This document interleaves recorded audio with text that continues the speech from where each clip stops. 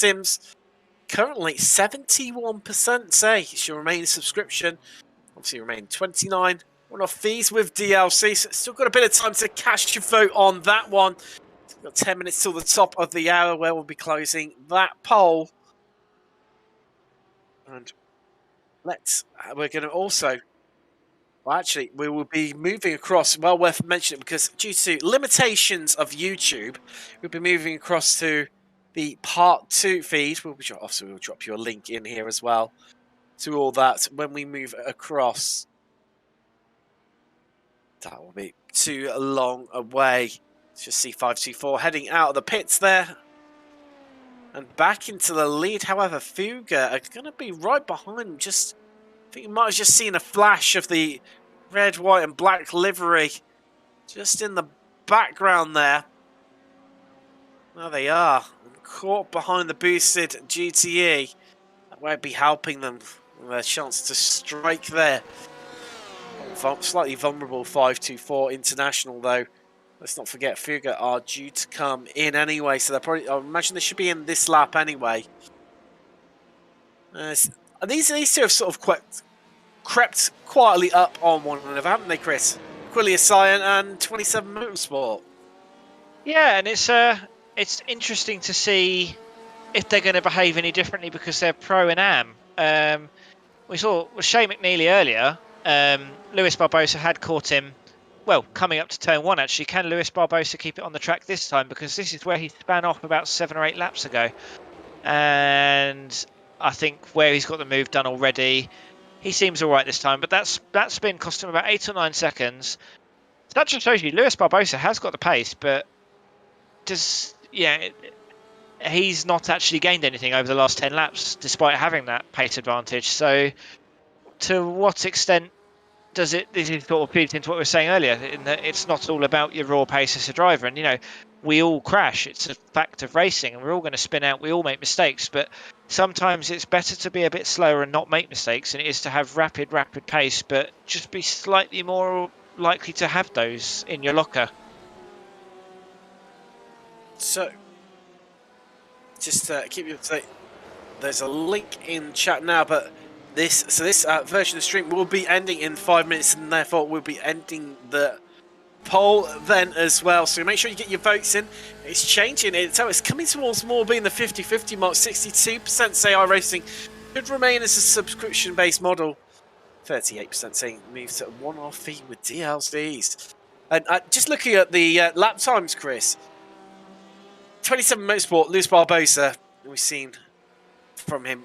He's been the strongest driver, what it seems to me, within 27. We've had more memorable performances from him as the Fuga are into the pits in LMP2. And he was fast. Other than last time around, back marker Yellow, who were just ahead of them on, just ahead, some 30 seconds up the road from them in track. The fellow BMW, they are lapping faster than everyone up to 4th place in GTE Pro, which is boosted in the Corvette. So they're clearly making a bit of pace and a bit of a comeback through the field here. Yep, and I guess this is one of the good things with longer races is that if you have problems or if you're out of position for your pace early on, 5 hours is a long time to recover by using your supreme pace. And I don't think Lewis Barbosa is that much quicker than the rest of the field that he will catch up 2 laps on pace over, say, Minitia, Ryan, Akila.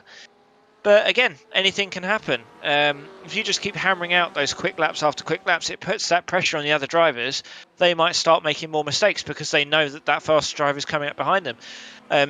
I think, that's a very aggressive use of the curves at Degner, though, but it worked. And again, if Lewis is happy taking those kinds of risks, then, that's where he's getting his pace from. That's where the top drivers are just able to do that. That's why they're the top drivers, because they've got all that skill that they can take these risks lap after lap and not have any problem. But to Shea McNeely's credit, he's not exactly being dropped that rapidly, is he? He's certainly keeping up within reason, and he'll want to try and do that just to try and stay in the draft of that 27 Motorsport car.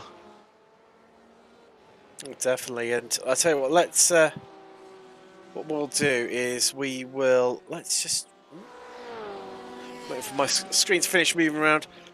Should we just close off the poll as this part 1 stream comes to the end? As the link below was incorrect previously, says a new one good up, but that is the correct one to follow to head across to part 2. So this poll's been up for nearly half an hour now. Subscription winning with only just 62%. 38% saying iRacing should move to a one-off fee with DLCs. Interesting one. Only the audience divided there. And thank you all very much for your votes. Love you guys getting involved at home.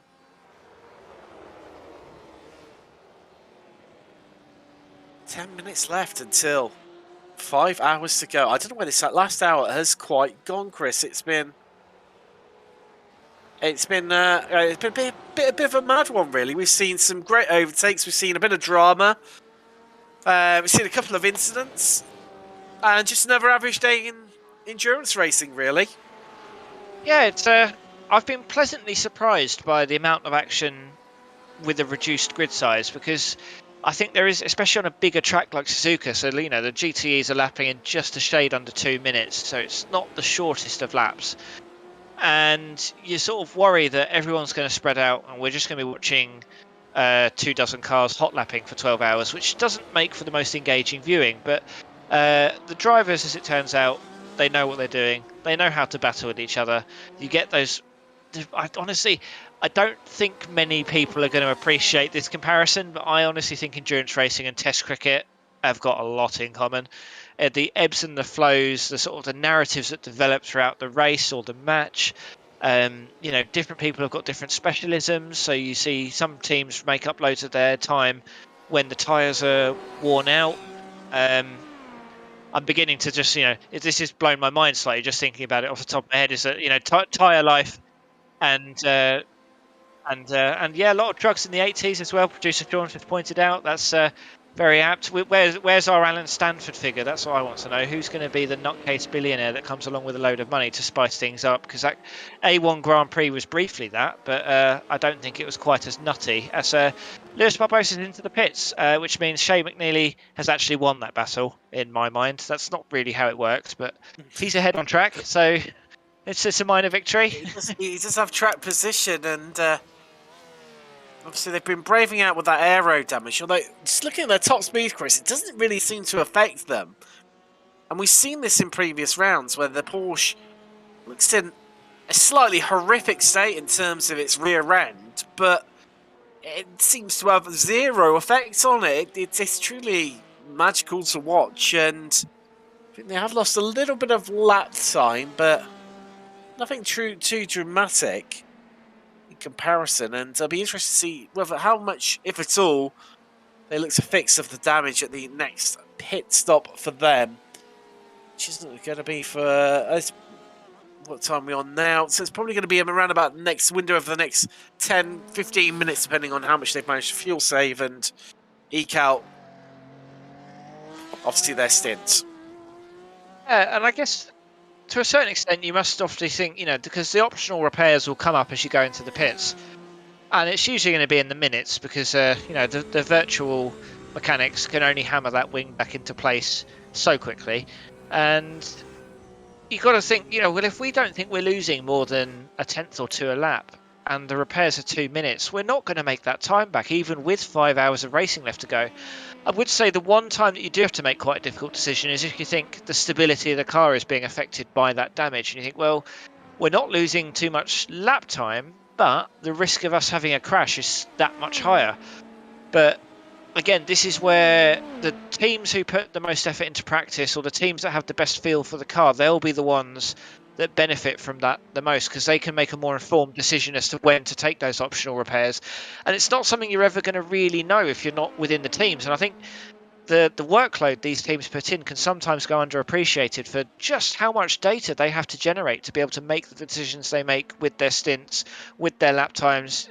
And it's the same with real racing. It's they have got, and real racing teams have got dozens of people to collect this data, plus all the historical data they can rely on. These teams are almost doing it from scratch each race. And I think, considering, this is a hobby for pretty much everyone here today, that's incredible, the amount of effort people go towards a successful endurance race.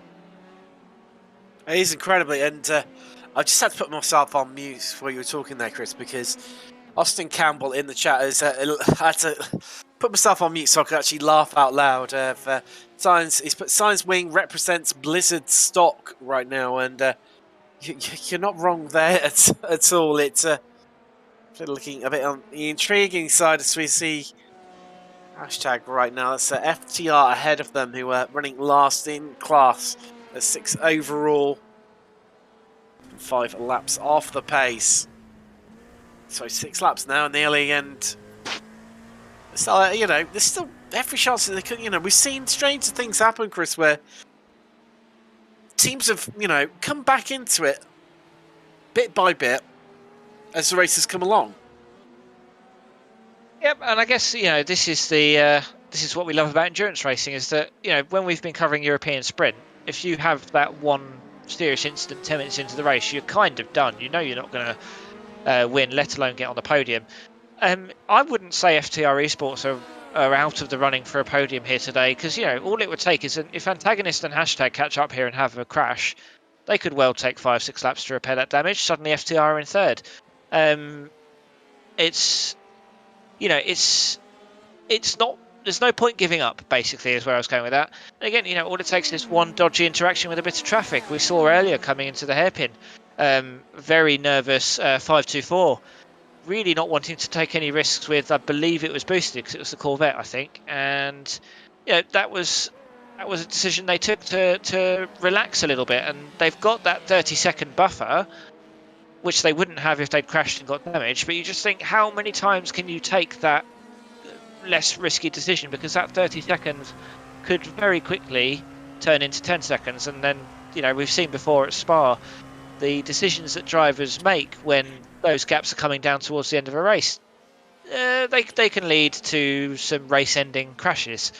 Although we maybe shouldn't touch on the drama around that unless we want to open a very big can of worms. Yes, I do agree with you on that one there, Chris.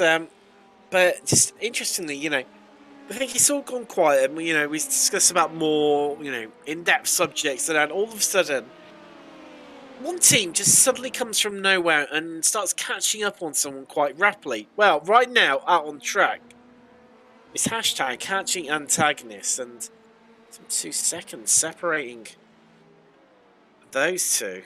You see FTR in front of him. Now, despite being laps down, actually worth noting that FTR are actually lapping an incredibly similar place to the rest of the LMP2s. Jackson Lowry currently on board for them right now. And putting in a good show for them, despite being numerous laps down, as they just allow the hashtag machine to come through. So looking to chase down Antagonists, and that gap is down to 1.9. They can see them physically in front. That is the gap. Antagonist just whistled past before hashtag and FTR do. Nice. I think just trying to look at this, difference, Chris. I think it's going to be the next 5 or 6 laps. I think hashtag going to be right onto the back of Antagonist here. Yep, and it'll be interesting to see how hard will they fight, because, like we're saying, with 30 seconds not being a huge amount, both these drivers will have one eye on the win still. So, like how Austin was saying that Akila and Orion were working together earlier, although some of that driving, as Austin pointed out, maybe didn't look like they were working together. If these two work together, they can really drop that gap to 524. Whereas if they start fighting, that could just seal the win for 524. But what is really awesome to see is that we have got this fight for all 3 steps on the podium. And to be honest, Fuga are not that far behind either. So it's cool to see such a close battle for what could well be the win, but certainly at the moment is at least for 2 of the steps on the podium. Definitely. And talking about the podium, Chris, we're basically coming up at top of an hour now. Do you want to run through the standings really quickly? Yes, we can have a look. So we've got Daniele Pizzo, familiar name to those of us from the European Sprint broadcast on the Thursday. He is driving the Scania car. They have done 240 laps already. So we're looking at breaking 400 laps later on with Scania, assuming that all stays well with them. They are 7 laps into their current stint. Sapphire Sim Sport, for those of you who can see them on the timing tower but weren't here earlier to see why they are 237 laps down, they only had one driver available today, so they did effectively 3 parade laps, just to say thank you for ISRC for the wonderful endurance league we've had today. But it does mean they finished second of 2 today. In the LMP2, we've got, as we just mentioned, 524 International are currently leading with Christoph Yakura in that car, and you see that gap, it looks like they've had an off track, because that gap has come down about 7 seconds there. So yeah, Antagonist Racing in orange and Hashtag Racing 92 in second and third respectively, they'll really want to work together, because, you know, the pressure is on Yakura here. He gets past that Ferrari of the backmarker Racing, I believe. But no, he is still in the lead. He's been leading the majority of this race with the 524 team. But it's not over just yet, with Antagonist in second, Hashtag in third, and Fuga just about on the same lap still. They are in fourth, with Jackson Hour in the FTR of red. They are fifth. They are 6 laps down. But again, not out of the running for a podium, I think it is fair to say. If we go down to GTE Pro, it is a slightly clearer gap for Maniti Racing, especially as Aquila have just come into the pits. The gap was 40 seconds before Aquila pitted, and Maniti last pitted on lap 184 when they're on 212 now. So they're approaching having done 30 laps into their stint. They'll probably be pitting soon as well, but they are the 2 GTEs still on the lead lap, with Aquila in second. Orion not too far behind in third, though. We have seen that battle earlier between Aquila and Orion, and it does feel like these 3 spots for the podium in GTE Pro, they're not sewn up, because Toby Ward in the boosted GTE Corvette is not hugely far behind. He's only a lap behind Orion. But, you know, these 3 do feel like they're in their own little class at the moment. They're ably driving in the top 3. And then, of course, the top 3 of GTM, they are the next 3 drivers within the GTE field. So they are 4th, 5th, they are 5th, 6th and 7th overall, and 1st, 2nd, 3rd in class. Thomas Mocek currently in the pits for JD Sim Racing. They've been stopped for about half a minute, so they've got another half a minute to go. Shay McNeely has actually just gone along the start-finish straight in the Aquila Cyan car to take the lead of GTM. He's been driving pretty solidly and consistently so far. We saw him in a battle with Luis Barbosa earlier. And 27 are actually quite a way down now. But Thomas Mocek now down to 3rd, with Jacob Money in the Happy Penguin Racing Ford, also the top Ford, brackets only Ford. They are now into 2nd place for GTM. So we have got ourselves a pretty interesting battle shaping up in GTM as well. And then just to take you through the rest of the GT field, Stephen Jones is 5th in class for the pros in backmarker yellow, followed by 27 Motorsport with Luis Barbosa in 6th. Martin Jacobsen is then 4th for GT AMS next on track. He is several laps down. He's done 204 laps to the leaders of GT AMS on 210. But again, they're still going round, and it does look like the .exe red car has retired itself, with Albrecht Liebenau in the pits. They were stopped for 4 minutes, although that counter is no longer going, and they may well have retired the car to leave us with just the 16 cars left on track. So we have, it looks like, still got some battles brewing up, certainly for the lead of GTEs in the AM category, and also the LMP2s, certainly for 2nd and 3rd. But actually looking at it, has something, I don't know if that's just a timing screen, but is Antagonist really just 5 seconds behind 524? Has something happened there?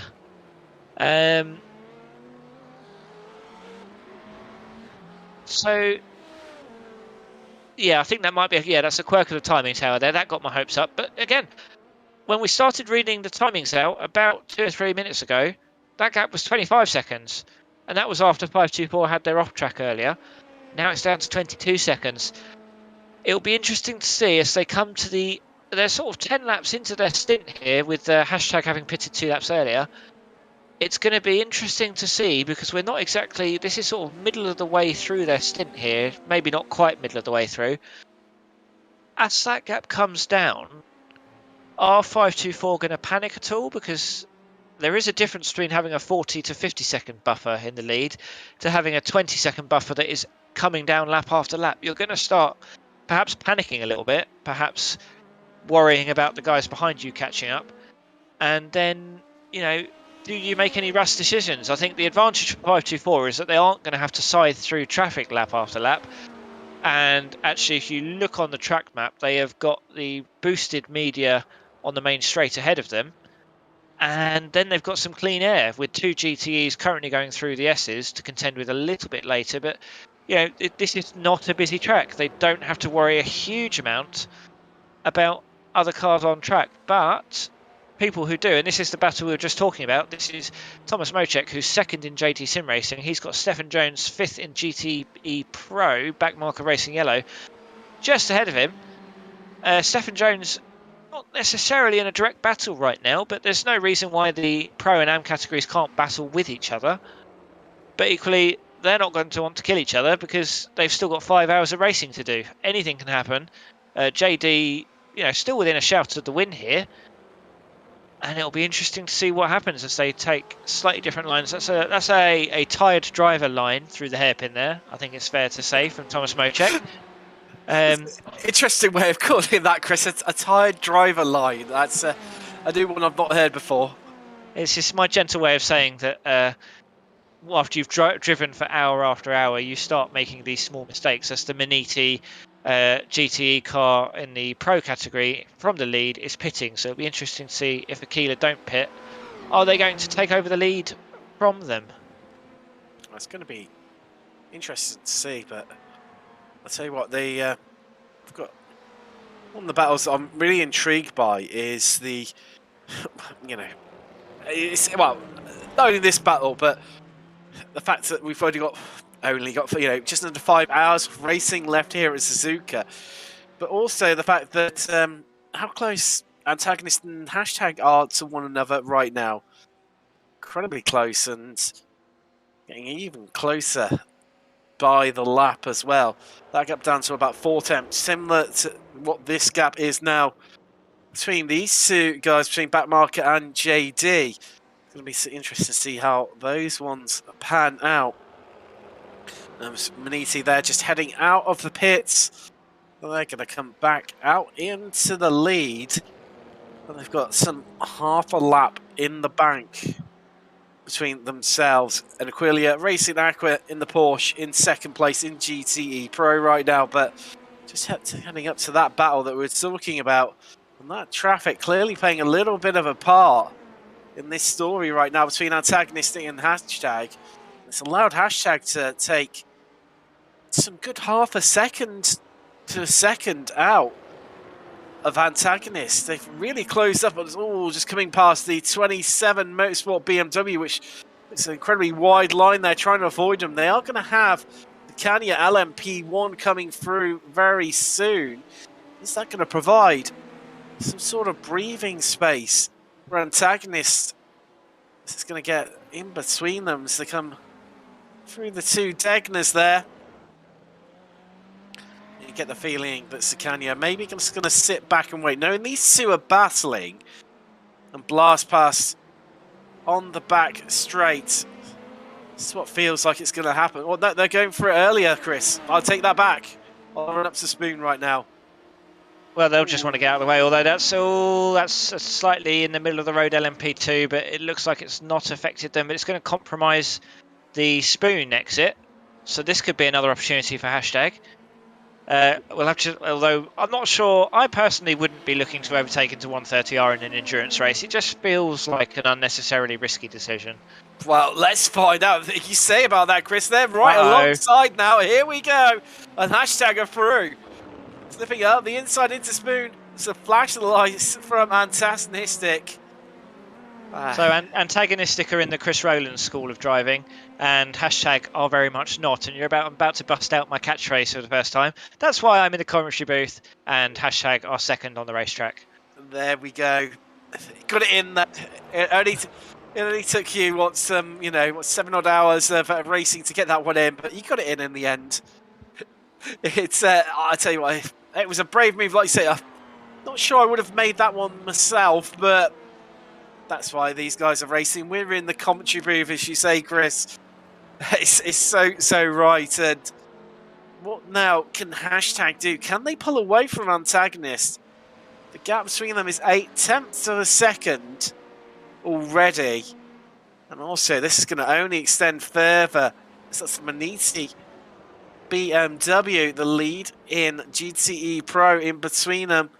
The back marker Razzle is up next for Hashtag. They dispatched them cleanly, and nearly a bit of contact there between Maniti BMW and the antagonist LMP2.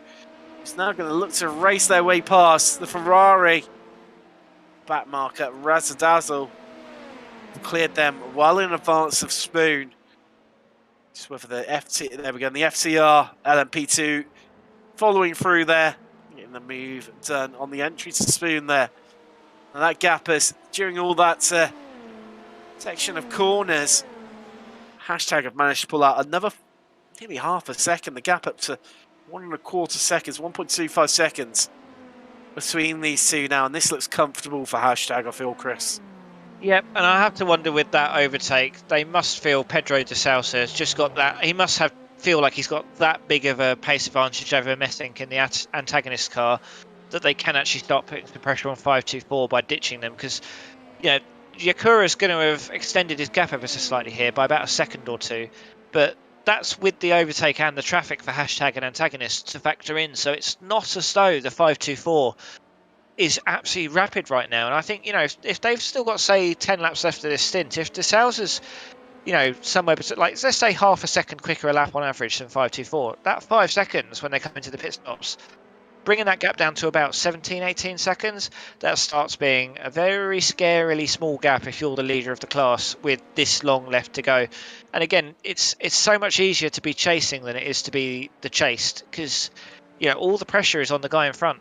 And I'd be interested to see just how much of that pressure Hashtag can apply in the next, let's say, 20, 30 minutes before their next stop. It's definitely going to be really interesting to see how that one pans out.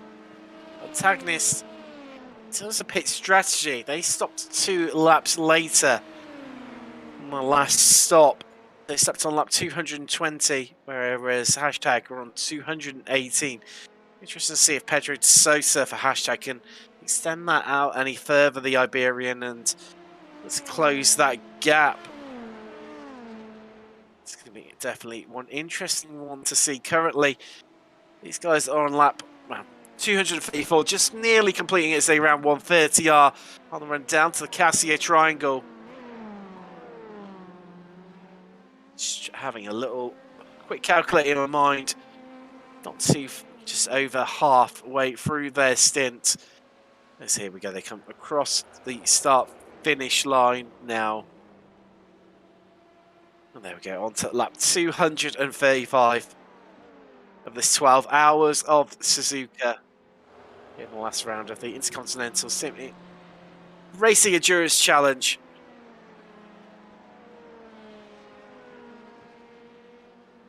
It's an interesting one. We've seen Pedro de Sousa, he's some really, really strong performances in this championship. However, Jerome Messink is no slouch himself by any stretch of imagination, but right now you feel that Hashtag got the pedal to the metal, and that gap is now out to 1.8 seconds already in the space of a couple of laps of making their way past the antagonistic LMP2. I think that justifies the overtake where they made it, and I guess actually I'm sort of talking like it was a risky thing to do, but we talk about car body language quite a lot. They made it very clear at every stage what they were trying to do, which, that gives antagonists a chance to not attack them on the outside of 130R because they're not unsure if they're going to be making the move. They're already alongside. It's very clear they're making the move. And that's probably less risky for both of them, having had the move completed before you can get to 130R, than them going side by side into the last chicane, where, we saw again in the ESS split broadcast earlier in the year, we saw quite a lot of crashes into the chicane. Anyone who watches the iRacing incidents compilations that go on YouTube, any races at Suzuka, it's one of the flashpoints on the circuit. As much as it is sort of a more standard overtaking opportunity, you have to readjust your mindset ever so slightly for endurance racing. And actually, we sort of worry a little bit in the heat of the moment, is this risky? Perhaps it's not, because again, they've made their intentions very clear very early. Andrew Jones has been in the chat saying, wait, this isn't Strictly. No, you're not wrong. It definitely isn't Strictly, although like a choreographed dance. We've seen drivers moving their way in amongst each other, especially in the early stages where we had the LMP1s, the LMP2s and the GTs all right on top of one another. Obviously, of course, as the race progresses, it all starts to pad out a little bit, which is where we are currently at. As we've got Happy Penguin just exiting the pits from GTE, come out into third place. Only 8 seconds behind Aquilia Cyan in the Porsche, though. Definitely one to watch out for. And it feels like now that JD Sim Racing are starting to take control of GTE. Now, just to bring up to date of the lone Corvette in the field boosted, quite often we hear from them that they are running to target, which that's all they ever tell us. And good news, they are still running to target. So always good on that front to know, whatever that means, that they're to target. It's all good. Also, update from Maniti, Joska Mayers been on. We are doing a 31 lap stint for most of the race now, double stinting their tyres. I don't know how much others are saving. Well, Maniti in a really controlling the position at the front of GTE Pro in the BMW.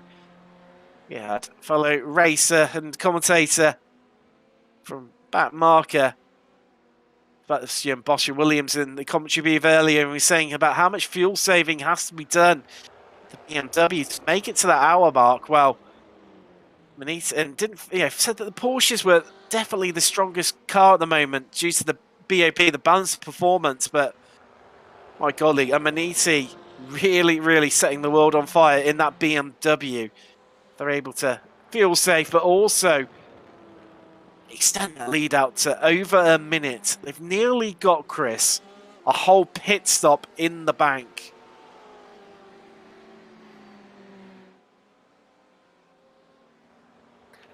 So we just see back marker yellow and Inside Racing, iRacing UK podcast. Good evening to yourself as well. Austin Campbell, the same here for Aqua as well. In terms of the fuel saving that's going on, and tell you what, the battle between them and Orion is definitely going to be a really fascinating one. Austin also saying, so unless someone has a major moment, this will be how the race ends. What we've seen with endurance racing, Austin, is, you know full rightly yourself, being a driver, anything can happen and will happen, and it's still with just under 4 3/4 hours left here in Japan. Still got plenty of time for something to happen to really flip the race on its head. And how often have we seen it in this championship where coming into the latter part of that last stint, so within the last 20 minutes, it all starts to unravel, and you know we have battles emerging where it's a sprint to the finish between a couple of the teams in each category, and definitely get the feeling that it's going to be one for the second place. And can someone also take it to Maniti as well? It's going to be really interesting to see at this stage of the race. See, with slightly different strategies, this all unfolds. But we're now going to have our debate for the hour, and we're going to be joined by producer Sean Cranleigh-Swash for this one. And it's a bit of an interesting one, this. So, communication in sim. Is it useful or isn't it? Now, I know, obviously, within this league, ISRC, Endurance, they don't use it at all. It's not allowed, either voice or text. Which obviously, you know, does replicate the real world. And we were having a bit of a chat with about this last night, funnily enough, amongst ourselves, commentary team, and we were saying that we've all got different experiences of it, and I think Sean would be right in saying that the text one is definitely the least of our favourites in terms of means of communication? Yes, yeah, I have it turned off personally. I used to use it all the time until it got to the point where I realised that no one else looked at it either. So there's little point me telling you when I was going left or right, because I realised that you don't know who I am and if I'm behind you or in front of you or wherever I could be on the track. I had a good example of this where the Radicals, for officials, always seem to go to Nürburgring for the last week of the season. And always a good chance to get a bit of safety rating farming in at Nordschleife come the end of the season. And I found myself behind a slow car that was decided to try and let me pass. And he was using the, pass left, pass right text part. But they were slowing up on the apex, and I ended up running into the back of them twice because not knowing quite what they were doing. And also, they've decided as well to hold Nords in the dark, complete pitch blackness as well. So, where I was concentrating so hard on the road, I completely and utterly miss. And also, it's at the top of your screen as well. It's, like you say, Sean, it's so easy to miss, but also you've then got to try and think, well, hold on a minute, who's that person's name? Especially during officials where you're racing with different people each time. You're not sure who's who and whether that's actually aimed at you or someone else, if you've even spotted it for that matter. Well, yeah, exactly. That's my whole point. And you could say, how about then voice comms? Is that an option for people? But I don't know about you, Tim, but I try and avoid all distraction when I'm racing completely. It's not an immersion thing, as some people might put it. It's just a distraction thing. I'll get distracted by looking in my mirrors, never mind someone chatting on voice comms or using text as well. It's just got hashtag and FTR and LMPT. They're into the pits. And I do know what you mean, and I suppose if you relate it back to real world racing, you don't have the ability to talk to other drivers, either behind you or in front of you during your race. Oh, could you imagine if Hamilton and Verstappen were talking to each other in tomorrow's race in their cars? It'd be chaos. I think let alone tomorrow, Sean. I think just at any point during this season, I think there definitely would have been some fruity conversations to be had, and for us as the neutrals, it would have been very intriguing to listen into. So, I suppose the next point is, what's the best way around it then? If you don't have that ability, how do you circumnavigate it and ensure, you drive safely if you're trying to let someone pass, maybe, or such like? Well, I'm back, by the way. I just. You're back. Okay. We're just starting off our debate, Chris. I was going to answer that question. Okay. Just waiting to see if Sean. So, I guess you can't. But what you've both said is completely correct. Is especially with what Sean's saying about you don't want any distractions. That's a really sensible way to race, quite frankly. And we can't control how other drivers race. And we bang on about it in the commentary here about car body language and how important that is. I think we just have to accept that that's just what the good drivers do. And if you want to have good racing, you have to learn how to handle the nutcases you get in some races.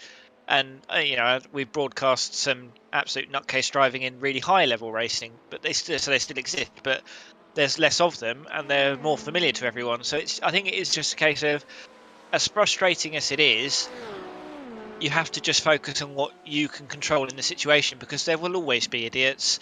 Most of us will be driving to commute to work. We see how stupid people are at 50 miles an hour, and that's in real life with all the extra sensory information available to them. So I think, unfortunately, the idiots will always be idiots. iRacing, I think, for the most part, have a pretty robust protest system that people don't use enough. I mean, I think you'd have to be absolutely insane not to protest people if they've done something that you think is protestable, because that doesn't necessarily mean they'll get punished.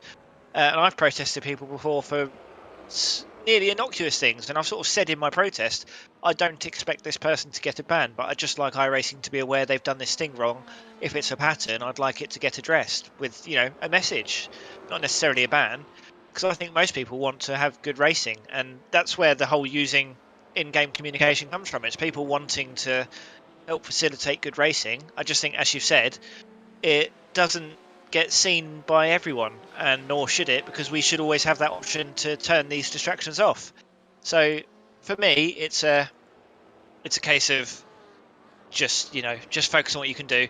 I personally have voice kept on, but that's so I can listen to all the juicy salt. It's nothing to do with actually being helpful. Maybe I'll say good race at the end in the rare occasions that I've actually battled with someone and it's not ended in tears or them just waltzing away into the distance. But yeah, no, it's important for me to be able to listen to the salt. That's half the joy. That's what I pay my sub for anyway.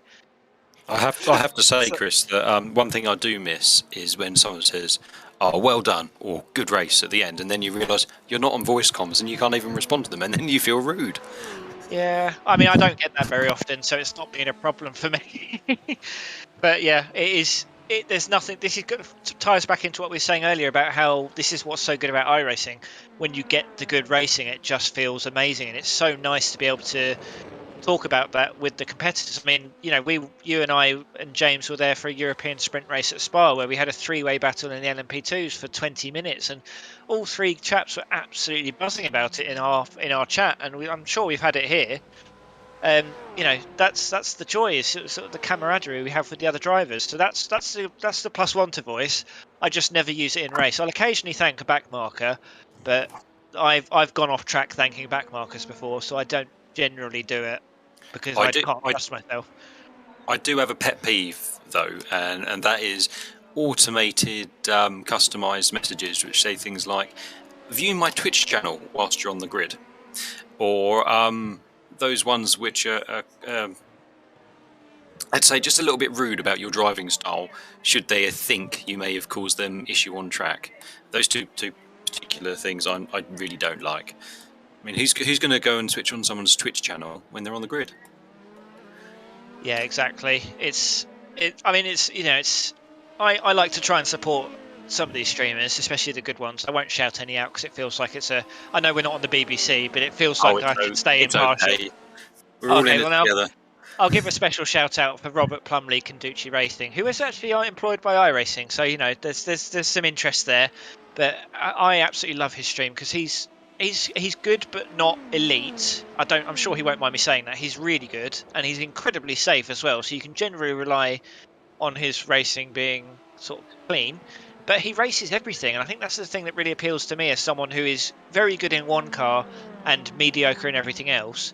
Is that is a real talent. I'm sure plenty of our chat today and our drivers today will appreciate that as well, because I'm sure we've got drivers here who are absolutely elite in the car they're in today. But let's hand over to Tim here. Elsewhere, it could be a pass. It is a tricky one, Chris. As you see, after the round of pit stops in LMP2, figure we're obviously just come into the pits to head from first temporarily down to fourth. But what has happened? Antagonists have found themselves back in front of 524, and I feel that Andrew Jones has sparked off a more spicier debate in the chat about your pizza, Chris, saying there's no pineapple on pizza debate. That is a tricky one in itself, and probably more spicy. There's no debate. There is no debate. Just no. Oh no! Oh, Chris, I used to like you. Got to have it on a meat pizza. Just cut through it all. But that's what the knife is for. In other news, so there we go. 524 up the inside, and well, I was going to say getting the move done, but they're going to look at that. That is the beauty of sim racing, of multi-class racing, all in a nutshell. There, they utilised the boosted Corvette to box in the antagonistic LMP2 there to get the move done. Ladies and gentlemen, that is why we come multi-class racing, for the tactics that are employed like that. It's showing how you can use your competitors around you to facilitate a pass. over the car that you are battling, and Pedro de Sousa finds his way back in front. Sorry, apologies. 5-2-4 find their way back as antagonists. I was thinking that's a bit of a strange one. Let's take a look at how the move unfolded.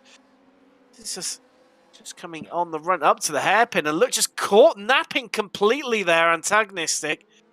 Which then allowed 5-2-4 just keep the car positioned there, box them in completely to ensure they had to back up the accelerator and allowed them to pull away. And that gap already has opened out to nearly a second between those two. Another masterclass on how to overtake around Suzuka from 5-2-4 yet again. Absolutely amazing stuff. And just to bring you up to date with that, so we've got the poll up as usual for all of our ones, and the options obviously are of what do you prefer in sim communications. Voice, text, or have both turned off. So nobody prefers text, interestingly. Agreeing with what South and Sean were saying earlier. 25% have both turned off, and 75% prefer voice. And just on your mention of voice, Chris, there's a couple of people. I think it was Andrew Jones and Inside iRacing UK podcast saying that they love the soul just as much as you, and I think we all do. When you're sort of like, what's going on between those two when they're yelling at each other, how they're going to protest one another, or how that is some bull poo or something like that, or to that effect. And you go back after the race and have a look at exactly how it unfolded to find that they've both been as daft as one another more often than not. Yeah, and this is why if I have never got cross at anyone on voice chat, because the thing, I don't know if I've been part of the problem before I review it, and I've had maybe a slightly sarcastic dig at someone after racing text, just say, look, could you maybe consider XYZ, whatever they've done wrong in my opinion. But the thing is, in the heat of the moment, they're not going to think, oh yeah, that guy's exactly right, I'll change. It's not like A Christmas Carol. I'm not the three ghosts in the middle of the night, so I'm not going to change someone's entire outlook on their racing. Or if only I were. But you can. I've found in the past a forum message to someone where let them cool down and say, look, that wasn't so great. I appreciate that we all make mistakes, but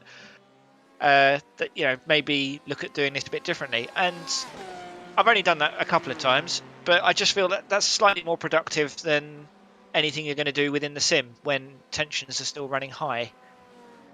Now, we've had ISRC TV say we have a no chat rule. This is obviously elaborating on what we were saying earlier. We just see the battle closing once again between the two protagonists, Aquilia and Orion. We were hearing earlier from Sean Campbell how they were working together previously. Be interested to see whether the same plays out this time around. And ISRC TV saying we have a rule of no chat from quali until the last car crosses the line in the race, just to save on the hassle in case someone isn't being kind. And I think that's definitely well worth doing, especially within the leagues. And also, I think it's well worth mentioning, Chris, that we talk about people hitting each other during race and taking someone out. I think you were probably the only person that I've ever known that felt so bad for hitting into the back of someone that they sent them a donation of $5 iRacing to apologise. Oh yeah, that's a great idea. That was an egregiously bad. That was Formula Renault at Silverstone. It was lap 1. I think I'd been on voice chat with, it might have been yourself or a few other mates. And I was just talking about how my race was going. I was panicking about the fact I'd forgotten to turn crew chief on. So I managed to do that down the hangar straight. And I was thinking, I've managed to survive lap 1 while doing that. Coming into the chicane at the end, turn 14. And I'm finally paying attention to the race. I brake a fraction too late, massively lock up the brakes, panic, swing the car left to try and avoid the car in front of me because I didn't have time to go right. Basically just cut across the apex of the chicane and plough straight into the side of him, killing us both. Now, and my favourite part about that, Chris, is when you did give him the money, is he said, "Oh, don't worry about it. It's not a problem," and still didn't give it back to you. And he kept the $5. it's $5. He can spend it on a car that I won't drive, so he can get away from my terrible driving. That is pretty much the one crash I've had in iRacing this year that I can think of. That is how clean I am generally. I hate the idea of taking someone else out. I just can't bear the idea of it. Which is why, if you're ever on track with me, just overtake me. I won't challenge you. If I think you're quicker than me, and that's why I'm in the booth.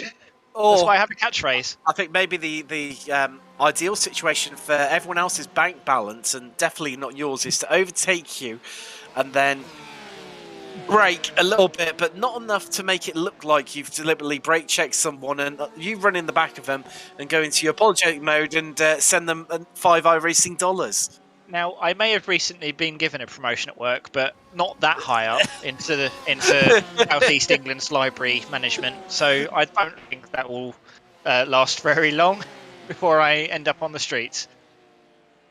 Oh, definitely. No, I'm sure your better half would have words to say about, well, you can't afford food anymore because you've given away so much in iRacing dollars due to your incidents. But you have to wonder, just checking in back with the action on track right now, and you have to wonder whether these two are working together or not. They've got a massive mountain to climb in terms of trying to catch up with Maniti versus when they were together last time around. Now, they are running around about, some half a second slower than what Maniti are right now per lap. But that is a tall order to try and make up that 1 minute 18, especially if we've got Matska in the Maniti BMW as well. And he was the person who set them off to this great start and gave them this a lot of this large gap that they currently preside over to second and third place.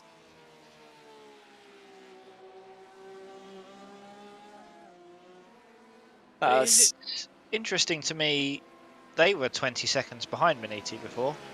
Sorry, no, I'm getting mixed up with MP2, but they were certainly closer than that about an hour ago.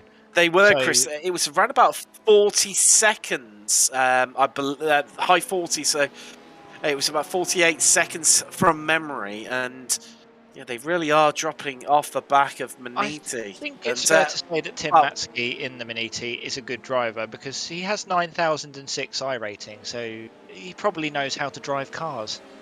And I can tell you, because my I rating is officially, due to a lot of losses this week, has gone to exactly 1,000. So I can tell you that is officially, due to, even by my maths, that is 8,006 more I rating than what I have. And that's a frightening amount just by itself. But Austin Campbell's been in the chat saying around just chilling behind Aquilia right now.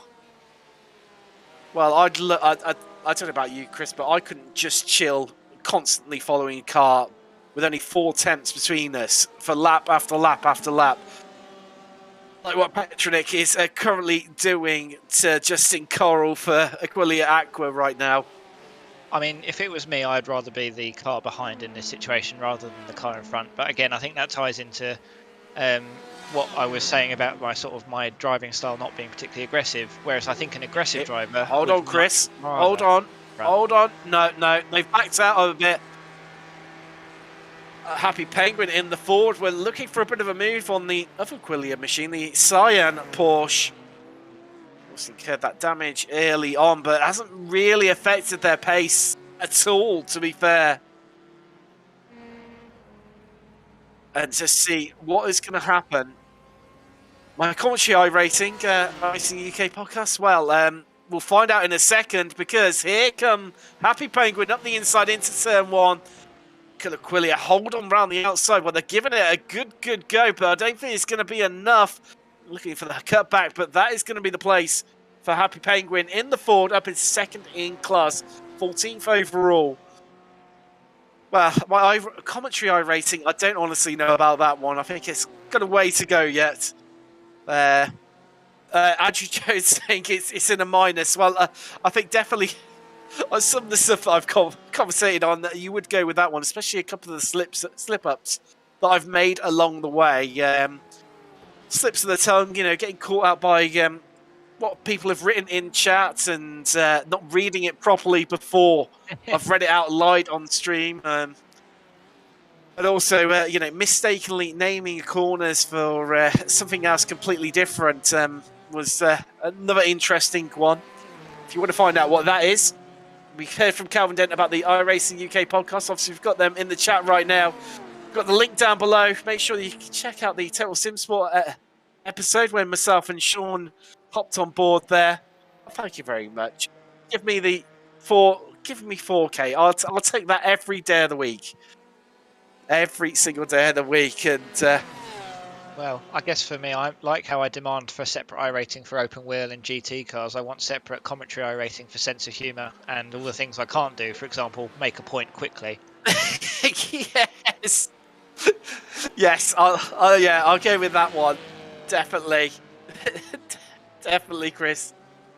But it's interesting. Since the Ford has managed to get past the Porsche, not really been able to...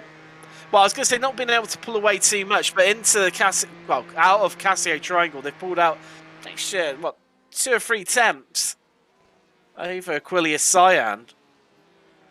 So the gap's definitely starting to extend out a little bit now, just hovering around about the 8 temps mark.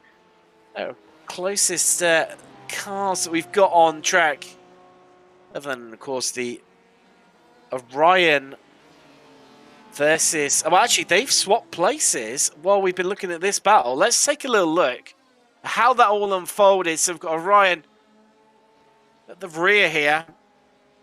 And Chris, look, well, what can you say? What that looked like that was almost facilitated there. That looked a little bit too easy for Petronik there. It was like he hit a bit of a boost button when he shot might past. be that working together we were told about earlier. So, I mean, it makes sense because they're going to have to, I think. Let's take a little check-in on track temperature here. So, just approaching 1:15 local time here in Japan. Track temperature is up at 26 degrees, so really going to get any hotter from this point onwards. It's about the worst sort of condition, and maybe a bit of tyre saving, a bit of fuel saving, especially as we're approaching what is nearly the last 4 hours of the race and 2/3 race distance completed here, Chris. Oh, I think Chris just taking a bite of his pizza minus pineapple, obviously, as we've established that he does not like pineapple on his pizza. And, well, exactly, Sean. And iRacing UK podcast, join us in the Christmas special.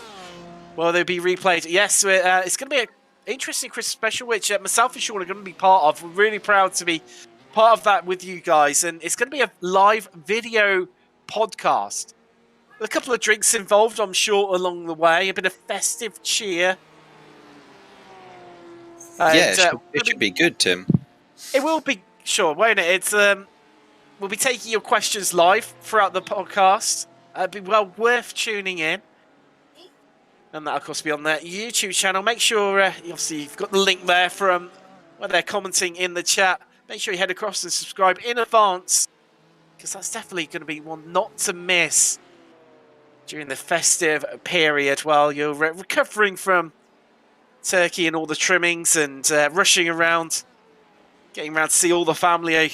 And I'm sure as many of you will have to get dragged to the Christmas sales by your other half and have to endure the long queues and time wasted where you could just be sat in the sim rig enjoying some lovely laps on iRacing.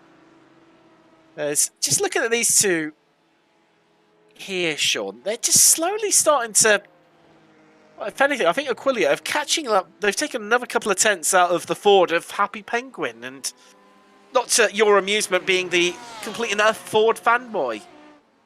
Yeah, I've been watching it. I think the issue is that I'm happy of not being able to break that draft. and so Aquilia have just been happy to be behind Happy for the last couple of laps. I mean, we're still what have we got? We got just over 4 hours to go. There's nothing wrong with sitting there happily, and I'm going to say happy again, in third, and just sitting waiting to see what happens with the guys in front. What are they? JD Simsport are only 40 seconds ahead, so anything can happen in the next couple of hours. Nice and safe. And I don't know how that wing's affecting them either. They had to slow quite a bit through 130R. Well, oddly, despite it looking in, well, let's face it, I think we can all agree, it looks in a right old royal state. It hasn't really affected them at all, and if it has been, it's been negligible. They're registering one of the highest top speeds within GTE, so it's clearly not affecting their top line speed. Their lap times, well, compared to the Ford in front of them, they were half a second quicker over the last lap, and they also remain competitive from basically the group from 4th in GTE Pro all the way down. Of course, that's the boosted Corvette. So, despite carrying that damage, it's really not affecting them. And we also saw exactly the same from them back at Silverstone when we first started covering this league. Yeah, their Silverstone pace with an exact same looking wing was absolutely fine for the last 6-7 hours of the race. So what is interesting though is just looking if they're taking some time out of the guys at 27 Motorsport. It looks about the same at the moment, so we'll have to just see how that goes. I think they're lapping about 1/10 difference between the packs of cars at the moment. They've only got 20 seconds to make up to 27 Motorsport. They've currently got Lewis Barbosa in the BMW there right now. They're 6th in GTE Pro. Currently 7th overall in GTE, as they've got 20 seconds between them and JD Sim Racing, who are 6th overall and 1st in GTE AM right now for Ferrari. There they are, out on track. Must make check one of the stronger drivers currently in the car. It's quite interesting. I mean, actually, when you break down all the individual gaps, Sean, there's really not a lot between them, you know, because JD, they've only got 10 seconds, well, so 11 seconds between themselves and Backmark Yellow, who are the next car up the track, who've then got some 7.5 seconds between themselves and the Corvette of Boosted Motorsport GTE. Yeah, So, to make it sound even simpler, from 4th place all the way down to so 4th place GT Pro, all the way down to what is equivalent to a 10th, all the way down to 16th overall. They're all on the same lap. So that's 6-7 cars. And equally as well, there's only some, 40 seconds covering them with a 1 minute 45, so 55 lap time on average. I'll say 1 minute 57, 56, 57, that sort of window. They're probably, they're well within half a lap, aren't they? It's, you can sort of see it on the track map right now in the top right hand corner of your screen. Surely illustrates just how little these guys are spread out after some 7 hours and 50 minutes nearly of racing. To only have that sort of distance between so many cars is this credit to the strength of all of the drivers, really. Yeah, I think there's two things, isn't there? Is as you say, the strength of the drivers, but the trust as well. They've been racing. They've done a 8-round endurance series, these guys all together. So just imagine how many hours of practice, qualifying and racing they've actually had to do over the last 5 months. It's a lot of work. There's a lot of trust there, and they're all kind of matching each other on pace. We've seen it with leagues throughout time as we've been covering them. The ability of the drivers seems to almost clump together as the slower ones learn from the faster ones, and the faster ones progress slower than those originally slower guys. And I think we just see more of the same here. Yeah, I think we definitely do indeed, and it's interesting. We've almost generated 2 divisions, haven't we? Aside of obviously the GT Pro and GTM, where you've got effectively, here today, you've got the top 3 of Beniti, Orion, and Aquilia Aqua in sort of one group setting, one mid just like a bit low 155, mid 155s, that sort of range. And then you've got the second group, which, as you mentioned, is from boosted basically all the way down to probably a Cyan, who we're currently riding on board with right now, who just, effectively in a second division, as it were, in terms of just battling out with very similar lap times, even after all this time. Yeah, we've also seen mistakes that happen here. You're off track for, say, 10 seconds around that. That'll really close it up. If someone hits that curb that we've just passed there, it can really change things as well. You just see the Ford taking a much, much wider exit there. Yeah, compared to the Porsche. Very different car to the Porsche. It drives so much differently. They've just seen in ISRC TV and YouTube. They've suggested that Happy Penguin are really struggling now to get rid of that Porsche behind them. It definitely feels like that. They're just the best they can sort of. Jacob Money's able to extend the gap out to his 0.8 of a second, which, funnily enough, he's got it to now, but he can't seem to get over that sort of level. And you see where the cars are stronger in different parts of the circuit, as just into turn 1 there alone. The Porsche of Aquilia Cyan able to take 3/10 out of the Ford, where the Porsche is clearly so much more stronger. You can see the Porsche is taking so much more tighter lines, so much more nimble, as the Ford understeers wide and is becoming almost a bit of a leery beast, and they're having to almost manhandle it around the track, whereas the Porsche right now feels like a brain surgeon's scalpel. It's precise, it's agile, and they're able to hit every single apex every single time. Yeah, the difference is with the Ford, you have to run a very, very, very low wing to actually maintain any speed in the thing, and that's obviously a detriment to all the corners that you have to go through in the first couple of sectors. You'll probably see the Ford pull away a little bit over the next couple of corners and through Spoon, but that's just the way you have to set the Ford up. There's not much you can do in the middle sections. It's all about the speed. And that's why it's not used that well, because you get a couple of corners in the track and you just lose time. It's just keeping you up to date with the poll of what do you prefer to using Sim for communications. Voice leading the way with 64%. Text is on 14%. I've both turned off is 21, so that's currently second at the moment, but voice well and truly leading the way. And this pair's going to make a pass here, Tim, as car 123 is in the bits. They are, which is the back marker yellow. That's the first, actually, other than Orion, that's the first team to take to the pits in this round of stops. And actually, just looking at it, that's actually a bit early for what we would expect.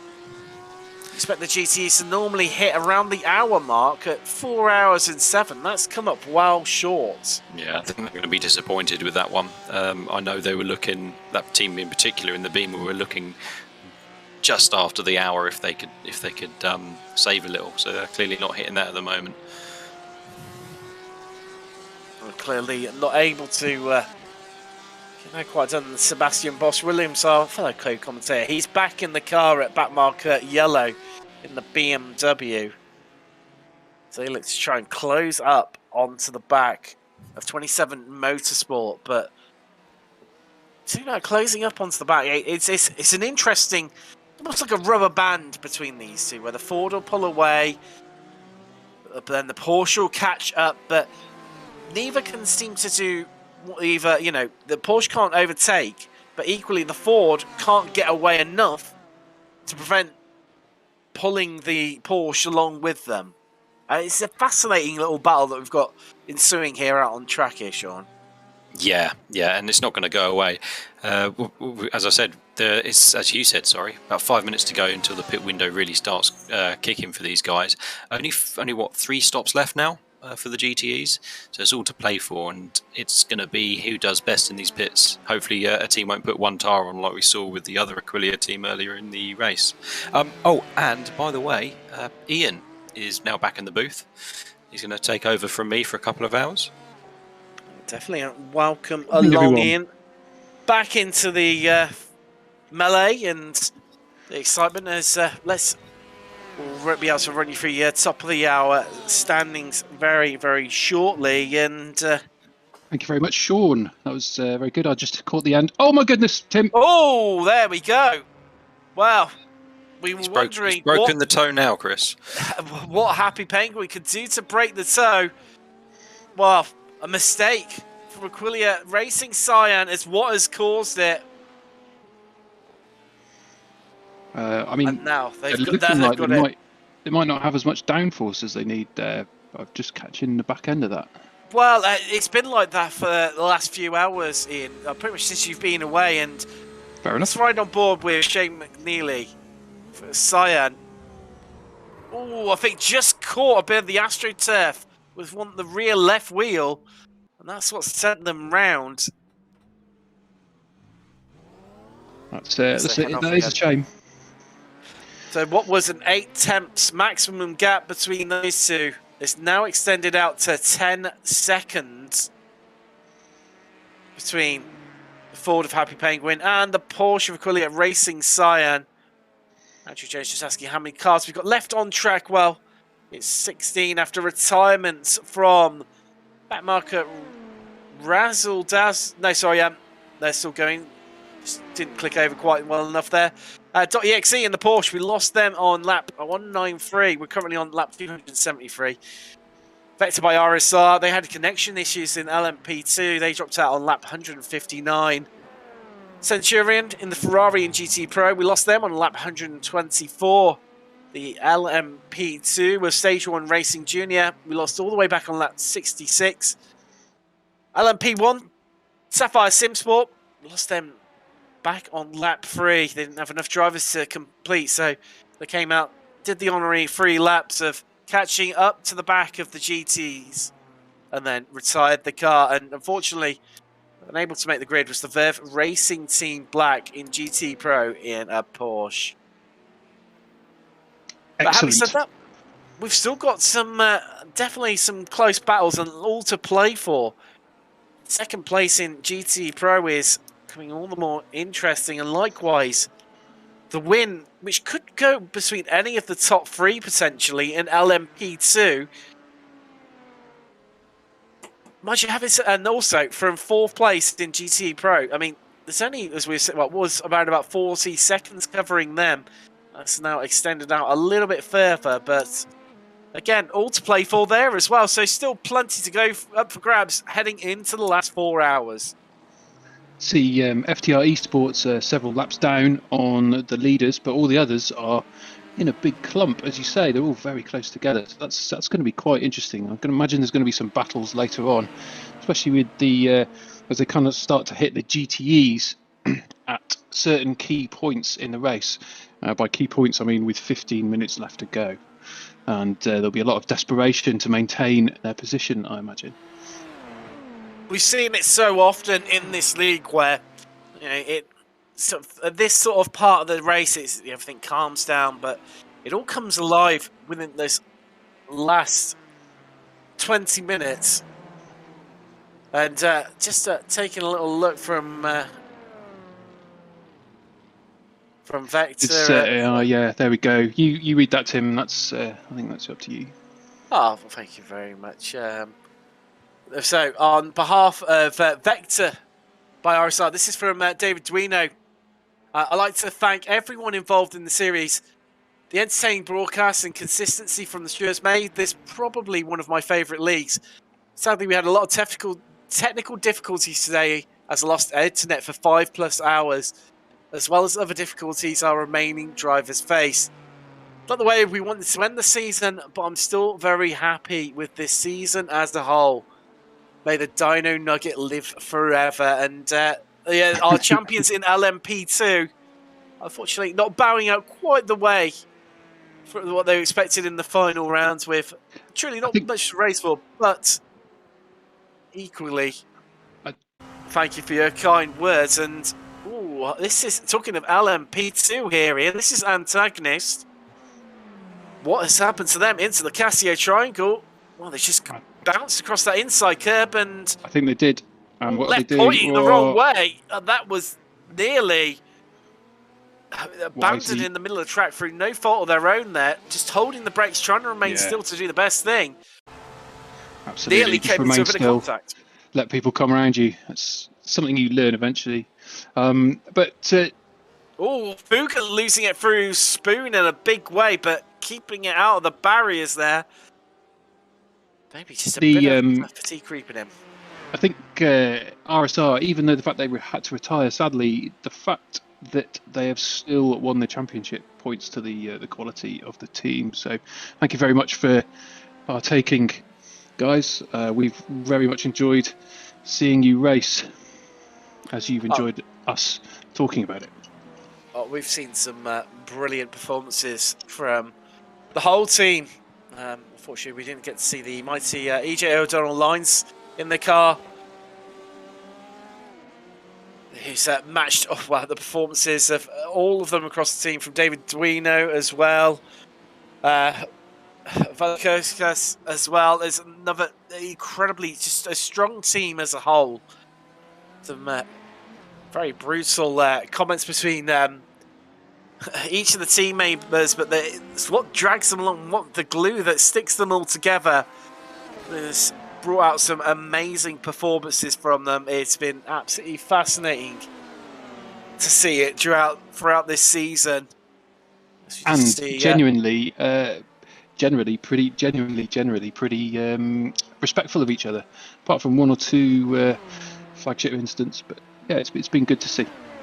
Oh, it has been incredibly good to see, but just while this all been going on, unfortunately for Antagonistic, that's just made them drop off the back of 524, unfortunately, especially where they had to wait for quite a while for cars to come through before they could turn the car around and rejoin and head off racing again. But what's been going on? 524 are now within about 3.5 seconds, interestingly, off the leader. Hashtag, well, there you go, the hashtag are into the pits. So likewise, JD Sim Racing from the lead of GTE Am. Excuse me, they are both in right now. As we've reached the top of that, if you've missed it, let's close off the poll. So, what do you prefer for in-sim communications? Voice 1 was 60%, text 13%. I have both turned off. Came home with 27%. I know I'm late to the party there, but both turned off. That's totally me. Myself and Chris, we're both voice. Juicy Sean, he was a turned off man as well. I tried voice for I think one race, and it was MX5s, and someone just abused me, and I just thought I've got no time for this. So I might have been doing something wrong. I can't remember, but yeah. Oh, brilliant! It's if you don't know that you don't know it's happening, do you? It's just to see hashtag rejoining the track there into turn 1. We've got JD. They're still in the pits. Quillia Aqua. They are into the pits from second in GTE Pro. Just to see where they come out after the round of pit stops. Of course, they've been engaged in pretty much a race-long battle with Orion and Swiss. Just so we can get the graphics up. We'll just run you back through the overall standings here as we. Here we go. As if by magic, they appear. You ask and you get. So with 4 hours remaining, let's just run you through the standings. So Sicania, of course, as they have done ever since lap 3, lead the way in LMP1. 524 International, they're in second. Sorry, they're first in LMP2. The number 2 there, and it completely threw me there. Antagonistic Racing Team Orange, they are second with Fuga third, hashtag a fourth, but that is due to change a little bit due to pit stops happening. Our top 2, 524 and Antagonistic, yet to stop in LMP2.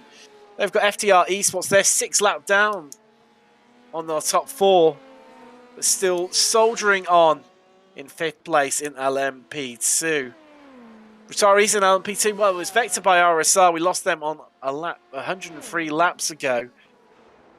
Obviously, as we just mentioned, due to their connection issues, that drops them out on lap 159. We're currently on lap 278.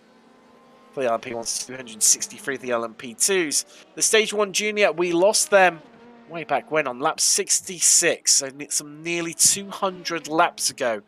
A frightening amount of revolutions here at Suzuka. We've got Marco Razadassel there in the pits with Quilly Sion and GTEM. Let's talk about GTE Pro. So Maniti leading the way here in Japan. And they are over a lap clear.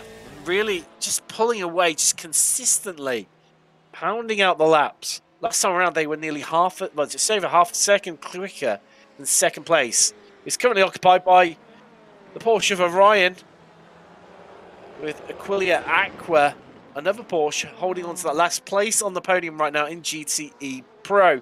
But those two are still everything to play for between them. Corvette, they're fourth in GT Pro. Boosted are currently with the Toby Ward at the wheel. And they start off next sort of gaggle of cars, realistically. And I'm sure the guys at Boosted will tell us that they're still on target. We're still yet to find out what any of these targets are, but they always tell us we're still on target. It might be a plan AABB, version 265, but they're still on target, and that's what the main thing is. They've got the plan and they're executing it. That marker racing yellow. They haven't mentioned whether the targets are moving that though, so we just don't know. I think that's part of the mystique. It is. I think it is a little bit. I think it's fugazi. I think that's the right word. Where it's something that just doesn't exist, but it doesn't exist. It's a bit of a strange one that we'll never know. But they keep their strategies close to their chest. As we've got 5C4 and antagonist there into the pits. It's La Fuga to take the lead in LMP2. But Backmarker Racing Yellow, they're on the same lap of Boosted. They're in 5th place for BMW in GT Pro. 27 Motorsport, they're 6th place. And then we bring on to the retirees.exe for Porsche. We lost them. Another retiree. We lost them back on lap 193. The lead GT is on lap 245. So about a fifth of race distance to go. We then got Centurion for Ferrari. We lost them, unfortunately, on lap 124. Then let's head into, obviously, and then of course we had the Verve Racing Team Black who were unable to make the grid. Never saw the green flag. Then let's head down into GTEM where the Ford. We've had it pretty much all race long. We've had 3 different manufacturers on the podium in this category. Happy Penguin Racing for Ford leading the way right now, but they haven't pitted, which would allow JD Sim Racing for Ferrari to retake the lead. Quilly Sion, it's really a shame that after that spin, because that dropped them right off the back of the Ford. Porsche team currently 3rd in class. Then Backmarker Razadazzle, they might be 6 laps off the pace, but they're still going. And it's great to see. And the last of our runners overall as well. So we're saying 16 cars still out on track. Adding just well in now to the last 4 hours. Quick observation on the Aquila Racer Sion. I wonder whether the lap previously they spun off because they did a 2-minute lap there, so there was another step outside the limits with them. No, they pitted. There we go. And Tim, I think there's your stint up. Thank you ever so much for the play-by-play and for the good debates. No worries. I'm leaving you with a absolute cracker on electric cars. Are they the future of motorsport? I'm a bit gutted. Yes. I'm leaving at that one. It's going to be a cracker. I know yourself, I think Chris Rowlands, producer Sean have got some strong opinions on that one, especially with Chris being a Formula E advocate. So I shall leave you gents to it and enjoy, and I'll see you in an hour or two's time. Welcome, Chris. Hello. What? So Tim, I mean, we talked last night. I didn't realise the depth of your enthusiasm for electric racing. So, what are your views? Whether they are the future? Well, I'm a motorsport hipster, so I find unpopular series and I become a stan account for them. I do like. Would you move to Shoreditch, Chris? Oh, never. But yes, if they put Formula E there, I'll be there. But I'm still advocating for them to move it to Gravesend. But I'm getting dangerously close to doxing myself here. No, I picked up Formula Aquila E. goes wide a little bit. Sorry to interrupt you. Aquila goes Oh, no, wide a that's- little yeah, bit that's more there important. on the spoon there. They pumped into the grass and allowed the P2s just to go past them. They're blinking a little bit as well on my stream. I don't know if others are getting that too. Okay, right. So then everyone's just like piling in now to the last chicane, and the car 92 is only a fraction behind. So, Chris, you were saying? Yeah, so I picked up Formula E in Series 6. I mean, I had watched the first 5 series on and off, but I couldn't really get on with the slightly mad, but I understand it as a necessary compromise gimmick of them having 2 cars per driver and having a pit stop to swap cars because the battery tech wasn't quite there for the length races they wanted to do. I would say since Series 6, although the season just gone, which I believe was Series 8, maybe the racing was, shall we say, less high quality. But Season 6 and Season 7 is some of the most entertaining racing I have ever watched, I must say. It sort of seems to distill everything that's good about Formula racing and the sort of the manufacturer battles with technology. Bear in mind, they have 12 cars on the grid as well. Most of those are manufacturers, or at least independent. And it just, they sort of drive like it, because they're not fast enough that the aerodynamics are life or death for the car's pace. It means they can kind of race like it's BTCC, and on the kind of circuits they race on, contact's inevitable. So it's been some quite high octane racing with it. And Martin as Pearson. Martin Oh, there we Pearson's go. saying, And the P2 in front of, I think it was Pedro de Sousa, hashtag racing, just spun there in the spoon curve. We've seen a lot of action there today. I think it's this fake grass they stick on the outside of the curve. It's really causing a lot of problems. And there we go. We're going to see a replay of that and just see exactly where he goes off. He gets the apex nice. And then, as you can see, that back wheel goes onto the green. I'm not sure whether it's moss or fake grass, but it's certainly behaving like moss today. There we go. And he's back on, no drama, but sitting behind hashtag racing. It was 54 that went off. Sorry, Chris, carry on. That's a consequence of the fact that this is the longest straight on the circuit. They're desperate to get a good exit, and that's just taking that slight bit too much risk, or just losing that slight bit of concentration. That's an inevitability of the race, trying to go as quickly as possible around there. But in terms of electric cars, I like Martin's comment in Formula E, in that it reminds him of the LMP1 days with energy conservation, and there have been some absolutely insane finishes in Formula E because they are not allowed to accelerate after they go past 0% battery usage at the end of the race. So obviously they have still got energy in the car, but there's a set limit on how much they can use in the race. And we've had races before where first place is trying to coast across the line because they've used too much energy, and second place just pips them.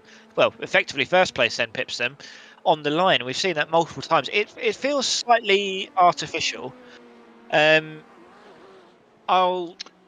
that like a balance of performance for different manufacturers if they've squeaked more power out of the battery? Is that just to basically level the playing field a bit? It's so it's sort of, there's an overall kilowatt hour deployment's not really the right word, but sort of there's a kilowatt hour usage that they're allowed.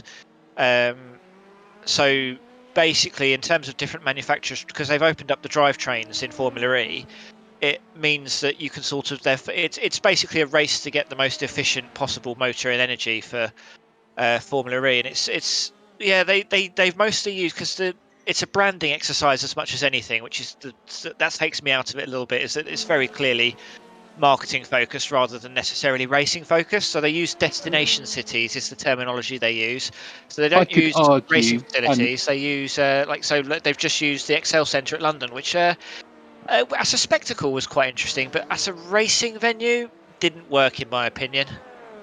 I think I could probably put an argument together, a fairly coherent argument, that all racing is marketing and branding to some degree. I think that's a very reasonable point, but there's, in theory, I think the theory of Formula One is that it is just this open. It's sort of, in the sporting sense, it's meant to be pure, and I appreciate I am coming across as severely naive in saying that, because of the amount of money. And so Happy Penguin Racing are in the pits for GT Amps, and that's a pretty long stint there, because that's quarter. You know, they're looking at hour-long stints. They've got 15 minutes in the bank here from making that stint last a bit, so that's going to stand them in good stead. I wonder if We'll that's just have to find out in 3.5 hours. down to Chris, the Ford running lower downforce, and therefore maybe not drinking petrol quite as fast. I think that's and also as producer Sean's pointing out for us, as he is our resident Ford expert, that you have to run a lot of downforce to be very little wing to be competitive, which I think let's say, and I'm just going to brown nose our producer here. It requires you to be a very skilled driver in order to drive that car effectively. Or sorry, a very scared driver, I'm told. Yeah, hang on and white knuckle for 12 hours. Yeah, that's the point of racing, isn't it? It's a white knuckle ride.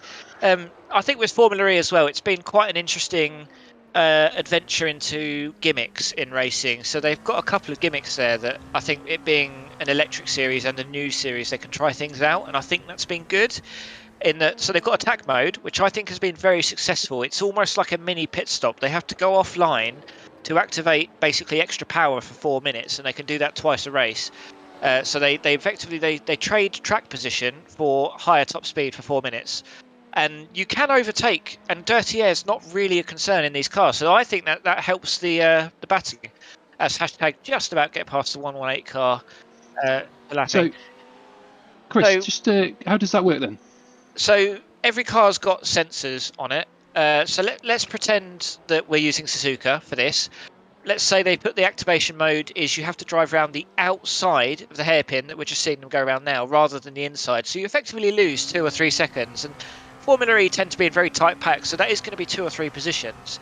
But off the top of my head, I'm trying to remember the power output of Formula E. I think it's 200 kilowatt hour per hour, I think.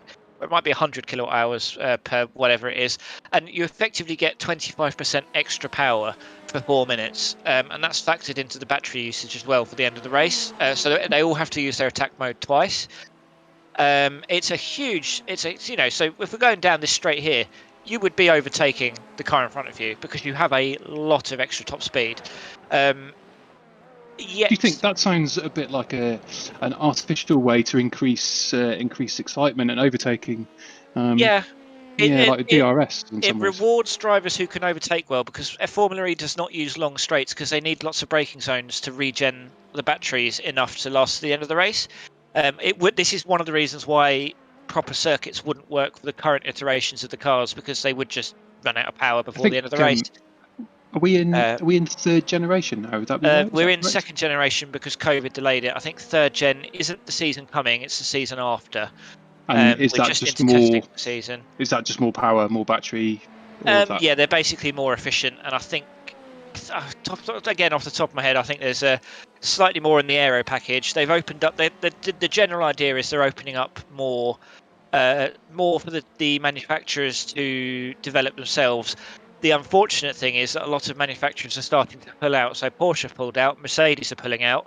I believe another manufacturer, or a couple of the other manufacturers, Audi, I think, have intimated that they'll pull out. Although McLaren have expressed an interest of joining. So I think the lower barrier. This is the other thing that I think electric motorsport is going to really help with. There is a much lower barrier to entry in that it's a world championship now, but compare the entry level prices to Formula One. You need hundreds of millions of pounds to set up a new Formula One team, and then hundreds of millions of pounds more to be competitive. Formula E, I think, a series there are teams whose budgets are sort of 30 or 40 million, and there's only really 2 teams that aren't competitive, and that's Neo and Dragon, who they're sort of still their uncompetitive is being about a second to 0.7 of a second a lap slower. You compare that to F1. You can also see the manufacturer's initial interest in this, because that would drive their research, which they can then put into consumer level tech, which would obviously help sell more cars and so on, so forth down the road. Would you think that was the whole reason the series was started? Again, it's one of the marketing lines they use, but I think so Formula One will say the same thing about how all the innovations in Formula One may trickle down to road cars. And I think that's true to an extent, but I also think they they overhype how much of an effect that has. So like brake regen, that's a technology that the manufacturers are developing for road cars anyway.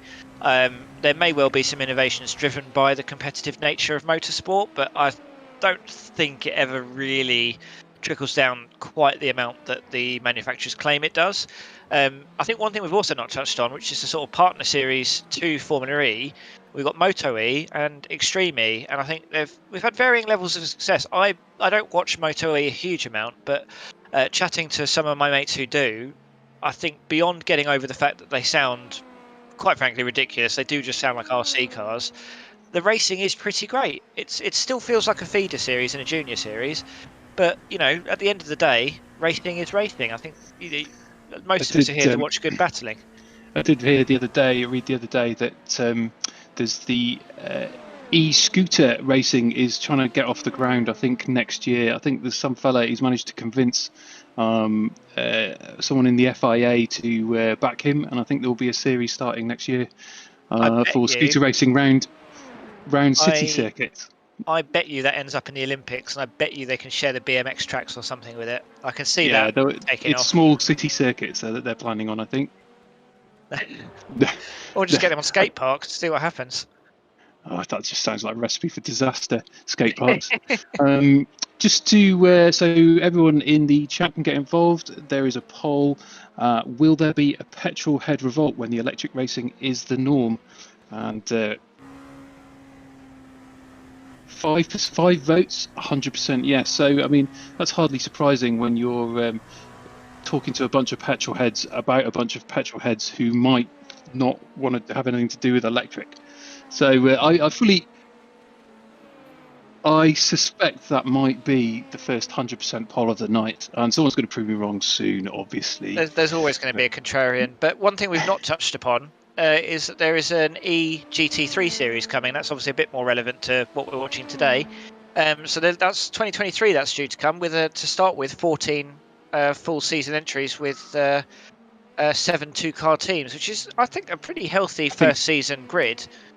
And it's sort of meant to be of comparable. It's meant to be of comparable sort of performance levels to current GT3 machinery. So that I think the GT field is probably the future of electric motorsport more than open wheel.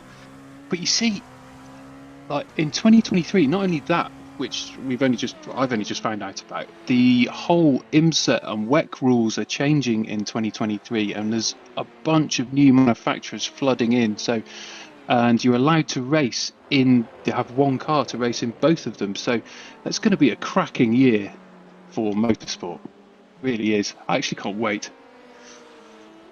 I think it's really nice to see. I think we're having a little bit of a revival of motorsport, because I think maybe this is nostalgia talking, being born in the 90s, but it always feels like early 90s motorsport was sort of the halcyon days of all these different manufacturers.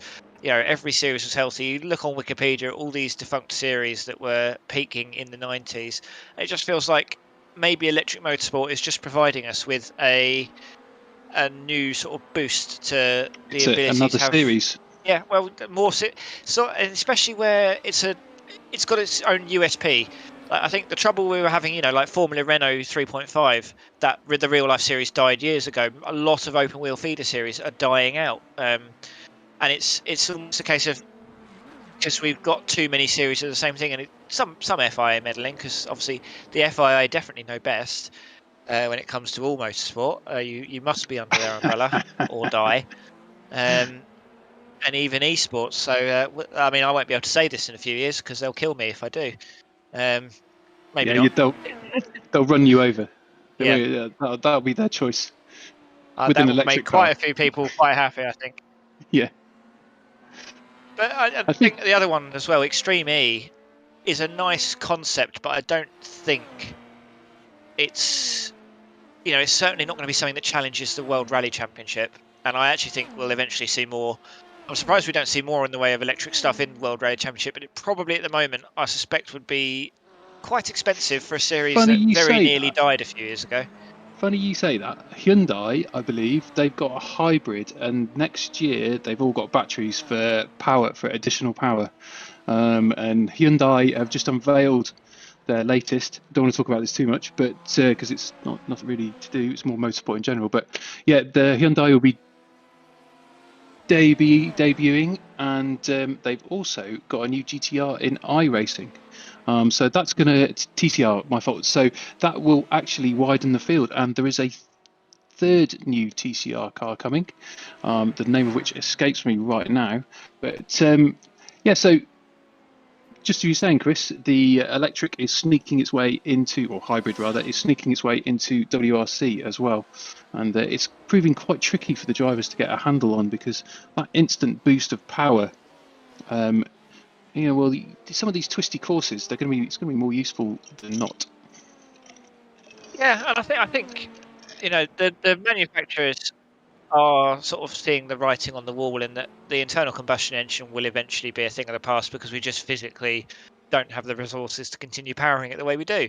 Unless we want to get into a debate on fracking, which I'm not sure this is the right avenue for. It's not the right location there, I don't think. But No.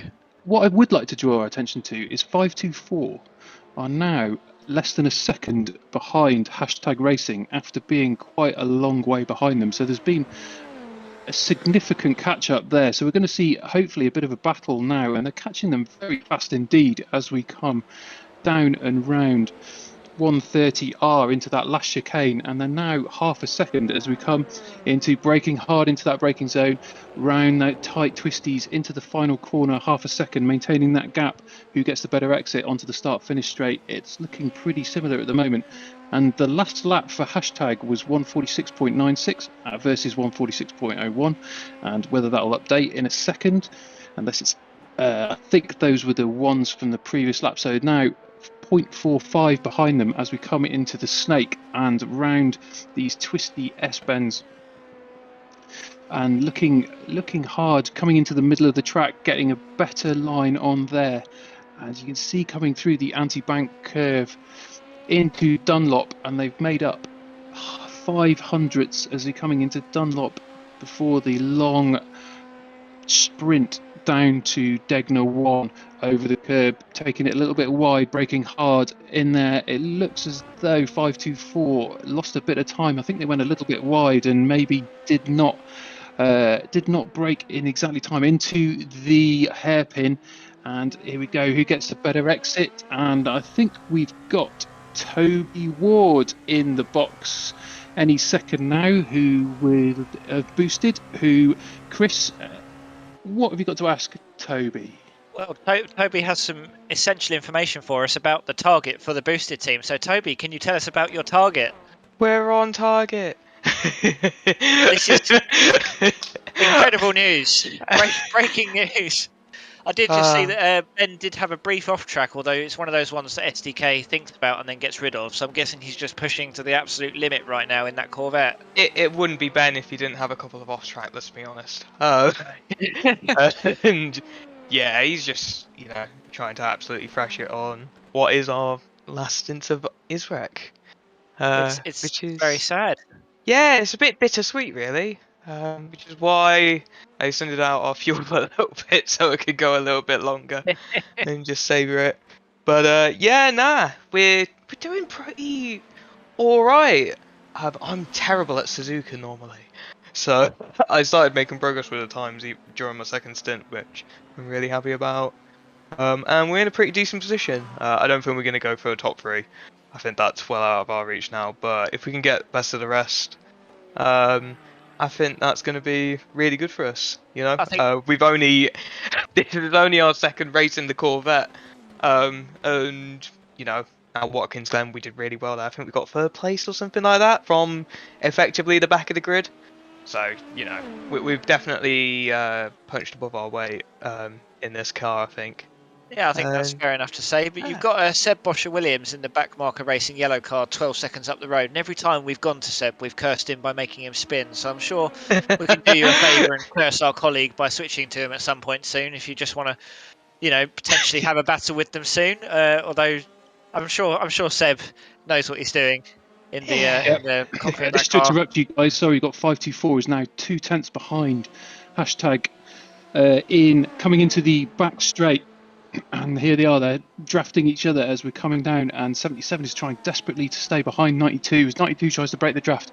We come around 130R, and there we go, he's very close on his hand. He tries to have a look inside, maybe unsettle the driver. Both bounce over the curb, out of the second bit of the chicane into the final curve and onto the start-finish straight, and there's a little bit of time being picked up there. It's now a quarter of a second behind, but the draft is holding true, and 92 is trying to hold the draft for the Porsche. He's flashing to get out of the way. That seems quite a risky jive in front, down into that front corner. That is the same position. The LMP2 did the same before. The Porsche survives, but it looks like the P2 is long gone. Here we go. Let's see a replay now from Pedro de Souza in car 92. Was desperate to shake this, tries a risky line on the inside, bounces into the Porsche and crunch. Oh my goodness, that was a heavy hit. Straight back to the pits. That's going to be a little bit of time. I wonder if that might be race finishing. Hopefully not, but it did seem a bit of a risky move. But you can see the as 524 gave them a little look on the end of 130R just to unsettle the driver as they came into that chicane, and clearly the pressure was getting to Pedro there as he desperately tried to make the inside line on that first corner and sadly hit the Porsche. So Toby, I was just thinking as we were following that battle up to 130R, would you be willing to make an overtake into 130R in a 12-hour endurance race, or would that be something that you look for other opportunities, even if you are quicker going down the back straight? You know something, I have actually done that. Oh, really? Yeah, I mean, in the Corvette you can do it because we run the high downforce setup, so we're a lot easier on our tyres, which I think is why some of our stints have been going a lot better and we're a bit more efficient on the fuel. But yeah, particularly like our car is strongest through 130R and through some of the tight, twisty sections where you need a lot of grip. So things like the Porsche, they tend to slide out. So it is a bit risky, but you know, I can imagine if you're in an LMP2 car, you could make it work. If you're under a lot of pressure and you need to get ahead. But yeah, I mean, I had a look at that incident going into the first turn. That was kind of surprising. I'm not going to lie, the LMP2 cars have been really good all day. I haven't really had any issues with them. In fact, there was maybe one close call at the start, and that's about it. It was a carbon copy of an earlier incident coming into that turn some way earlier in the race. That's interesting. Because, I guess, yeah, like I say, it's been pretty tame for us, I've got to be honest. Most of the stuff we've been involved in has been of our own doing. Getting used to the curbing, that kind of thing. So I guess that's good in a sense, because it means other drivers aren't killing you, but it must always be slightly terrifying when you're getting into a braking zone. You can see a prototype in your rear view mirror. Yeah, definitely, and in particular, like Suzuka has a lot of corners for the GT cars where there is maybe one line, or at least once you're committed to a line, you cannot change it. It's very difficult to move across, particularly like the first sort of sectors. It's very difficult once you're committed for the first corner, for the next corner, to change your mind and take a different route. So you're very much in the hands of the LMP2 cars, and I'm not gonna, like I say, they've generally been pretty sensible. We haven't really had many complaints about their behaviour, so yeah, a little bit disappointing that such an incident has occurred this late, but I think it's a little bit inevitable in a 12-hour race. We get tired, but we've got Stephen Jones in YouTube. I don't know if he caught the start of the interview, but he's asking, how's Boosted's target going? It's going well. Yeah, we're definitely on target, and yeah, I don't think we're ever going to be off the target, to be honest. That's it. That is good news, but less good news for you. But I suppose good news for commentators everywhere is that Seb Bosher-Williams has pulled out about a second while we've been talking to you. So we definitely need to curse him for your sake soon. Otherwise, he's gonna slip away. And JD Sim Racing are only 10 seconds behind. So it's almost, well, in terms of endurance racing, you're in a bit of a sandwich at the moment. Yeah, it's definitely going to be an interesting last couple of hours, isn't it? Are you getting back in the car? No, that was my last stint. So Ben is going to be in the car. Yeah, I am absolutely shattered. Being 4 hours in the car, two doubles, it's really exhausting around here. But yeah, we've got Ben in the car now, and then we're leaving our best driver to last. So Tim Perry's going to be finishing us for this evening. Well, good luck to all of you. Thanks for having a chat. You've earned yourself a rest, and good luck staying on target for the rest of the race, Toby. And yeah, and thank you to Total Sim Sport and to ISRC for just welcoming us. We've really enjoyed the broadcasts and the racing overall. And So yeah, have we we. wish you well. Thank you, and same to you. Oh, thank you. Catch Thank you you, guys Toby. later. Thank you, Toby. And I'm going to say we've thoroughly enjoyed casting them, actually. Toby Ward there of the Boosted Motorsport GTE class, and we've been following his teammate Benjamin Gregory for the last few minutes while Toby was chatting to us. And he did say he's only ever had 2 doubles, and I find that's a bit surprising. I've had many doubles in my life. But there we go. Dad jokes surround. Never off target. That's fighting talk from ISRC TV. I suppose the beauty of just saying you have a target means that you're never really going to be wrong.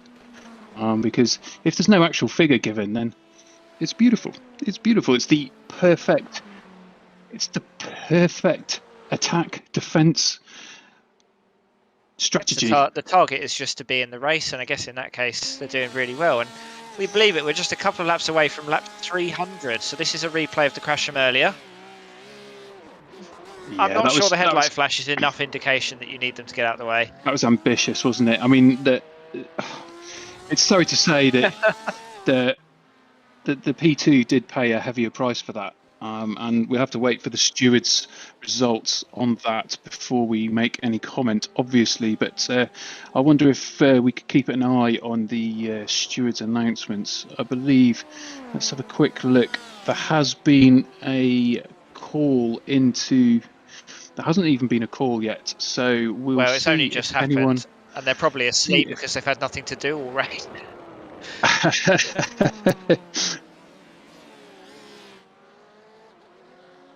Yeah, I someone think needs to jump to the steward's room with a pot and a pan and just smash them together to make some noise to wake them up.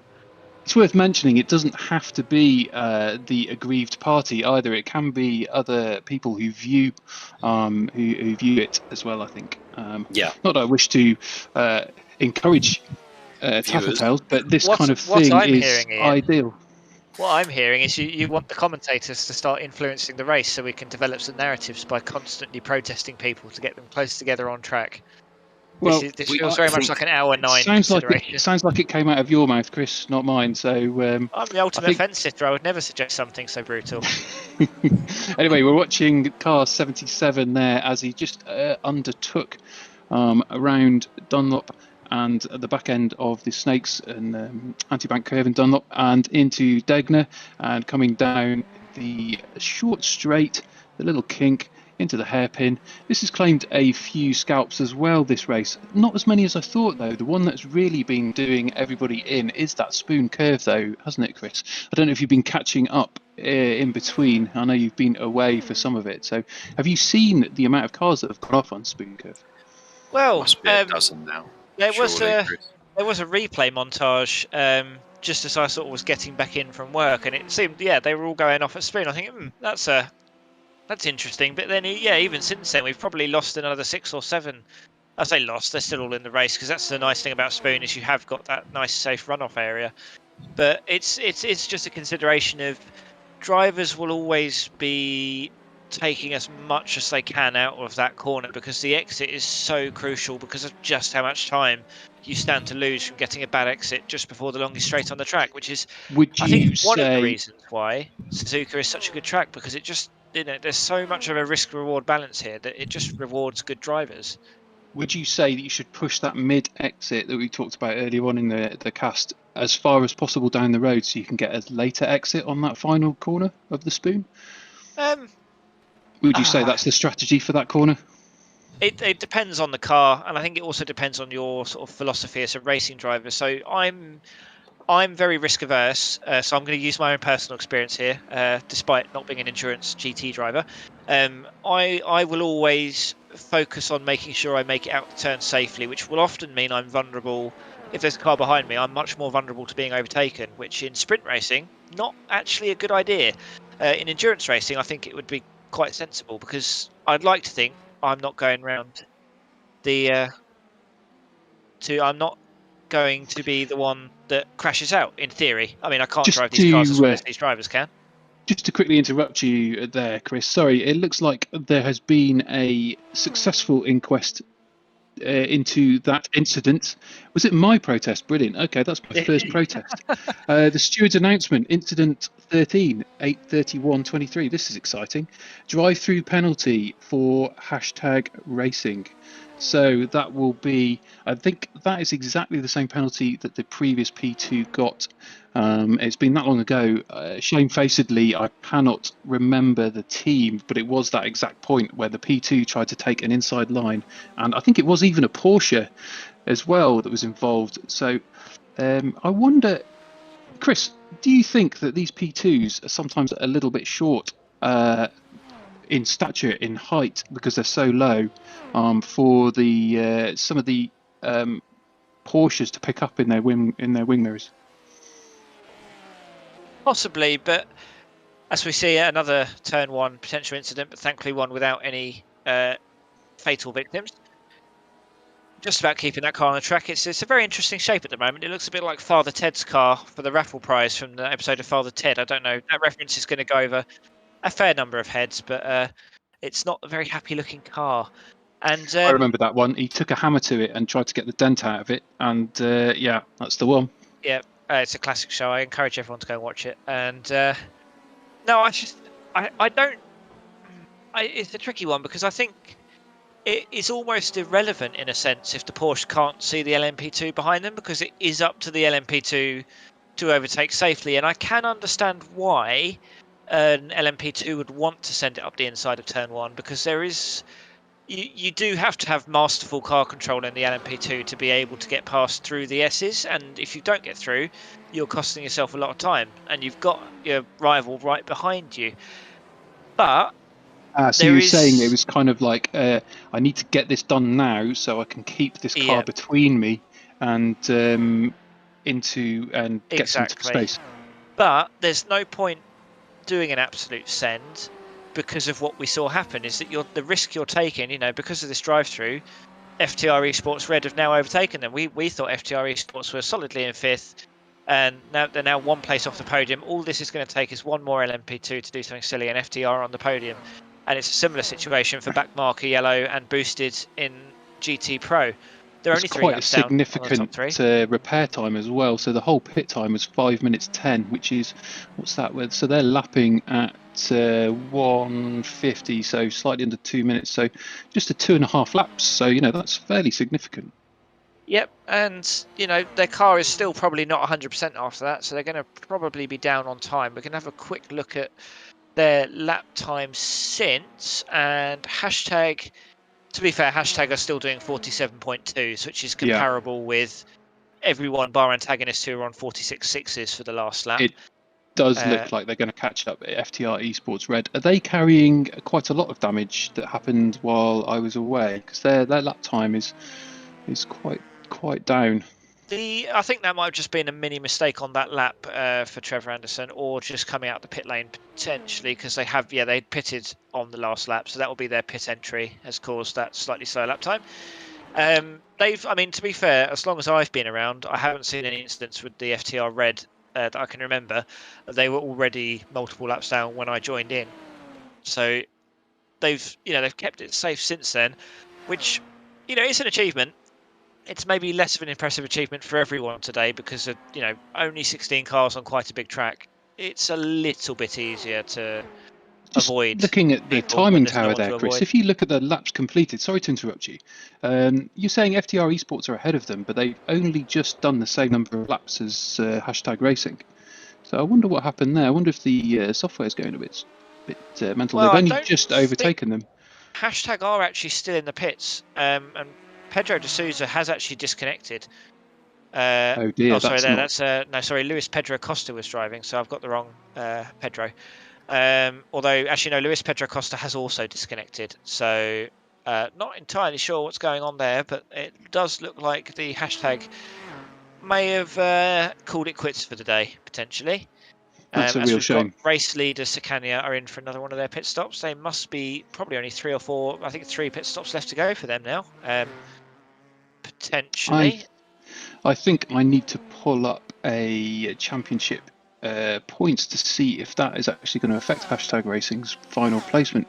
And here we are on board with watching, apologies, Austin Campbell in the Aquila Racing. He's 47 seconds behind the Orion Racing team, who is a full minute behind Maniti. When I left, Maniti was several places down the pack, actually, so they've done a sterling job to get back up into first position. I mean, that's pretty good racing. That's good lines, consistency, and tyre saving and fuel saving. So that's just general all-round excellence. They've looked very comfortable as long as I've been here, and it's without wishing to curse them, they do look odds-on favourite for the GTE Pro victory. But we've cursed drivers before, so I won't say that with any real conviction just yet. We've had a little update from the Orion team, I believe, so I can just read out Frosty St Clair's message. So far, they are just working on the game plan, keeping the boat rowing in the right direction and are ahead in the game. They just want to be there at the end to push the ball over the goal line. They're using a lot of similes here and have hands on deck. I mean, I feel like he's been dared to do this, because he's saying they also have all hands on deck for the full court press. To sum up, after the race, we are going to target for some hand towels and pizza rolls. To which Martin Pearson is very jealous of the exciting life they lead, and this is the daily life of sim racers for you. It's all guns blazing. The target of target. So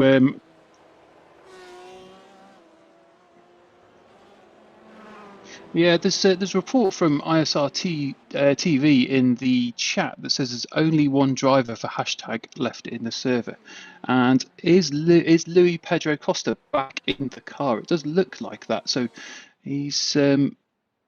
I wonder, there was a driver changing now. He's still in the pits, but the timing tower is telling me he's out and about. And there we go, back in with Trevor Anderson, who's just coming past the start-finish straight. There's no one in the pits. I wonder what is going on here. Let's. I'm not going to restart iRacing, because that will cause a lot of problems and it will take me ages, my aging computer, to reload it. So let's just see what will happen. We've got Antagonist Racing Team Orange, who have just entered the pits. There they are. They're just sat by their pit box, and we'll see what they're doing with their time. And it's 3:13 left to go. So, and I couldn't quite. Producer Sean is telling me to imagine 2 little men chasing tyres, and they were so small I couldn't actually see them. So let's see. They are still in the pits. So it's looking up for a minute. Chris, what is the average pit time of a P2 with tyre changes and fuel? Well, it doesn't. It's around just a shade under a minute in terms of stopped time if they're taking tyres, and I think the tyres themselves are about half of that, because you're looking at Antagonist and FTR's most recent stops. They've been stopped for 34 seconds, which to me looks like a fuel only stop. And again, I think I know we are constantly praising the skill of the drivers, but just to do this one more time for old time's sake, having done endurance in the LMP2 and taken tyres at every stop because it was our first endurance race, we wanted to stay safe. Just really appreciate the double stint the tyres in the LMP2. You've really got to look after them, because we were beginning to struggle at the end of our single stints doing this, and the 2 drivers I was driving with, not particularly slow, not particularly inexperienced either. So let's just sort of remember just how well these guys have to drive quickly while also driving conservatively for 12 hours. It's pretty incredible. Because you can drive hard and fast, but burn your tyres out really quickly. But driving hard and fast and not over scrubbing your tyres to make them last is a different skill altogether. And I think that's going to take a while to learn for a lot of endurance drivers. It's something that I would certainly take a while. And we're watching the Ford GTE crossing the start-finish line again. What was his last lap? It's going to update any second. The 1:56.33, which is only 0.4. It's only 0.4 better than their best. So there is some sterling driving there from Happy Penguin. And actually, no, producer Sean was correct. I overrode him. It is their fastest lap of the race right now. So that's great driving from Tom Johnson at so far into the race. Is Tom Johnson a fresh driver, Chris? Do you know? Yes, he's. I don't know if he was. He may well have had a stint in the first 5 hours, but he's not been in the car since at the. So he's not driven at all in the last. That will be. How long's 12 minus 5? That's 7. So in the last 4 hours, it's hard to believe I have an A star in GCSE maths. I can get my certificates out for those of you who don't believe me, but well, I say that I have no idea what they are, but I do have one somewhere. That's not why we're here, though. This isn't GCSE awareness evening. I have no idea. This is what happens 9 hours into an endurance race. Is I just go insane. Just have to work around it. So yeah, I mean, obviously Tom Johnson is keeping his head together, and he's not letting your affliction leach onto him, because he's just put in another great lap there from the Ford, and we'll see if he's done it again when he comes round over the start-finish line again. I'm just trying to dig out the Ford badge. There we go. So he's 0.99. Here we go. And what have we got? We've got 156.12. That's even better than his best, but I wonder if he had an off track, because the best hasn't updated. So he had a bit of an X there. So I wonder where that was. I wasn't really concentrating on the track limits on that lap for him. But here we've got a P2 closing up on him. So where's the P2 going to look to overtake as they're coming into the let's just try and we're coming into the I've lost track of the corners. Goodness. Where are we now? Oh, right, there we go. They're just coming out of the S's, and the P2 takes the fast line on the inside of Dunlop and is plenty ahead of the Ford to take the curb, and the Ford takes a huge bite out of that curb. You see it jumped about. It's about 6 degrees. Goes wide there, so that's another lap that he's not going to have a fastest lap. It is the sign of a confident driver, though. But here is Boosted's target, which is to not take the hairpin properly as they spin on exit. Spin right on exit, yeah. A bit of extra speed. He did go in a little, because I don't know if you've seen their line on that hairpin. It's never hit the apex in. I say never. That's never's a long time, but in the hairpins that I've seen them, they've always been probably about 6 inches away from the hairpin, and it looked as though he came in a little bit hot and then tried to turn on the exit a bit too much and get the power down too soon, and we saw the result. But luckily there was no real damage as they missed the wall, so that's a nice bit of control there as they left. And we're on board now with JD Sim Racing 233, who are in head of the GTE AM. Yeah, I think going back to your point about the hairpin is that it is a slightly odd camber, and it can almost lure you in, because you can get a much better exit if you do go wide, because you can keep the power down a bit better through the hairpin, and you can get the power down earlier, which again, it's another long straight that is flat out until you get to Spoon. So it can almost mislead you. I think if you push, like we saw Ben Gregory, and we've seen a few of the other drivers.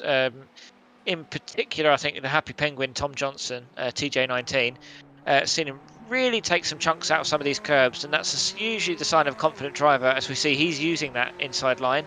And of course, it might just depend on an individual driver's relationship with the characteristics of their car. So let's see how much curb we take through Spoon, just as an example. So right on the edge of the track, on the curb on the inside, only just tapping there. So you could take a lot more curb there, but again, is that the risk you want to take? We've seen we've been discussing, and we've seen just how many drivers have lost just about to say, Chris, because I mean, the hairpin looks like a more dangerous corner because it's so tight, but you know it's tight and you know it's dangerous, so you slow down for it. Whereas you maybe think the spoon curve lulls you sometimes, and you think you're going to try that first part of the curve faster, which pushes you a little bit wide onto that mid-apex, which has basically been the cause of nearly all of the spins on that corner today. And there was a particularly nasty spin. I think it was Aquila, one of the Aquila cars. He spun, and there was a P2 just behind him that could do nothing about it, sadly, and crunched and basically T-boned that car. But I can't remember the actual result. I don't think too many people got injured with that. But there's a lot of curb being taken there from that Ferrari. You're right there. He's just bouncing up it. But then these cars can take more curb than the P2s because they've got more suspension travel, whereas the P2s are just basically like a slab of metal and an inch of travel. You don't want to be taking much curb at all because it unsettles the car so much. And those big sausage curbs at Monza, for example, are terrible with the P2s. You have to keep a really tight line through those. And the P2 of car 77 just strolls past the Ford there. Strolls past the Chevrolet, sorry, and we're back with the Ford GT40. And there's another P2 GTE, and there's another P2 behind.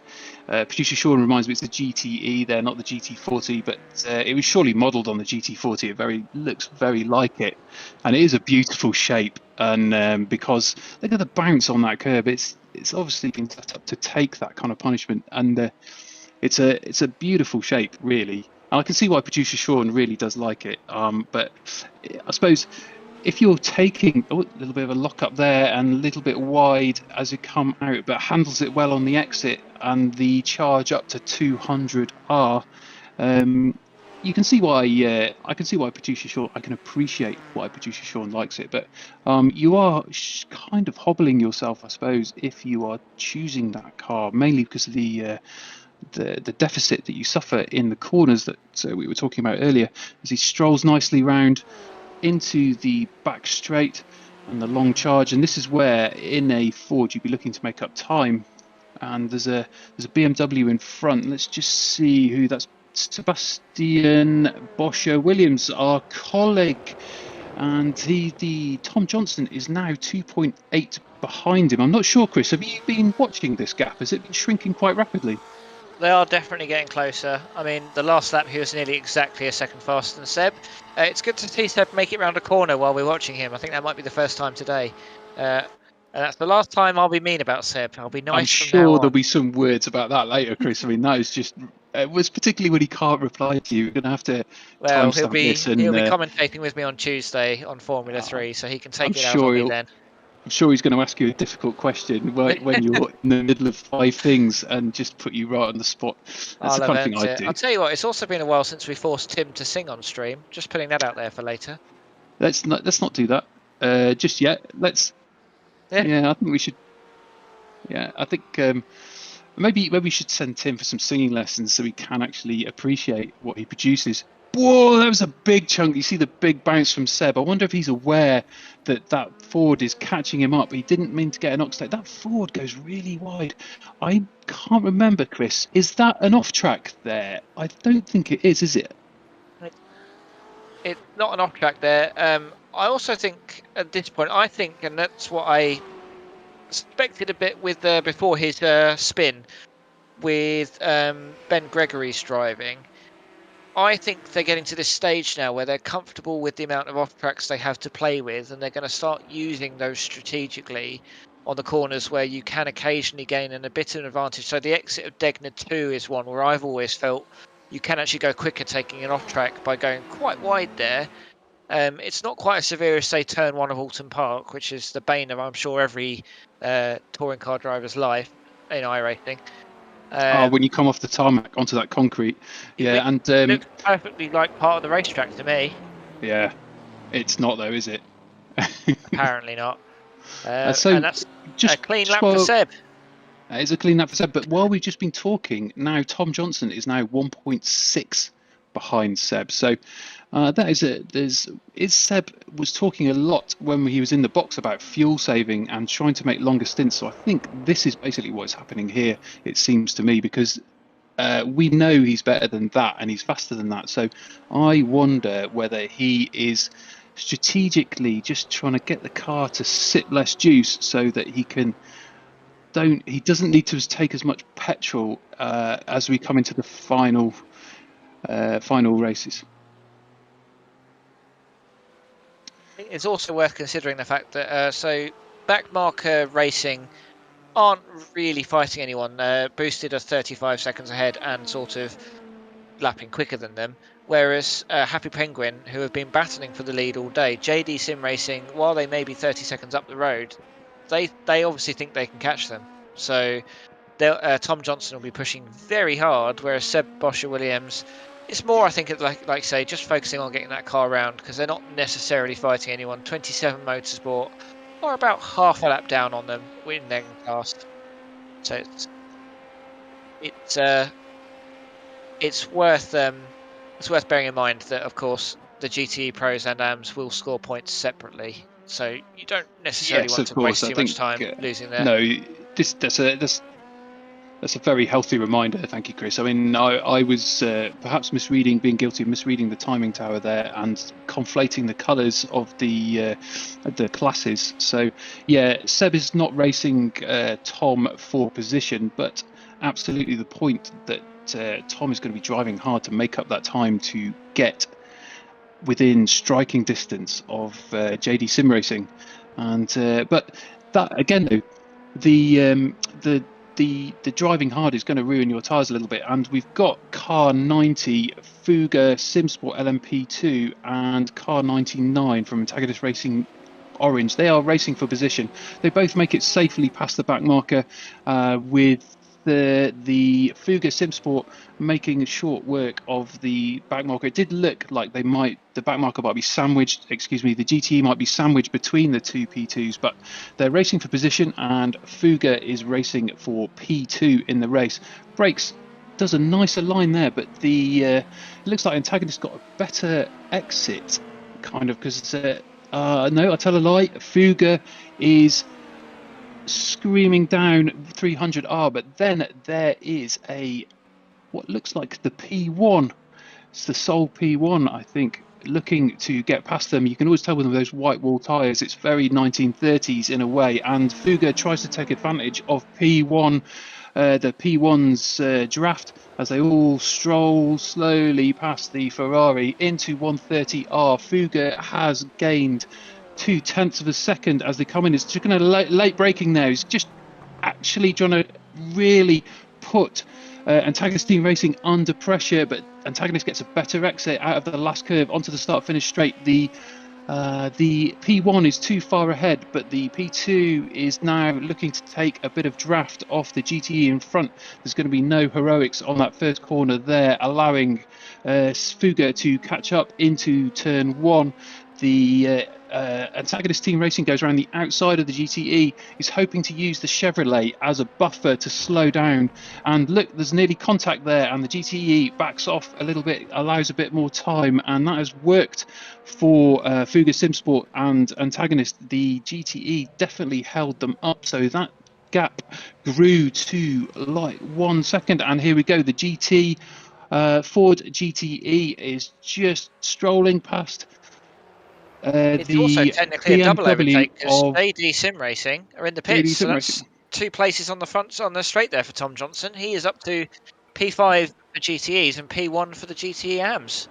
So very successful lap for him. Very happy indeed, but he's still got a pit in hand. Because just to sort of clarify something we said earlier, GTEs as a whole score points, and then the GTEMs also score points separately for their own positions. So effectively for the GTE pros, they still do need to finish ahead of the GTEMs, because it will cost them points, even though they aren't technically directly like battling them in that sense. For Seb, he will want to get past Tom Johnson, but based on the disparate paces of the two cars, I think he'll just be trying to hold on to the draft and just benefit from the fuel saving as much as possible, and look at it as a case of just try and make pace up through the pit stops. Because actually, if you look at the GTEs, ignore the top 3 in the Pro Division. Everyone else is on lap 270 bar Backmarker Racing Razzle Dazzle. So we've got 1, 2, 3, 4, 5, 6 GTEs pretty much still on the same lap. So, pit strategy is going to have a huge impact there. It's a 1 minute 56 lap, and they're stopped for a minute. That's more than half a lap for them. So pit strategy is going to make a huge impact on the placings outside of the podiums for the GTEs. It's a nice little wrinkle, actually, for drivers. Additional strategy point for drivers to consider. You were just clarifying there about the GTE pros and AMs still getting extra points or lack of points if they do not pass people in other classes. So that's kind of that's a nice little additional strategy wrinkle there. And we're back with the P2, the battle for P2 in the P2s as we come into the hairpin, and we see Fuga breaking late again, and we'll see the line for Antagonist Team Racing is kind of looked a little bit different, and Fuga were also assured of their line, but they don't seem to have lost any time from each other. So they're both taking different lines there, coming into the spoon curve, and they're taking a late apex there. They don't really touch much of that curve. I think they've seen too much aggro from really going a little bit wide, so they're probably just like playing it safe and only really touching that curve. They don't want anything to do with that moss on the outside of the track. They're now 3/10 away from each other. The draft is working for Fuga.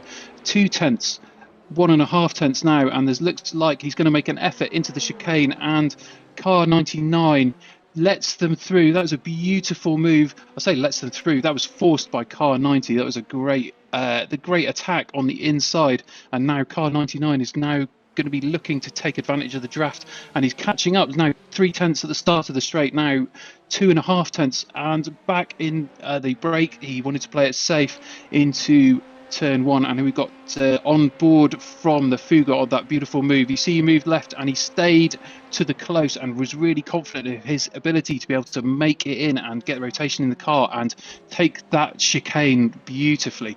That was a textbook overtake in there, and beautiful. Good driving from both drivers, in particular from Fuga, because of course to be that confident on the brakes to go that lately. But again, we bang on about car body language, and that's a textbook example of it, because they didn't tuck back into the draft. They made it very clear that they were going to move for the overtake, which is what allowed Antagonist, as they get cut off by a GTE there, an example of bad car body language. I don't know. I wonder, because I wonder if Fuga was aware of that there and just basically tried to push that GTE in the way and basically knock back car 99, because that worked previously for 99, and when it was the other way around, and they knocked Fuga back.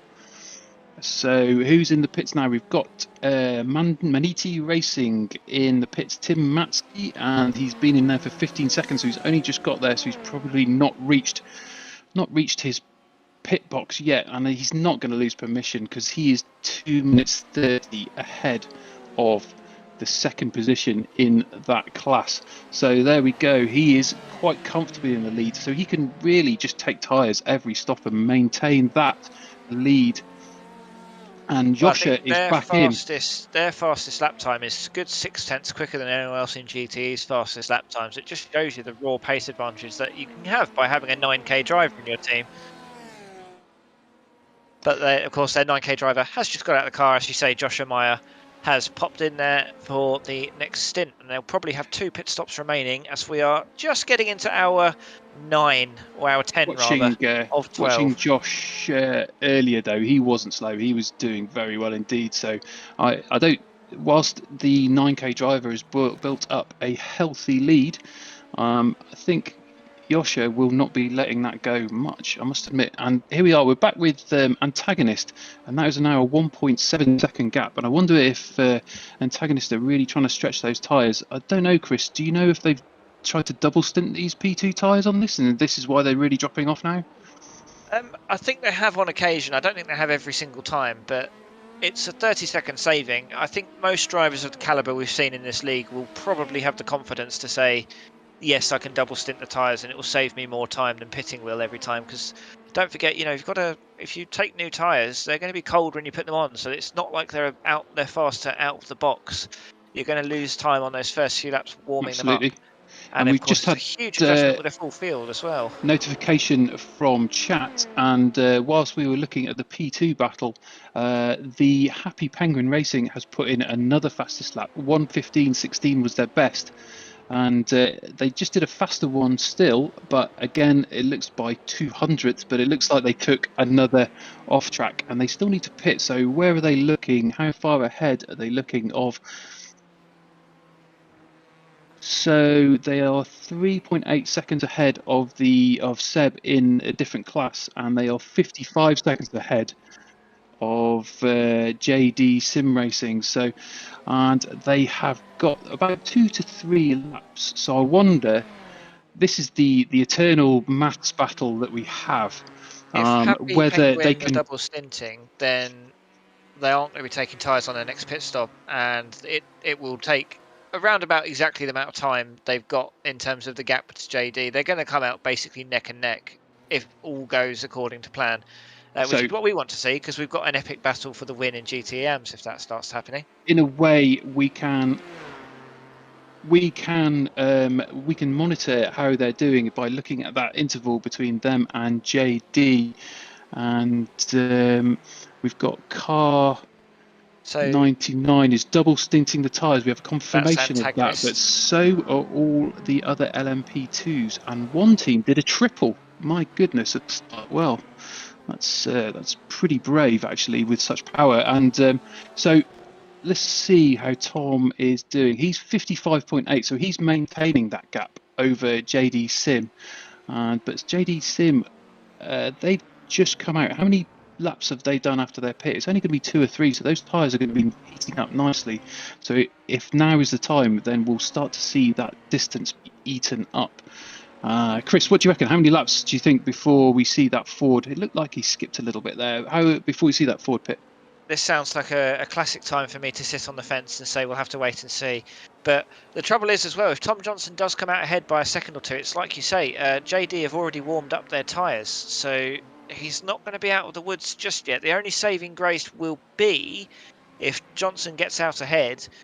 Where realistically can a GTE overtake before we get past the hairpin? And in that time, half a lap is obviously not going to fully warm up the tyres, but it will be enough that if he feels he needs to defend, he'll have that bit more confidence in the car. And obviously Tom Johnson is driving with a lot of confidence at the moment, because that was another fastest lap last time out. Very, very, very consistent at the moment. Pretty much every lap is in the low 156.1s. And, you know, there's a few hundredths variation each lap. And this is while dealing with traffic. So that is pretty metronomic consistency from Tom Johnson we've seen this afternoon. It's absolutely incredible. This is his first stint, so he's going to be fresh and he's going to be concentrating. And I wonder, that seems like another nice strategy to put a fresh driver in at the end if you've got the bodies to put on the track. Keep a guy who's fast and fresh, well rested, and has not been sitting in his rig all day, sweating. And there we go. So he's properly confident on those curbs, though. I could not take that car over those. And here we go. So we got one more lap through, and we're just about to get an update as he crosses the finishing line. What's he done here? And 156.58. He's dropped 4 tenths. I'm disappointed. He's in you, lost Tom. it. So now let's have a quick look. So JD Sim Racing has closed the gap by 2 seconds. So we shall see. Chris, are you able to give us a roundup of the standings? We missed it a little bit at the top of the hour, but better late than never.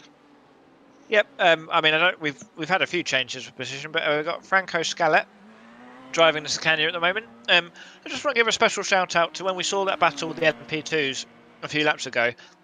Exactly where we are now, Scania lifted off, so they didn't get involved in that battle. So it's good to see some sensible driving from Franco there. That's been, I'm sure that'll be gratefully received. 524 still leading in the LMP2s. That gap is back up to 30 seconds. Ander Gomez is doing a good job in that car at the moment. It does look at the moment that they are odds on favourites to win, but Fuga have done an extra stop. They're in second, 30 seconds ahead. They have slightly gapped Antagonist now. Antagonist 4 seconds behind them. And then the last remaining run in the LMP2s is FTR Esports, who are now only actually 1 place off a podium. So it's like we've been saying. Doesn't matter if you're 6 laps down, they're still going to finish, and that's more important. And then let's go and have a look at GTEs. So the incredibly fast today Maniti are currently leading. Nearly a whole lap. They're not too far away from lapping Orion at the moment. Yeah, although Mike Dam is pretty quick. He is 96 seconds behind Beniti, so more than a pit stop of difference. But then they've got a decent gap back to Aquila now as well. Aquila are in third of that current. The battle's sort of calmed down a bit, but that looks like how it's going to stick. Obviously, the remaining drivers we've got in GTE Pro, we've got Seb Bosher-Williams in the back marker Racing Yellow in fourth. Boosted Motorsport being driven by Ben Gregory, trying to catch them up 22 seconds behind, are in fifth. And Petrovic Gomez in the 27 Motorsport is in sixth. Of our remaining drivers, we have already lost .exe, Verve Racing Black and Centurion from the GTE Pros. Tom Johnson, who we've been following in Happy Penguin, he is currently leading GTE AM. He has got a 6-second gap to Seb Bosher-Williams and a 57-second gap to Wojciech Kochi in JT Sim Racing. And then Cameron Wright in the Aquila Racing Cyan in third, with Chris Neesham of the backmarker Racing Razzle Dazzle. And let's have a look at an off that Chris Neesham may have just had. Another victim of the hairpin, I wonder, Ian. Oh, I think Ian may have just stepped down a bit. So there he is, and there we go. he took it a little bit tight, and I think he just got on the power. He was just excitable on that 300R, and you can see the trash on the track from bits of rubber that have been ripping off, and marbles that I've been reliably told. I realise it's marbles, but I just wanted to use a different word for that. And he overcooked that the exit, as the rear tyres tried to swap ends. Chris, apologies, you were talking about the race positions. Oh, that's long since left my mind now. It was the last position, I think, as well. We have lost a few other drivers. It doesn't look like hashtag getting back in the car after the off on turn one that we saw. That would have been 12 laps ago now. For them. And here comes the Ford. Here he comes. There we go. So he managed to pull out another extra second. So it was originally, when we first started talking about it, it was 57. So let's just watch this now. So it's 58. What on earth? Here we go. We don't think he's going to take tyres. Okay, well, let's see what happens, shall we? And that pit lane is super bumpy. Goodness. We should maybe get that leveled out, maybe, all the money they spend on these racetracks. Right, so let's see. So he's in the pits. He's been in there for 30 seconds. And JD Sim Racing is now 29. Oh, he's 50. Oh, hang on a minute. Let's just find out. So let's just watch him. So he's coming round into the last chicane before the final corner. And Happy is on his way out. It looks as though he's well going to make that place. And there's JD round the back, just coming into the distance there. Those final set of tiny headlights, as you saw, coming around that final corner onto the start-finish straight. And Tom Johnson has come out of the pits. So I don't think he's taken tyres. No, he wouldn't have done. Not stopped for 23 seconds. Yeah, very short stop. He's just, I wonder, he must have filled his fuel tank. There's no way he would stop and leave before the fuel tank was full. So as you can see, they're sort of 17 minutes clear of the sort of GTE pit window. It's about 12 minutes on top of everyone else. They've probably decided to short fuel just to ensure they get track position, because at this stage in the race, we're talking as though 2 hours 40 is a short amount of racing, but in terms of a fraction of this race, it is a short portion. They've obviously decided that the track position at this point is more important, and the added bonus for Tom Johnson and Happy Penguin Racing is that they've got a GTE Pro of 27 Motorsport being driven by Petrovic Gomez in between them and JD Sim Racing. So that's an extra wild card, and also the Ford does seem to be faster at the moment. So it's been a very successful last stint for Tom Johnson and Happy Penguin Racing. So I'm sure guys in YouTube will be pretty happy with that. It looks very similar, very like to me that Tom Johnson, this isn't the first time he's driven this car. What do you think, Chris? I mean, if it is the first time he's driven his car, he's one of the greatest racers in the history of motorsport, quite frankly. He can clip that where I've not said the first bit, and he's got himself a broadcast certified compliment. I wouldn't go so far as to say that we are broadcast certified, but yeah, I mean the I'd say we're broadcast certified. We're the #1 iRacing broadcaster. Yes, described absolutely. by me. And on that note, we could have a little chat about how can sim racing become bigger in the esports arena. I didn't plan that. That was just a natural segue. That's why we're #1. So, I mean, there's several ways we can take this debate, really. We could talk about just iRacing. We could talk about esports in general for sim racing. I think, I think just to start off with, Ian, how do you feel the current sort of catering with iRacing in particular is going? So, of course, it's very sort of independent. It's almost a bit of a wild west. You've got all these new startups, ourselves included, really, in that. Versus, there's 2 or 3 established big boys. You've got RaceSport, you've got Apex, obviously, and you just think, I think it's allowing, in my opinion, this allows some nice innovations. I think some of the stuff like Sean beta tests with SDK and the lovely timing tower we're seeing on the left here is a recent development from them, which has now been released. So, I liked that there is this element of guys like us can basically just decide, oh, we'd like to do this, and we can just go and do it ourselves. Obviously, let's not pretend Sean's not the driving force between 80% of the work that's gone into this. Sean's done an incredible job. I'd actually say that let's be honest, 99%. We just turn up, do a bit of research, and then Sean just drives the whole lot. My throat is very sore though, so you've got to remember that we. Oh, didn't. Yeah. I've got a small violin here, Chris. I've got a small violin here. Quickly, sorry, if I can just quickly ask, before we move on to the next debate, and that was well reminded, do we have a final vote on the electric cars issue? What was the debate Yes, it was issue? 10 votes, 100%. Will there be a petrol head revolt when electric racing is the norm? Excellent. So our prediction was right. There'll be riots in the sim rigs. People will, if they can find petrol, will be burning down electric cars. But I think there won't be any petrol for them to do that with by this point. How would you riot in a sim rig, Chris? What would you be doing? Would you be smashing your monitors? If it's my sim rig, I'll be doing it very, very carefully because I can't afford to replace all my stuff. I want to keep racing.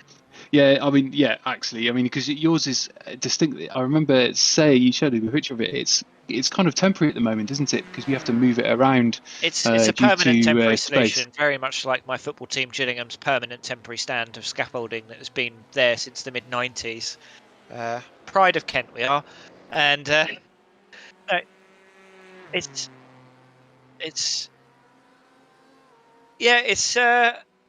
so with my setup, I've got decent pedals. I've got a CSL Elite wheel, but I can't really upgrade on the desk. But this is sort of.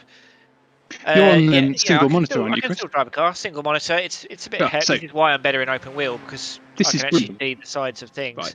This ties in beautifully to our debate earlier, right? So you are about 2.5k IR, right? I think something like that. 2.7 at the moment, but 2.7, yeah. So there we go. Races. So that is a beautiful illustration of Let's have a look saying at what Chris Neesham's up to. the 75% of. Have we got a replay now? And he locked up hard into that's a new way, the hairpin. A new way to go wrong at the hairpin. We've not seen many people go under braking, but I think again it's worth pointing out a lot of these cars very difficult to control under braking, and it's a bit of a talent to do it. So let's see what he does into Spoon. We've seen a few incidents into Spoon, and we've seen another of these incidents Sean into Spoon. Was well on the button there. He leant a little bit wide onto that moss and spun again. So his tyres were super hot and super greasy, and just basically but Chris, we're just going to watch Chris for a little bit long. Chris Neesham a little bit longer and see if he makes it around 130R and doesn't go wide onto the moss there. They Still got one more looked a corner little to bit do, though, sketchy, and here we go. And over braking, more lockups there. Goodness me, those tyres are going to be dead for another lap at least. And we're back with JD Sim Racing in the Ferrari as they're closing up on the back of the BMW of 27 Motorsport 3/10. And let's have a look at the 27 Motorsport did a 2:01 last lap, and JD Sim did a 1:57, which is about the speed of the GTE Pro. So we shall see whether I wonder whether did 27 Motorsport take a pit stop while we weren't watching with that, and that was just the outlap, or had they come off? Laps ago. So right, so they maybe. It sounds like there's a bit of an off track there. They've obviously had a minor issue somewhere. 4 seconds is easily going to be, one off without actually going off track somewhere, perhaps. Yeah, Wojtek is going to be absolutely desperate to get past the 27 car here because Happy Penguin only 14 seconds up the road, but they've got that clear air, and that can make all the difference. We're running out of time in endurance sense of the word for you to, if you've got pace in the bank, you're running out of time to really be able to apply that now. 2.5 hours in a 12-hour race. If your advantage is only a few tenths of a second, it's beginning to get to the point where you can't apply that anymore. But while we watch these two sort of follow each other, let's go back to sort of talking about how can sim racing become bigger in the esports world. Just going back to the debate earlier, Chris, we were saying that 75% of the racers thought that equipment would buy you pace, and that's clearly not true in your case. So. Yeah, we don't need to talk about me. We can talk about sim racing as a whole. So, for me, I think there's this interesting dynamic in iRacing where you've got a few sort of big broadcasters, and they will. A lot of the broadcasting is still sort of done privately. So, like we've got ISRC here. This is a privately organised league. We broadcast other leagues as well, but we're here to talk about ISRC, so we won't mention that. And it's all it's down to individual passion almost, which can only really take you so far if there's no real sort of business there's no sort of business motivation to keep going with it.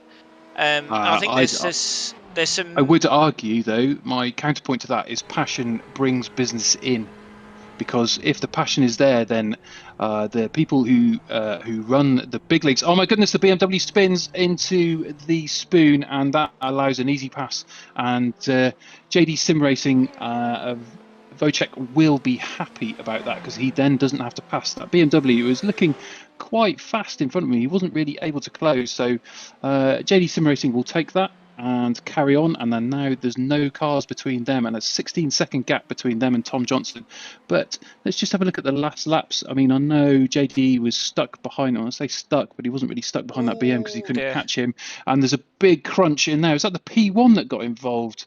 Yep. Let's have a look. A touch of net code there, I think, but equally you've got to wonder, why are they trying to overtake around the outside of the chicane? Generally the done thing with LMP1 is to wait until the exit so they can really take advantage of the boost speed they've got. But equally, I can understand that sort of slight loss of attention when you're the only car racing in your field and you've been going for nearly 10 hours. But it does affect, I know the GT went into the back of them, but we've spoken before how difficult it is for the GTEs to make adjustments once they've committed to braking or turning, because that's the weight of the car, that's the lack of downforce they've got. I was going to say, is that down to the design of the car and the lack of downforce, whereas the P2s are a lot more agile and they can take a different line if they need because of the downforce? Well, it's just, the prototypes in the GT cars have very different design philosophies. They come from very, very different positions. So it's one of those situations where you really need to drive the GTE as a prototype driver to understand exactly why they're making the decisions they are in their car.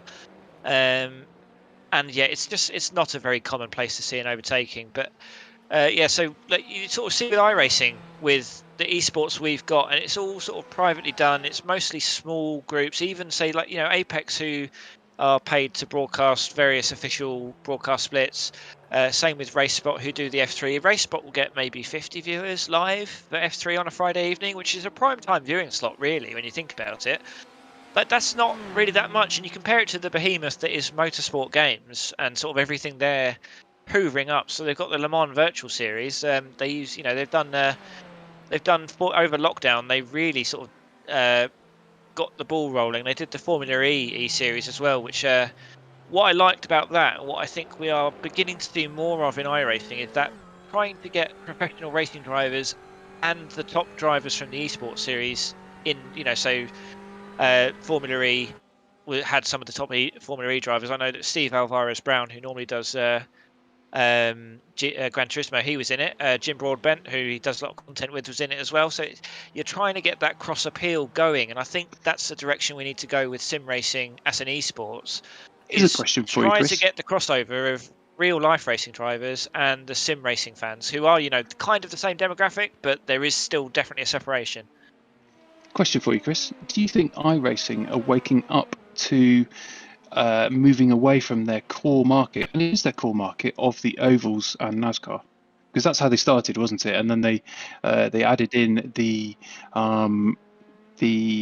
circuit tracks. I guess it's difficult to know, because I mean, iRacing, they previously have done their sort of own broadcasting on their own channel, and it's sort of, again, it didn't take off. I think maybe the market wasn't quite captive at the time, because we were looking sort of 3 or 4 years ago with that, I think, if I got my time scales correct. And really, I think a lot of us are here thanks to lockdown and the start of the pandemic, giving us the free time to really invest in a hobby like this. But you compare esports, let's say look at non-racing esports. I'm not sure if it's particularly a fair comparison, because you look at the international for Dota and look at just how much money is in the prize pools for their top racing series. Compare that to the Porsche Super Cup with the iRacing series with the pro drivers. It's a completely different ballpark and completely different levels of fame for drivers, viewership for the series. And if you look at what happens with, real life F1 still pulls in millions of viewers across the world. It's got worldwide appeal. So does GT racing. We still get plenty of people watching real life GT racing. You sort of think that should be possible for sim racing in the same way that video games are doing, RTS video games are doing that. What good point I like from Josh Wilson in YouTube chat. If Max and Lando streamed more, it would get bigger, and that is very true. And I think this is what I love about Lando Norris in particular, who is so personable and so entertaining. And I think really one of the highlights of lockdown in terms of driver streams. I would love it if, especially in the off season, I can appreciate they're a little bit busy, especially this weekend. We won't give any spoilers, but they are driving in Saudi Arabia, for those of you who follow the F1. That's enough of a spoiler from me. And yeah, so they almost probably weren't driving in Jeddah, they were. Yeah, that was a struggle for that track to be finished. Yes, but it does look like it got finished, and I think it will provide some interesting racing. We won't get into the politics of it right now. That's probably a debate for more serious people in a bigger audience. But I think someone like Max Verstappen, who is absolutely awe-inspiring to watch in a real car, but also in the sim rig, but he just doesn't have the personality for it. And esports always feels like it's been traded off of personalities, which is where I think they need to focus on people like Lando Norris, who, he's got his team Quadrant, and we've mentioned Steve Brown, who is a member of Quadrant. They're really taking off. They get a lot of traction on social media, and I know that's not the be-all and end-all of the viability of a business, but it's where you have to. Yeah, it's Lando's following that's driving that engagement. So I think esports for me, for sim racing, it needs to be led by personalities. And, you talk to, we'll bring it back to GTs because we're looking at endurance racing right now. There's so many GT drivers on iRacing, and people who do follow GT racing or follow sim racing will recognise those names. And the sort of democratic and open nature of esports, so where you literally just have to finish in the top 20 of the Porsche Super Cup to get your pro license. That could be anyone. It's meritocratic. It will drive that participation. I think sim racing more so than maybe other games. Its audience is comprised almost entirely of people who also race sim racing games themselves, and that might be why the audiences are small. But they're going to be very passionate audiences, and there's a lot to say for that passion. I think we need to foster that passion as best we can. I think as well, I mean, I am one myself, and I've bought into the whole kind of ideal of getting gear. There is getting sim gear. There is a bit of snobbery sometimes around sim races in the that you need to have this equipment to race, and you don't really. You can actually get into it really cheaply and be competitive if you're on it. So the GTE, the GT3 is a behemoth, really, isn't it? I mean, it's just so huge now, and I think part of the appeal is that it's free on YouTube, as is IMSA, as is WEC. So it's great. It's just there to watch if you want to. So, and you've got we mentioned Morad earlier, and he's a big proponent of sim racing and streams all the time and gets big views when sim racing. But yeah, and even his race reviews get decent viewership, and I think, like, you know, that I think that being free and accessible on YouTube or Twitch or any other video platform is so important. You look at in the UK, Sky Sports, who, you know, I think are a very good broadcaster for in terms of the actual production quality of what they produce for F1, but the viewership is dwindling, and it's the sort of, again, I'm not going to constantly talk about cricket on a racing stream, but they've done the same thing to cricket by removing the sort of accessibility. Yes, the passionate fans can still watch it, but you're banking on them paying a lot of money for a television subscription.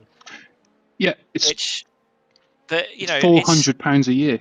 Yeah, and in the broader scope of sort of sporting interests in the UK, motorsport is unfortunately a niche sport compared to, say, for example, football or even rugby union, to be honest, who are, I believe, on BT these days, although BT, I think, are pulling out. But yeah. And it looks Here like we go. P1 GTE. in GTE has had an accident. We're going to Joshua Mayer, and he's coming round the chicanes, and he's sliding around all over the place, and he took too much curb there. Goodness me, and missed the pit wall, was almost T-burned. That would have been the end of his race, I think. So he's back on the track with no real damage, which is great, and he still maintained that lead because he was so far ahead. But that'll make his heart race a little bit. I wonder if we can get an onboard for how close he was to that pit wall, and just to see if he managed to really alter the pitch of the car, so he missed it. But we're back with, and we've got a replay in here, and he bounces on that curb a little bit, takes a little bit wide. You can feel the back skip out, and he turns in a little bit too hard. And goodness me, you would be absolutely petrified if you had. I mean, he's probably either got VR or triples, but goodness me, that would be absolutely frightening. And back in, and he's going to calm down a little bit, I think, for the next couple of laps, and maybe let things settle down. Here we go. So let's watch his steering wheel, and he knew immediately. Oh my goodness! That little flick probably saved him. That really probably saved him. Total passenger. Brilliant. It's a very, the fact he was. It's good to, it's a racing driver's instinct to, take the quickest possible line through every corner, but the risk of going that tight on that corner, because it's quite bumpy on the inside as you're coming down that straight there, the chances of making a mistake like that are, they're not high, but they're certainly not, they're not as low as you'd like them to be in a 12-hour race. And if he'd hit that pit wall, that would probably have been the win thrown away, because Orion are only about a minute and 15 behind him, and there's, that's. He's got to get the car back to the pits, which, he's crashed to the worst possible place because it's an entire lap, going to cost you time. If you're hitting the side of that car onto the pit wall, that's going to be more than a few seconds of repairs. And you just, we've been saying all race about how you can't rest on your laurels even with like a minute plus gap, because all that takes is one bad crash and you're done. I mean, I know hashtag weren't in the running for the win in LMP2, but that one crash and they're gone. That's it. And that's put FTR Esports Red back in contention.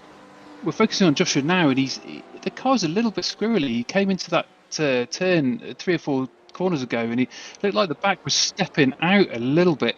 So, and I don't think he took tyres. So he's just like doing a nice line round, and we've got the P2s there vying. And here we go. See how he does around this chicane, this hard hairpin, and it just backs off away. And you can see the traction control, and the car 90 is just going to scream past him on 200R, and just slot in front before the braking zone for Spoon Curve. And let's see if he manages to make it round. Here we go. He's gone really wide now. He's very patient on that accelerator. There's so many cars that have missed that because they were too impatient, and he did that well. He went really wide. Yeah, it was almost lucky, I suppose, that his tyres were hot and he was conscious of that, because he was really careful, and he's taking a lot of grass there to get round 130R quickly, and he's braking into the chicane, hopefully no lockups, and this is going to make his heart pound, because this was the last time when he nearly T-boned that car, which I think would have been the end of his narrow race, there frankly. that time, which is sensible. Yeah, so but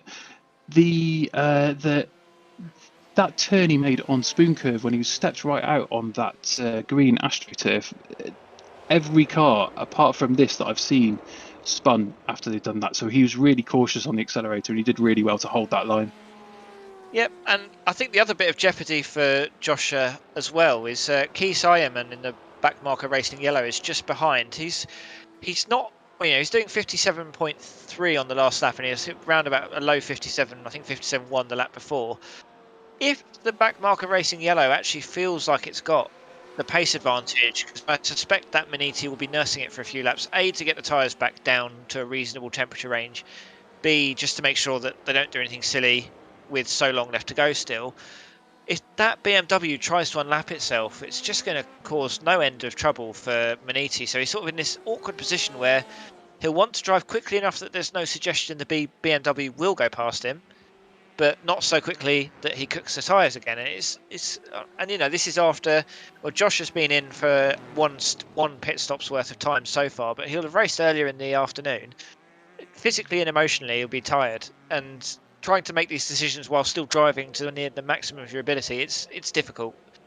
So this race is far from over in GTE. I suppose that's the beauty of the endurance, but we've also seen in previous races that you can do tours tied for hour after hour after hour, but it often comes down to the last 20 minutes. And you could argue, should we just not have the last 20 minutes? But then you wouldn't have all of that psychological warfare for the previous 10, 6, 5 hours or whatever. So I suppose that's what makes it really cool. Yeah, it's. There's a lot to love about endurance racing. There's a reason why we're all here this evening. I think the narratives develop in a way that you can't develop them in sprint racing, and I just think we're human beings are storytellers at heart, and endurance racing is the best storytelling that you get in motorsport, really. As we've got quite a slow prototype in the back there, I assume that's just is that potentially the FTR red just giving way, getting out of the way, being sensible? That's the P1. That was the P1 getting out of the way. Because they had a pretty hard impact, and I wonder if he has. I think they're probably just going to be recently had an off track, although no, that may have been a few minutes ago actually. But he they're is just definitely doing nursing laps that to car finish. around. Yeah, they just want to get to the end, I think, and they're just nursing laps to finish. So, but that's a real shame because I can't see any. Oh, there's a bit of wing damage there. You see on the left back wing and on the right support. So I think that was where they hit the barrier from. Yeah, it was from the chicane when there was a bit of a contretemps, so to speak, in as they came into it and hit this very wall that's right ahead of him in fourth. And let's see if there's any psychological damage from that. No, he makes it round nicely. Here we go. And he's very slow though. He's Goodness. taking it very easy. I wonder if he's about to pit. There we go. Yeah, I think. How did I do that? Goodness me, Chris, you are like a fortune teller. An evil one, unfortunately. Fortune teller or fortune terror?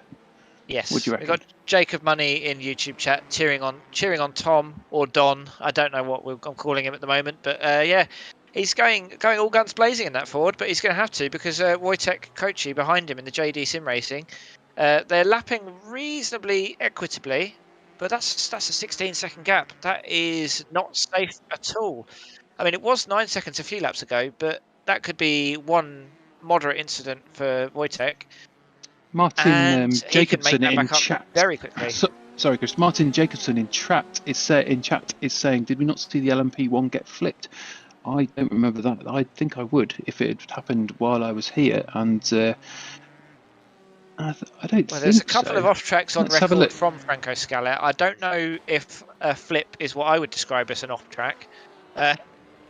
And there we go. No, that's not Scarlett. And you see the P1 just skim past the back of that BMW as he slid out Well, of that control. rear wing is intact at this point, so perhaps this is.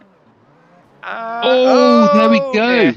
Goodness me, that is a huge bang. Thank you very much, Martin Jacobson. We would have missed that. That will be why Franco was Goodness. taking it easy. Yeah, I'm surprised He's his half car worked at conscious. all. And SDK, in its infinite wisdom, decided that wasn't a crash, it was just an off-track. Well, I'm not sure I'd describe that as an off-track, and I'm not really sure what anyone could have done there. That was the 524 International racing car. I mean, we're sort of not seeing it from the 524's perspective, but I'm not sure there was a huge amount they could have done there, because it was really the GTE losing it. Yeah, that was the GTE lost it, locked up. The P1 tried to avoid, and the 77 was already on its line, and it's unfortunate. But that poor Porsche. Goodness. Oh dear. I hope Franco doesn't use a motion rig. That would have been horrible. But yeah, I'd just like to pause to thank Martin Jacobson for highlighting that particular incident. I think we would have missed it otherwise. The P2 making it past the Ford nicely there through the anti-bank curve into Dunlop and coming into Degner 1. Bouncing, that Ford is taking a beautiful line. I don't know if anyone's seen that. There's a bit of a lock-up there and slightly coming into Degner 2, but that first curb the Ford has taken exactly the same, that little angle bounce that jumps and taking a little bit wide there, coming out of the hairpin. What we now need to look out for the LMP2s, how quickly is Ander Gomez going to be lapping over the next few laps? Has he got damage from that contact? Because the Fuga is, well, just 40 seconds, but if that's, let's say that's 20 seconds worth of damage to repair in the pits, that's just a random number I've picked out. It doesn't look too bad, I must say. In fact, if anything, it looks completely intact, which, I mean, yeah, the LMP2s are built like tanks, which is probably part of why they drive the way they do, with no regard for GTE livelihoods. Those front splitters do not, they look damaged quite quickly from memory. And you can see, wonder if the chassis has been crinkled. I mean, that was a huge punch. Although I think most of the impact came between the GTE and the LMP1, and the LMP2 just came along to behave like Chaos 2 from Robot Wars and just send the hypnodisc like that was Sicania flying out of the arena. So I mean, about the end of sim racing, the end of endurance races is just the madness hour. I don't know where all these comparisons come out from, but last lap. Well, the previous lap before the one they've just finished, 524 were sort of mid 47s, and Fuga were mid 46s, and they've swapped on the last lap. If anything, 524 are now a second a lap quicker than Fuga. So I wonder if Fuga either had some traffic to deal with. Looking at the track map, they probably would have done. Bit of smoke in front as well. Something funny's happened to someone. Hopefully, it's just a lock up for that driver's sake. But I think 524 have got away with that, looking at the lap times recently and Fuga's lap time as well. And this is another replay of Franco's relationship with Turn 1 is not a happy relationship right now. It's suddenly taken a dive for the worse, isn't it? It's almost like there's been a bit too much alcohol drunk, and there's been a drunken row, and everyone hates each other for a bit. I will say that the Sicania mechanics have done a phenomenal job repairing that car. Yeah, incredible. The 524. So what we're saying, they did a 146 in the last lap, and they're third the way through this one. So you said they'd swapped last lap times there, Chris. So I think we can't really make any judgment until... there we go. Fuga have just completed a lap, and that was 146.71. So this could be on. It looks like there's not much damage there, apart from the distance. So I wonder... Let's see. 524 are half the way through the lap, so we've got a little bit of time to wait. We've got probably 40 seconds or so just to see as they come into the spoon curve, and he takes it very mildly, not wanting to go near that moss off-track business, and back onto a camera that watching down the back straight. hooning it down there, coming to the outside, that diagonal line to maintain a line away from all the marbles, taking that nice line up the curb a little bit, round, and taking a fast line left into the chicane so we can get a nice exit of entry into the second one and exit out the second into that last curve. And here we're going to see an update in the lap time any second now. They're at point so here we go. What have we got? They've just completed 1:46.94, so that's 2/10 slower than Fuga. I think we can safely assume that there's no damage on either of those. Quite how that happened though, Chris, I'm not sure. Well, I mean, there was a slight crashy sound. Scallop's gone back into the pits. I mean, they can kind of just sort of take it easy. They don't have to worry about the racing. I see Chris Neesham had another. Oh dear. That hair. I mean, tires. I know it's going to be the marbles. It's 10 hours of driving, and it's a tricky corner in terms of the grip available. And like we said before, they're desperate to get a good exit because of the straight. But it's amazing how many different parts of that hairpin we've seen different cars lose it. We've seen them lose it under braking. We've seen them lose it on the inside, trying to get the power on. We've seen, a couple of cars go on the outside. We've seen people get punted into there, although not as much as I expected. That might be a consequence of the relatively small field today, which is, I would say, a good thing. And to Chris Neesham's credit, he navigated Spoon with no issues. Chris, in your experience, and I know you mentioned marbles, and obviously that's an occurrence with the Enduros, but do you ever really does it actually have much of an effect on sprint races? The short shouts that we all know and love from officials. No, not really. I mean, not even really in ESS, which is an hour. You might get these slight variances, and obviously the track will rubber in, and that will change the characteristics of the car. But in terms of actual marbling off the racing line, you don't really see that in a way that you have to think about it in the hour-long races. Now, I don't race in European Endurance Series. They're only 90 minutes, so I would still be surprised if that's affecting too much. And it's a bit like taking optional damage. Do they take tyres in those those 90-minute races? I don't believe. Certainly the top ones I don't believe do. In the European Endurance Series, I don't believe many people would. It's just a bit too short. I think I might be thinking of the GT Endurance, actually. It's a 90-minute one, which they wouldn't take tyres for, but that's sort of gone. So unfortunately, the slow death knell of the GTE and unfortunately the LMP1 series just going away, just to sort of reflect sort of real life circumstances. And there's a lot of beautiful cars that we're going to see less and less of, which is a shame. But there'll be more. Oh, Chris, there'll be loads more beautiful cars to come though. So we can't look back. We need to look forward. Exactly. I suppose this is. I mean, I can't believe I've been excited to drive a Hyundai, but here we are. That sort of came out of nowhere, and I'm really excited to drive a manufacturer that I drive in real life. But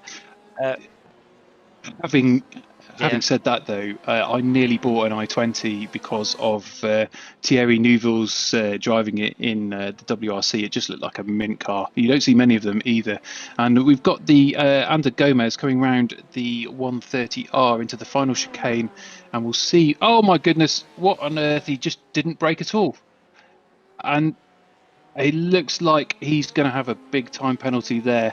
I was just really interested to see how he'd do on that lap, because his previous lap was a fraction slower than Fuga in P2. So I wonder what they're going to do. They are 0.72 through the lap, and he just lost all traction and maybe thought it was better to take the time penalty and go forward rather than having to rejoin. And so here we go, and Fuga Simsport is shortly to complete another lap, so they're 0.93, so they're probably coming around the chicane right now through the final corner and just about onto the finishing straight, 0.98, and the timing will update any second.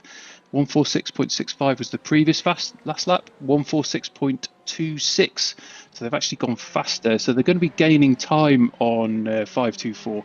And so if you kind of make a rough calculation, I mean, the last lap from 524 was a bit of an anomaly, I suppose. And I think the one previous was 147.2. So that's nearly a second faster from Fuga. So if they can keep that kind of pace up, then there will surely be enough time to catch them.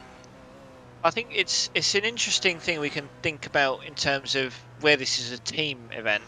So a lot of these drivers will have spotters in their ears, i.e. their teammates, while they're racing.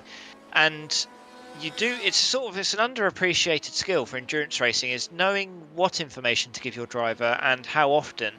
Because say, for example, you're under Gomez right now in that 524, you don't really need to know that the Fuga Sim Sport is lapping slightly quicker than you, because all that will do is put more pressure on you to keep pushing for that extra speed, which will lead to more mistakes like we've just seen. Really, this is just one of those situations as a spotter. If you're the 524 spotter, you're literally just calling traffic for them right now. You're saying don't focus on the rest of the LMP2 field, just focus on running your own race at a pace you're comfortable with, because they've got their own strategy to manage. I've been guilty of it as a spotter before, where I've spotted for drivers and I've been telling them exactly what the gaps are in front and behind. They don't need to know that. They need to use all their brain power on getting around the track as fast as they can safely. And sort of in the dark hours, say, like if you're doing this in the UK, like our UK-based drivers, it's 10 o'clock in the evening now. They'll have been in and around their sim rigs on and off since about 10 in the morning now. The mental fatigue of doing that, of concentrating for that long, you can't afford to just have that much information swirling around in your brain. And I'm not calling anyone stupid, although I'm sure some of the drivers we've broadcast in the past may deserve that mantle for some of their driving, but it's yes, me too. Apparently, all of the commentary team. It's apparently we're the idiots. Although I've never seen any of us cause particular death on the racetrack because we're too busy commentating on excellent action. Yeah, although I suppose we do have the magical. That's why I've been calling Don Johnson Don rather than Tom, so I don't cause him to crash by saying his name, as he has a wobble on 130R and puts my heart in my mouth because I'm worried for him. But this is interesting. That Ford looks so good. I know we've already said this, but it's just so interrupt. beautiful. So he lapped 0.2. Oh, here we go, pits. He lapped 0.2 slower than JD Sim Racing. So this is where it will matter. He must be taking tyres now. He's not going to triple stint surely with a car like that, with that little downforce. Sorry. Here we go, and it looks like there we go. JD Sim Racing has now taken the lead, and Tom Johnson is stacking the pits. As a driver change, Harry Harvey is now going in for Happy Penguin, and they are 3 seconds behind. We'll just wait and see what happens there.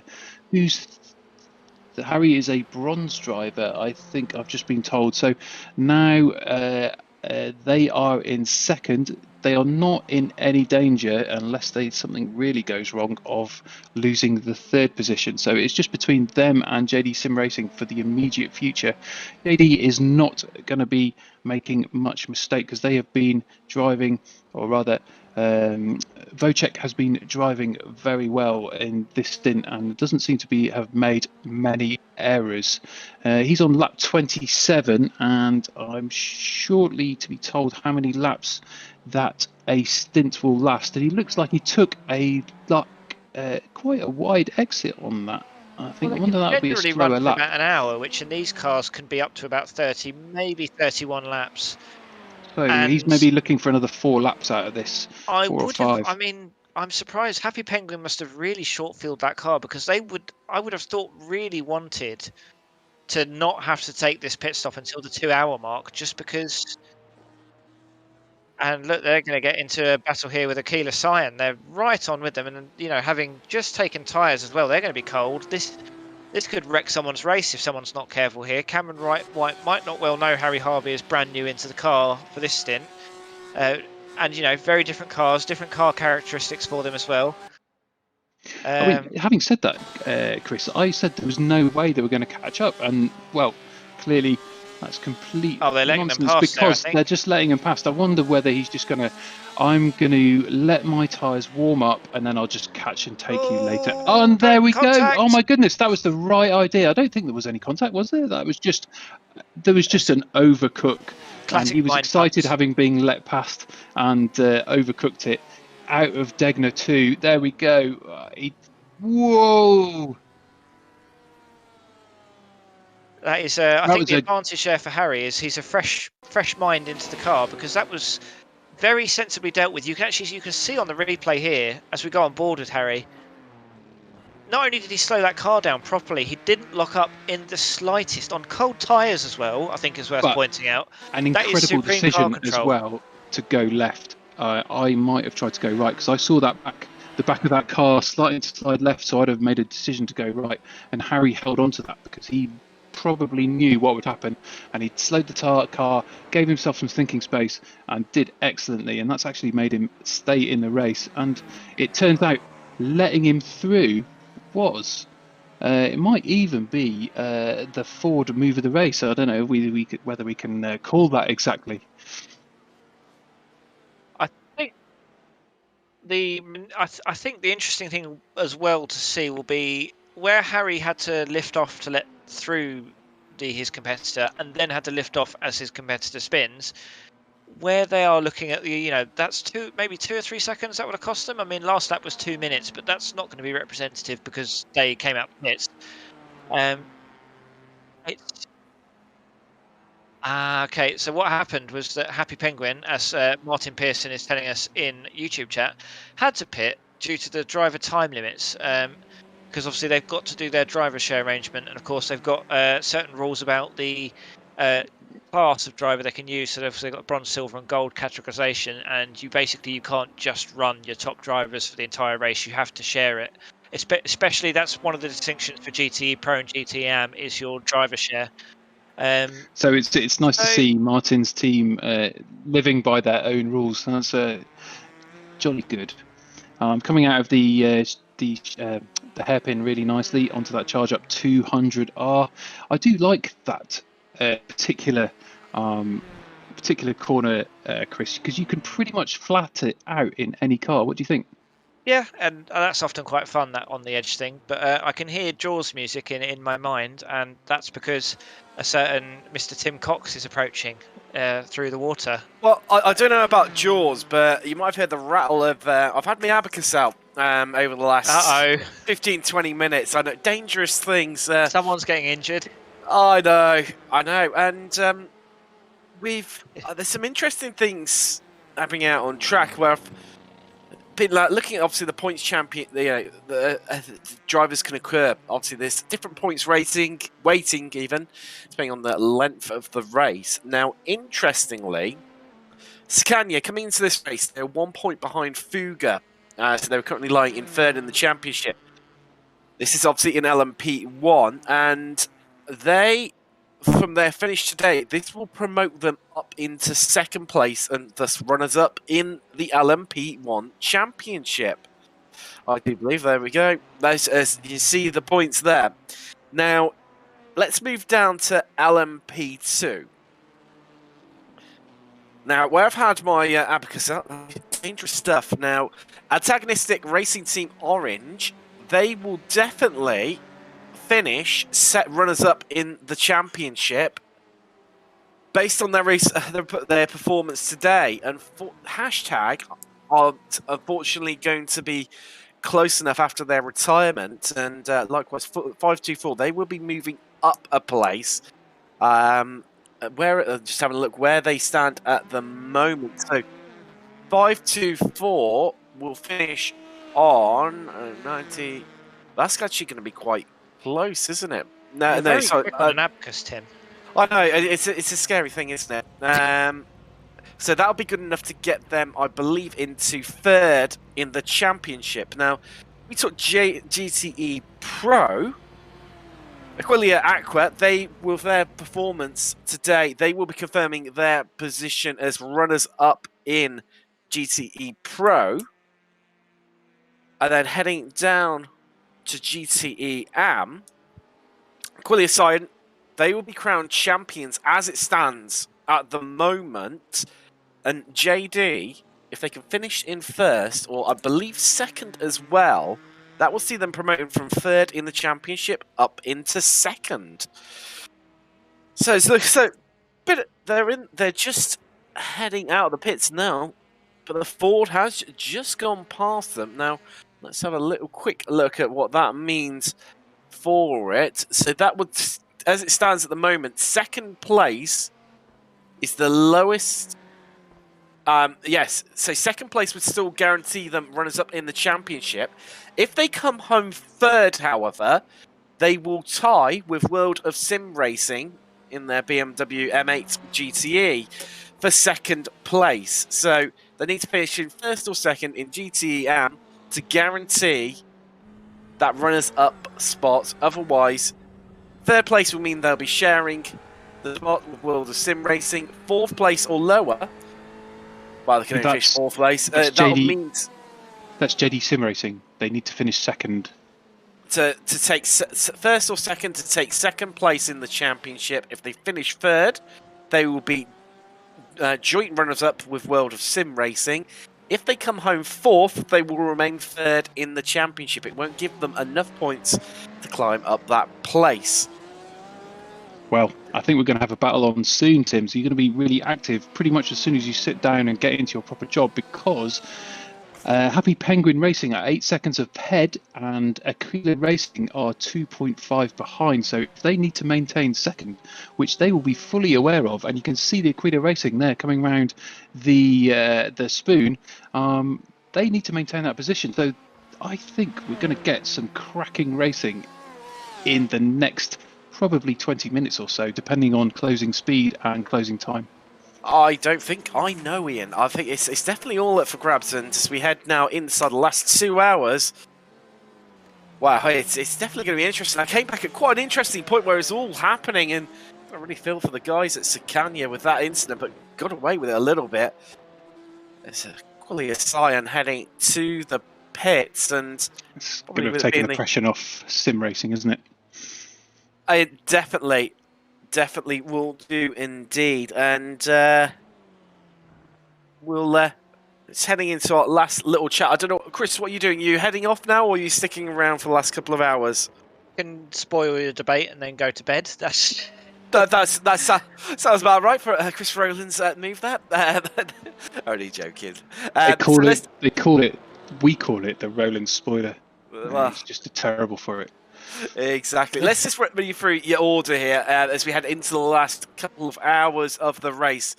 So after 10 hours Tim, completed... sorry, just before you do that, I'd just like to thank Chris for his excellent intro into the electric sports car series. That was really good, and thank you for taking part, Chris.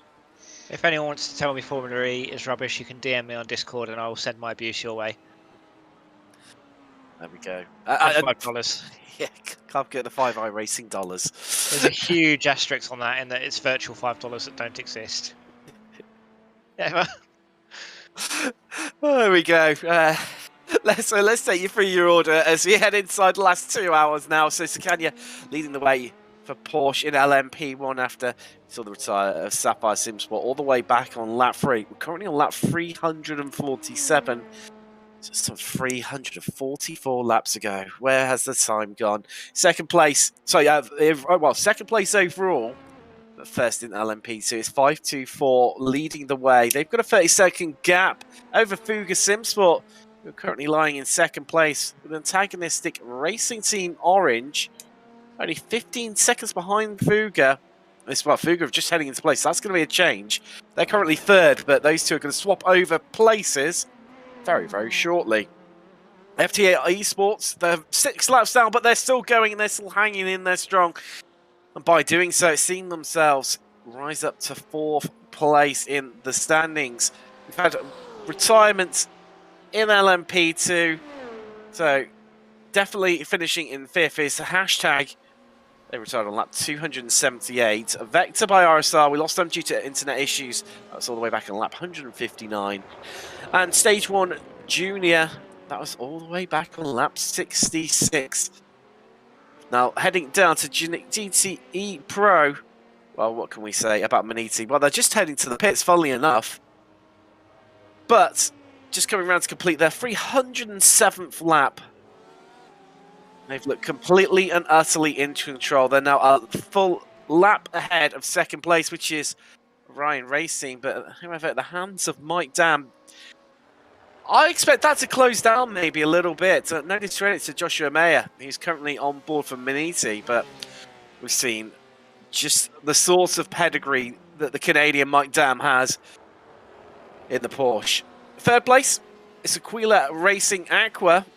They've got Ariko Iwata, the Japanese driver who's new to the championship for this round.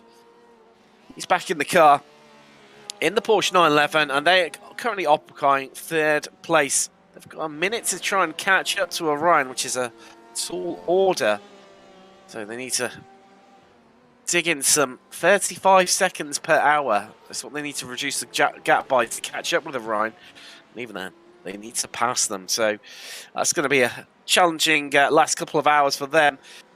Then heading down into fourth place, it's back marker yellow in the BMW, followed by the Corvette. They're in fifth place of Boosted Motorsport GTE. And I've got Tim Perry in the cockpit, probably till the end of the race, with a strong driver. Then sixth overall in GTE and leading the in GT Pro even. 27 Motorsport. Pedro Gomez is currently on board for them, the Frenchman. And they are the last of the runners in GTE Pro. We lost .exe in the Porsche 911 on lap 193. Centurion in the Ferrari on lap 124, and unfortunately, Verve Racing Team Plaque unable to make the green flag. Now let's talk GTE AM. So JD Sim Racing, they have been for the last 7 hours or more so now, leading the way, and also 6 overall. Now, obviously in the Ferrari, they need to stay where they are to.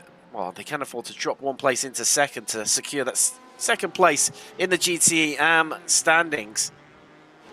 Then, we've got the Happy Penguin Racing Team. They are in second in the Ford. Their debut outing, and great to see the Ford running so strong. With Quillia Racing Cyan rounding out the podium in GTE AM, and we said it all race long. Great to have 3 different manufacturers on the podium. And then we've got backmarker Razzle Dazzle, who's still going. The last of the runners out on track, 15th overall. And they are some 7 laps down on their competitors in GTM, but still hanging in there, and as it's been shown by FTR, Red Dip and LMP2. Just keep the car running, because if one of your competitors retires, you can end up climbing a place. But let's take a look at what happens here. So GTM, this is how it... Ooh, so he hit the grass there, and that's what's caught him out.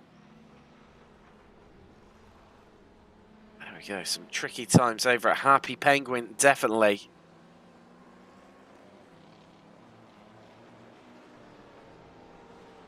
There we go.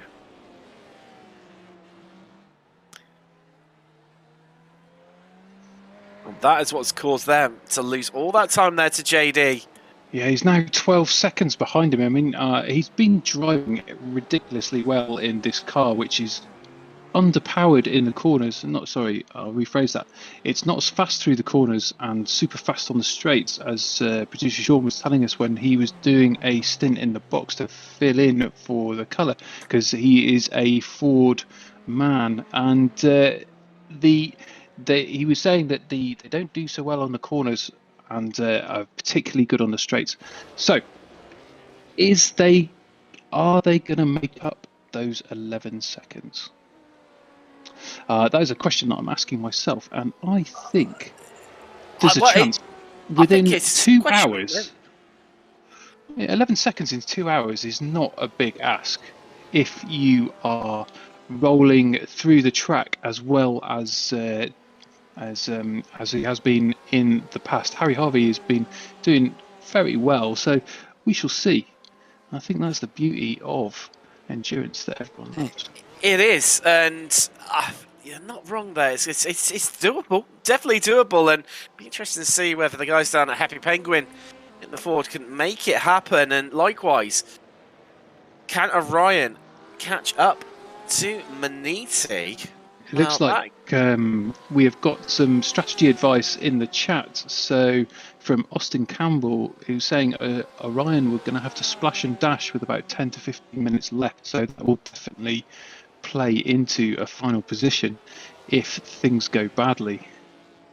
Now, interestingly, Maniti have just set the fastest lap of the race so far in GTE.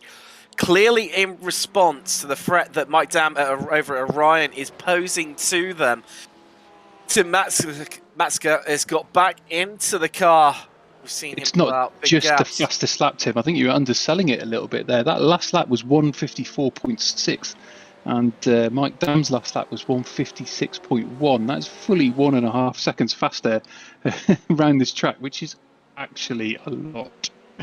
Well, I suppose, talking of underselling it, just to put it in some perspective against all the other fastest laps that we've had in GTE, it is around about nearly half a second quicker than anyone else has managed.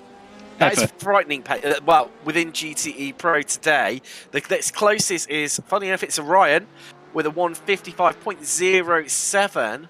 And that includes this morning when the track was cold as well. So exactly, you can really see Maniti are laying down the pace here in the BMW as they look to pull away from Orion to keep hold of that first place and fight off the threat that the Canadian Madame is going to bring to them. Now, as we take it into, obviously, race hour 11, and we talk through our last debate here for the show. Did we get an answer from chat on the previous debate? Can sim racing become bigger? I think we talked about it a lot while there was not much going on, and then a lot happened, so we didn't really mention it much more. It's a good question, really, isn't it? And well, it's got a lot of catching up to do. Let's just say that. It's all Fuga just taking a. Have to get a bit creative with their lines behind the Ford there, who are just closing in on the 27 Motorsport BMW M8. And that could have been a little bit of a coming together there, but Fuga taking a base of action. Alex Moore currently on board for them, as all know, as we see Harvey for Happy Penguin just losing it into turn 1 there. And that is really not helping them with taking the fight to JD. It's these closing stages. Yeah, no, good. Let's see, quite a significant gap now. I don't think that's actually possible unless JD do the same in the future.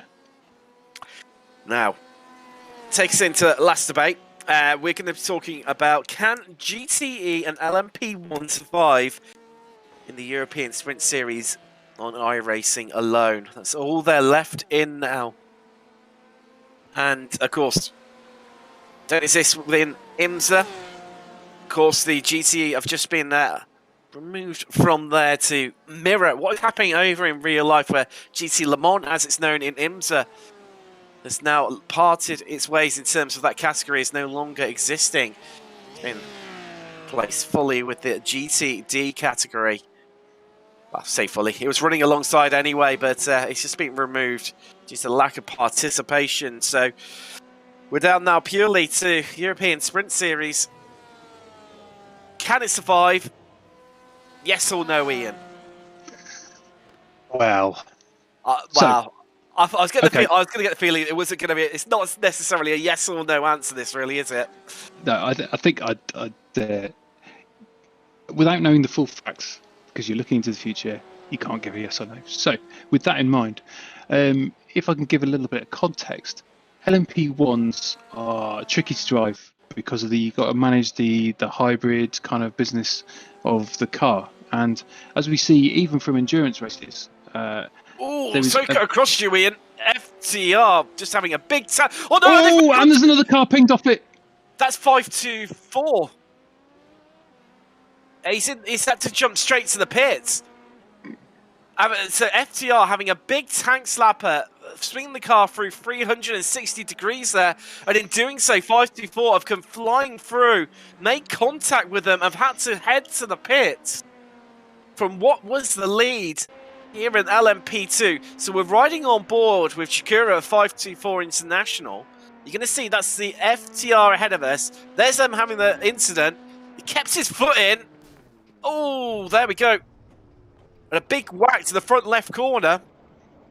I wonder whether there's an element of fear there, and just like, oh, he's rolling back a little bit. I'll keep my foot in. I'll get in front of him, and I think he's paid with that for his life. That looks like a bent steering rack. You see, he moves forward a little bit, and it's just like, no, this is going to be a 90-degree steering wheel business. I hope that hasn't finished his race, because that would be awful. That would be disappointing for them now. Oh, well, that's happened. What does that mean? Well, Fuga have now been promoted into the lead of LMP2. And also, antagonistic. They are only 15.8 seconds behind Fuga. Now, with an hour and 40 left to go, this is going to be a straight-out dogfight right to the end between these two of who can take victory here in the final round. I think you're right there, Tim. I don't think we're going to see 524 again this race. Sadly, that looked like a heavy punch to the front left, and that is going to have bent the steering rack. Now, if they're in less than 5 laps in, they could potentially still scoop that third place. But you know as well as I do, Tim, if the steering rack's bent, you're driving with a 90-degree steering wheel. You can do it for a couple of laps in a sprint race, but not in 141 left of the race. I guess we'll see. I mean, now, we'll like I say, we will see. And this just shows why you should keep in the race, even if you're a few laps down, because you never quite know what can happen. So all of a sudden, FTR's ears are breaking up, and they've got a chance on the podium. What didn't look like a remote chance of being able to get up there. And there is a slight chance now. They just need to keep their head down, just Jackson Lowry for FTR. Put in the laps, just keep consistent, keep out of trouble. And they could be, with a bit of luck going their way. If they get on the podium, Tim, you were talking about the calculations you're doing. Would that actually make a difference to their championship position? Excellent question, Ian. That is a really good point. And bear with me one moment. So, FTR Esports Red, they're currently on 610. Finish in third would give them 19 points, which means they would finish on 70, with 524 still finishing. They would move up a place. So, they're currently 7th. They would move up to 6th. That is due to...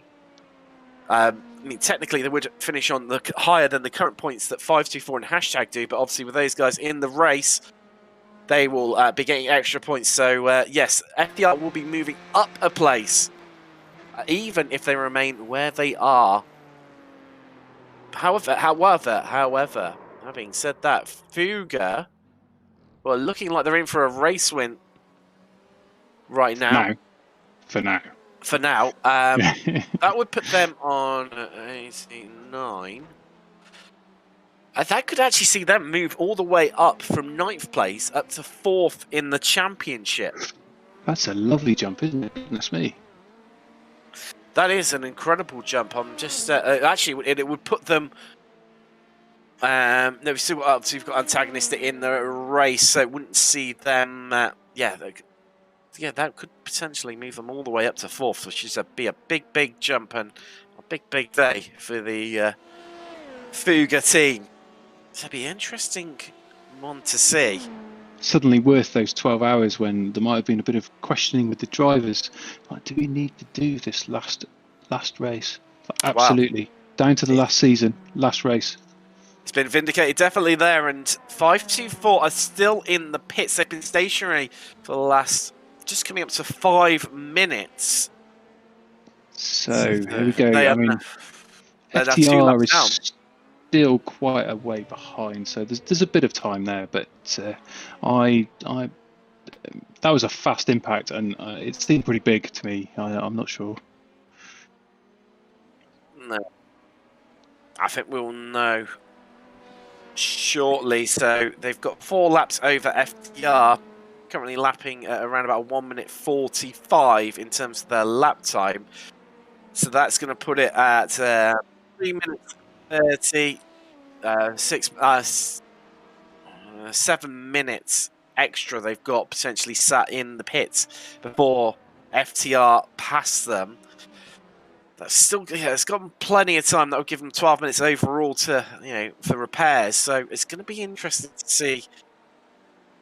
It's not a long time though, is it, to repair like your front wing and your front splitter and your steering? So sometimes you can be in for 16 minutes in just a sprint race, and you might as well not bother at that point. But in endurance, stay the course, see what happens. Well, it's exactly what FTR have done, and look, it's seen them rise all the way up to 4th place so far.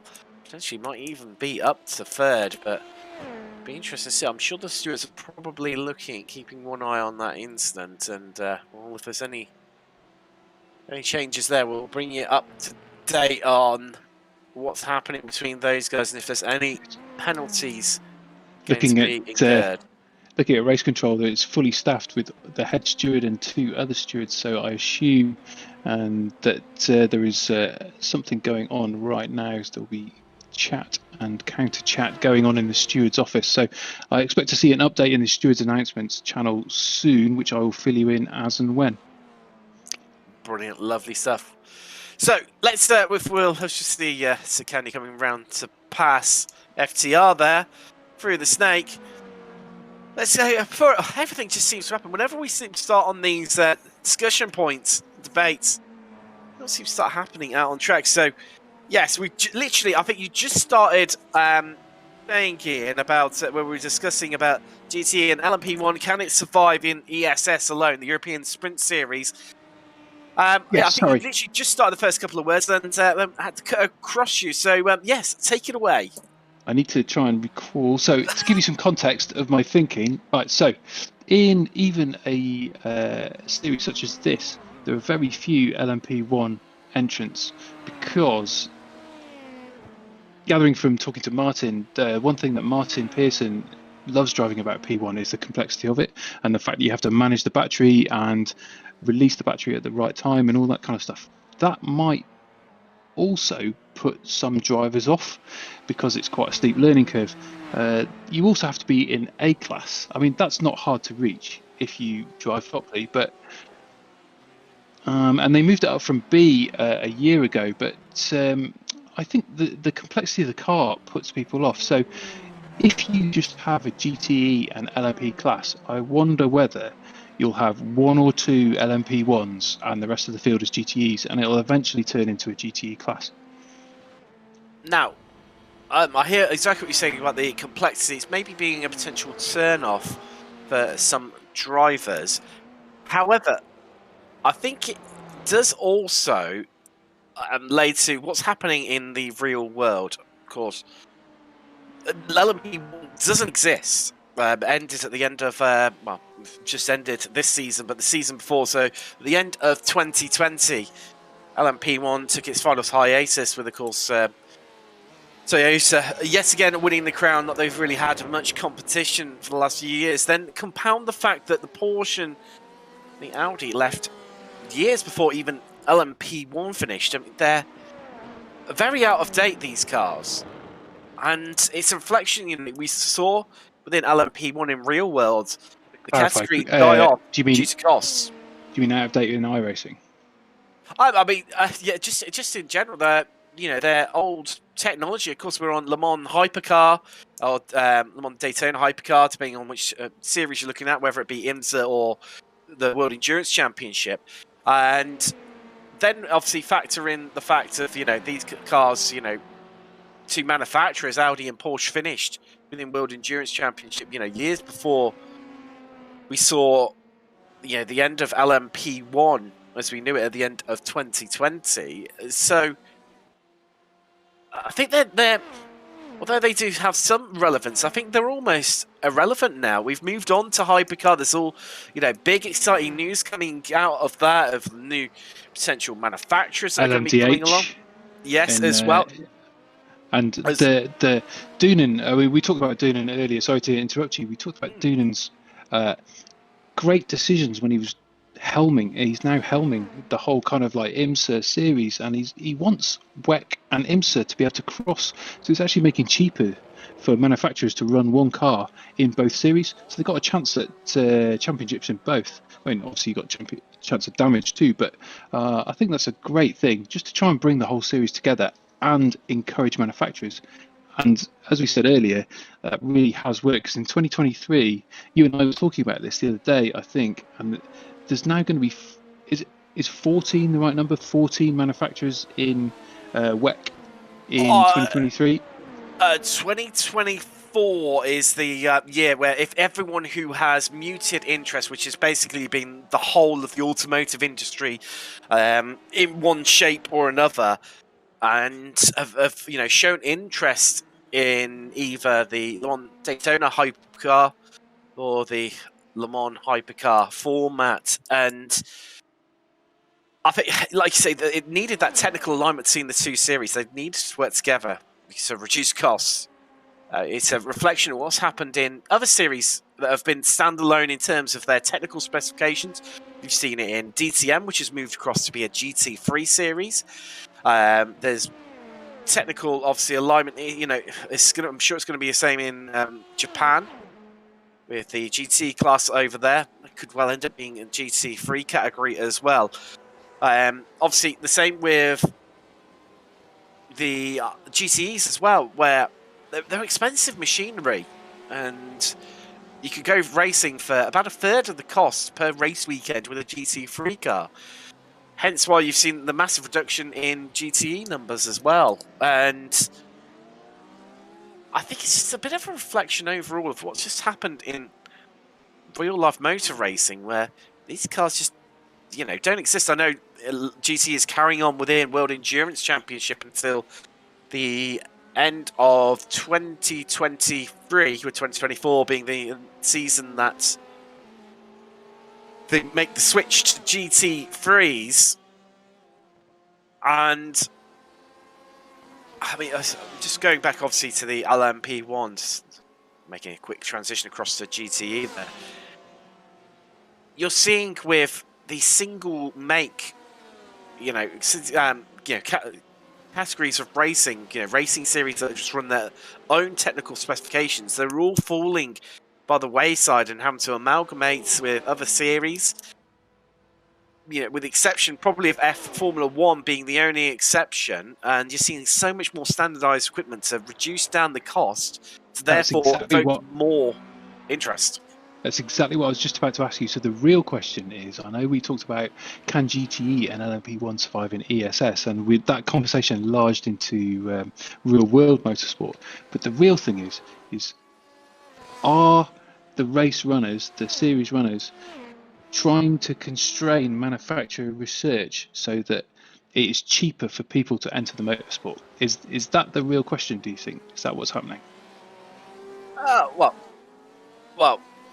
I think it does play a large part of it. It's at the end of the day, it all comes down to cost, especially with what's happened lately in COVID. And then when you then relate that back to the sim racing world, because you don't see the cars obviously about as much and they're not relevant anymore, it's a bit of a, I think turn off is maybe a bit too extreme. It doesn't invoke interest like what we've seen from the Dallara LMP2 within iRacing. When that came along, it's exploded onto the scene. It's had lots of traction, lots of people taking up the car, loads of people loving it, and because it's relevant. And also then it appears in lots of series as well, where we mentioned about the cost of iRacing earlier, where if you're having to pay out for $15 for a car, you'd be able to use it in numerous series that are highly participated in. In LMP1 and GTE is not so much of a problem at the moment, but LMP1 especially, you've got a car where you're down to the hardcore group of people that absolutely love the car. Then, because of that, they're normally people who are very good at said car. So you find yourself, if you want to jump into a European Sprint Series race in the LMP1, you find yourself not being very competitive. It's not an enjoyable experience because ultimately we're here for the enjoyment. We want to jump in and be able to be competitive regardless of what your ability is. I can you were totally able to do that. identify with that point.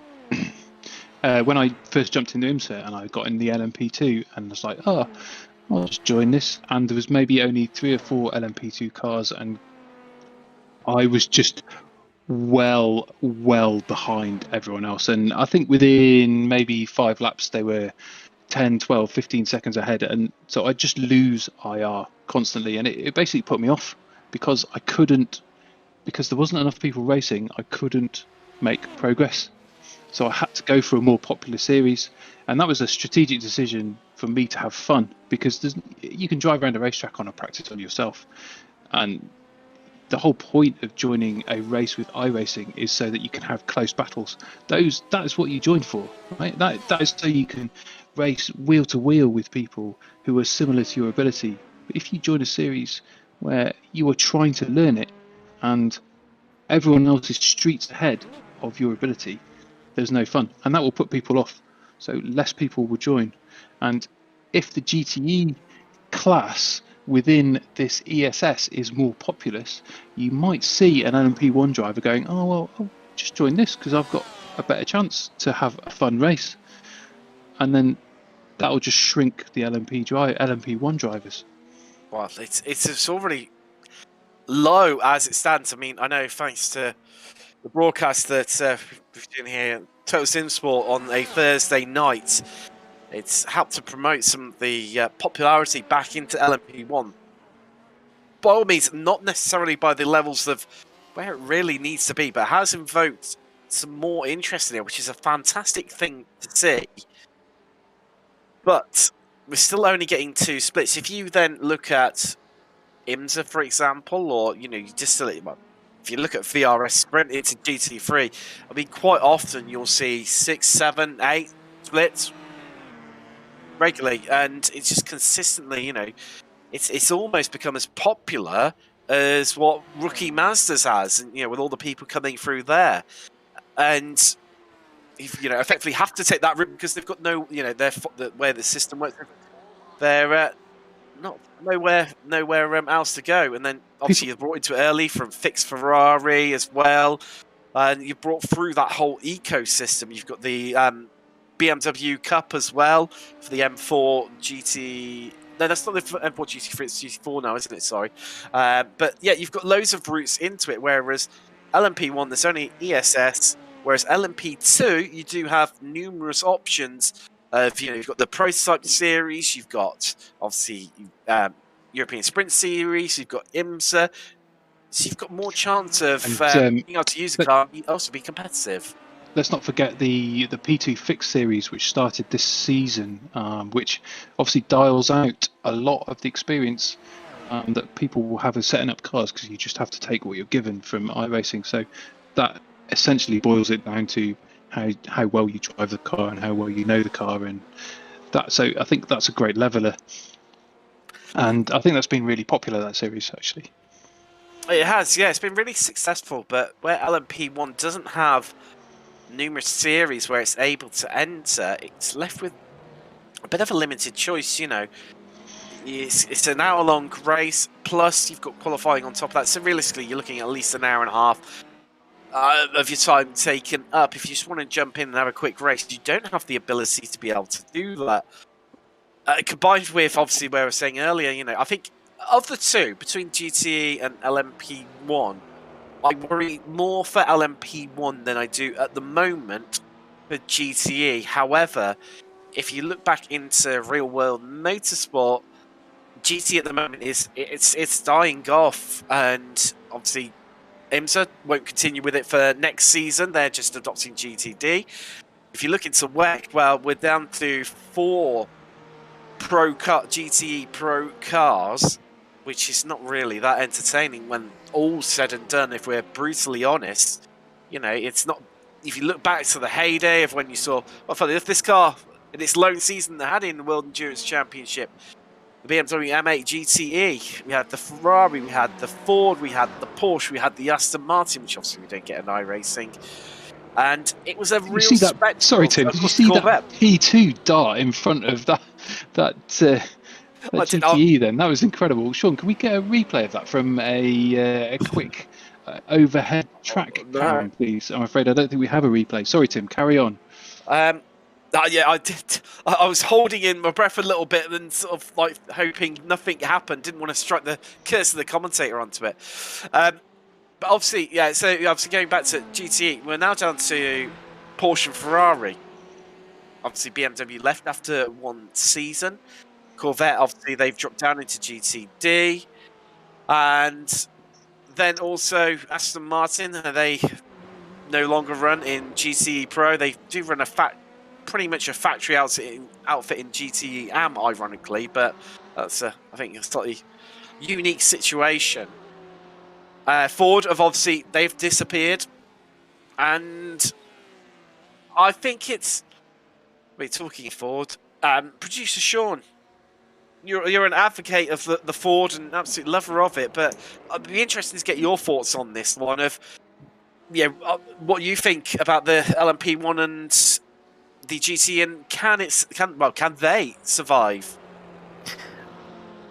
Personally, I think it's the ESS is the only proper multi-class racing in iRacing at the moment. Be interesting to see what happens with IMSA, with the dropping of the GTE and just having the P2 and the GT3, or GTD as it is. But they're only 45-minute races, and I always felt that the hour-long races in ESS were quite short.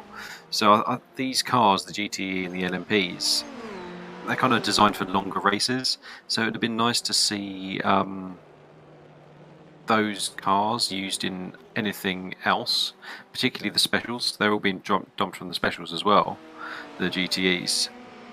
So we're stuck with just the 6-hour races at the weekend, which aren't that popular unless you get a big track like Spa or Le Mans.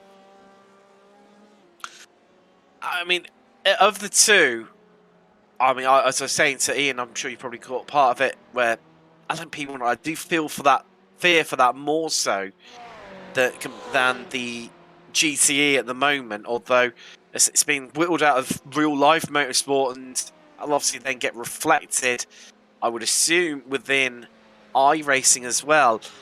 We could see it, left to the history books, and GT3 coming through and taking over and replacing it within even series like the European Sprint Series, which effectively reflects the World Endurance Championship almost. Yeah, it wouldn't surprise me for GTEs if they ended up in the GT Challenge at some point, along with the old GT1s and GT2s. It almost seems like a good home for them, but the LMPs, I can't see where they would go, to be honest. I mean, does that just sort of thinking about that? I mean, the LMP. I mean, obviously another car was the old Honda HPD, which obviously the LMP2, Dallara P217 replaced, and that hasn't made its way into that. Which I suppose that then just back up your theory of the LMP1 being banished to the graveyard almost. Yeah, it'd be nice to have an old prototypes series, wouldn't it? I think, yeah, it definitely had something different, a bit of interest, almost like a historic Le Mans type series. If you just look through the cars that we have in iRacing, you could have a mixed heritage race quite easily. Yeah, I think there's definitely a chance for something like that to happen, like you say. So we just see Marker making their way past JD there, and he's to only half a second covering them.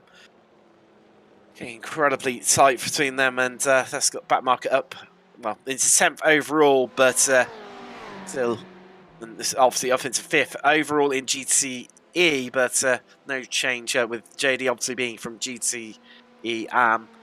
No change in class for them right now, although just having a look at it, JT, they're really not letting them go here.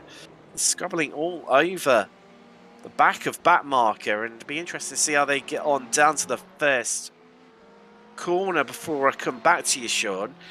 Let's just sit with these guys and see if the Ferrari of JD Sim Racing can make any progress. He's catching, but it's not going to be quick enough. He's taking a good 10th. He's fuel saving him. He is, isn't he? I was going to say you can hear him lifting, and I'm guessing the backmarker yellow BMW isn't, and that's definitely what's allowed them to come past and get the move done quite quickly and easily. They could still be concerned about the Ford in second place. They could well be, couldn't they? I mean, they're only 20 seconds down the road, and just looking at last lap times, they were around about half a second quicker. JD Sim Racing lap times have really dropped off, where they're clearly clicking into fuel-saving mode now to get themselves home with only one more stop, one would assume. Yeah, so the aim here now, Tim, is going to be for these cars to get in under the hour, or as close to that hour as possible. The closer you are, the less fuel saving you need to do in that last hour. It's going to be really tight the next 15 minutes for these cars. If they come in the next couple of minutes for any of the GTEs, well, any time between now and the hour, really, you're going to see them splash at the end, unless they really do some decent fuel saving here. Yeah, it's going to be really interesting to see who can just stretch it out as long as possible. As we said, JD clearly in fuel-saving mode. Aquilia, Cyan, they're in a similar position as well. Just looking at their last lap time, they went nearly a full second slower than what JD did. So, another one is Fuga. What's happened to these guys? Coming down to turn one. They got it on. Ooh, a bit of a lock-up there, but keeping hold of it and living to... another day. Does Alex Moore there? I think 2 major. Luckily for them, the leader in LMP2 right now.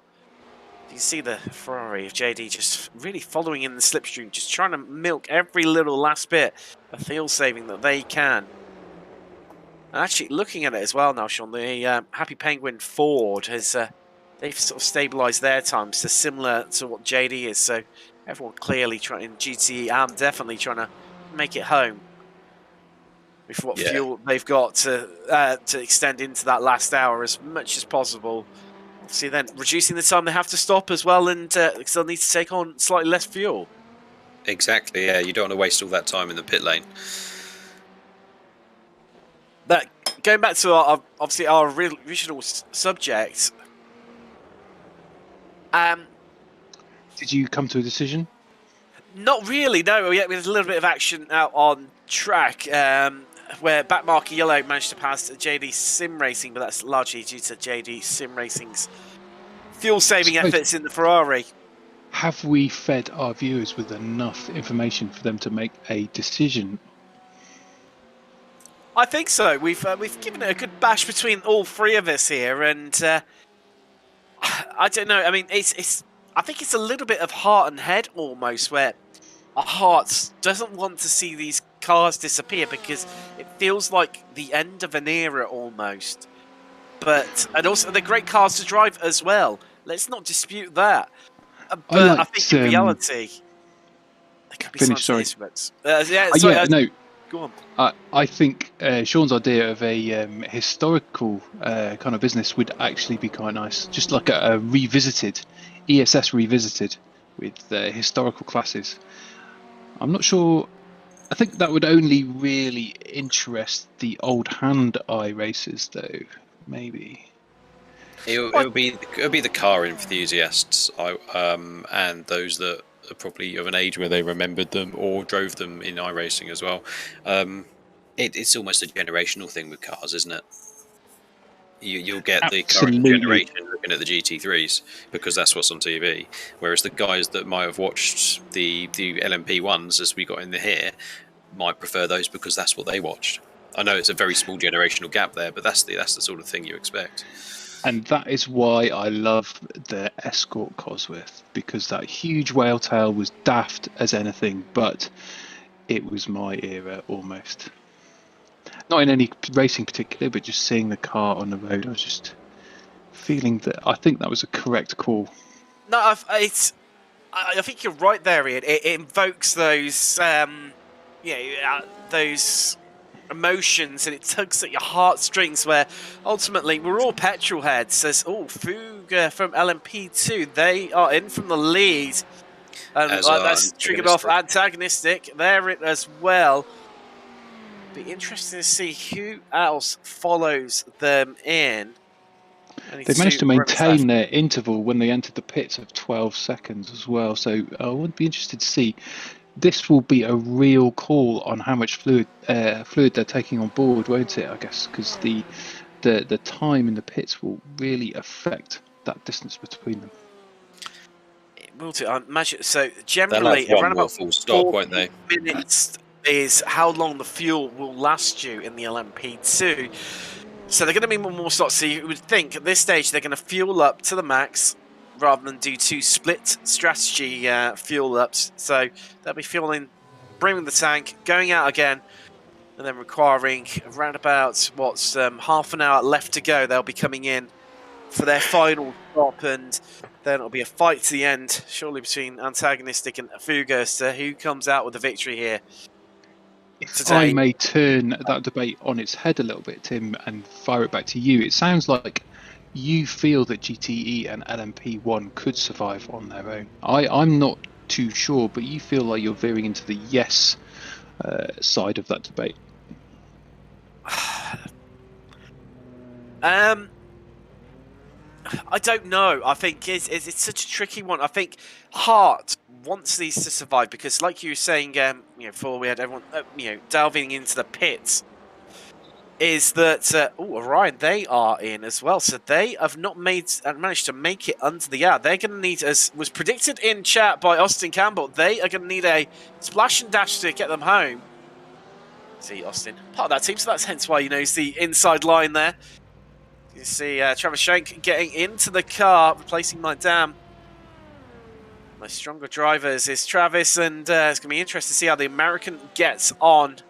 He's going to be closing out this last hour and 10 minutes. Yeah, I think it goes back to what you were saying about your example of the Ford Escort Cosworth being. It's such a. I know you sort of tried to pass it off as maybe not being the right example. I think you're absolutely smack on there, Ian. It took these cars. We've grown up. I've got an absolute love for endurance championship, and think back to Le Mans of seeing especially GTE in its heyday, as well as Orion leave the pits there. It was obviously the season where we had absolutely everyone in. I want to say 2017. I'm sure someone in chat will probably 16. correct me. So it was 18, was it, Sean? 16. 16, there you go. I was out by a year. And it was absolutely epic racing that day. The Astons weren't in Le Mans. The Astons weren't exactly helped by the BOP. That slightly did them over.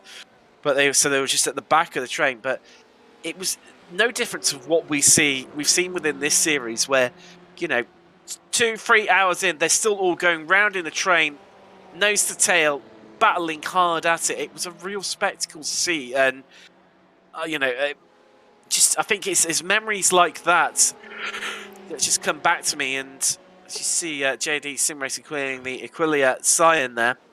Let's go a lap ahead of them. I think it's just those bits that then make me these cars not want to die as much as I think in my head knows that.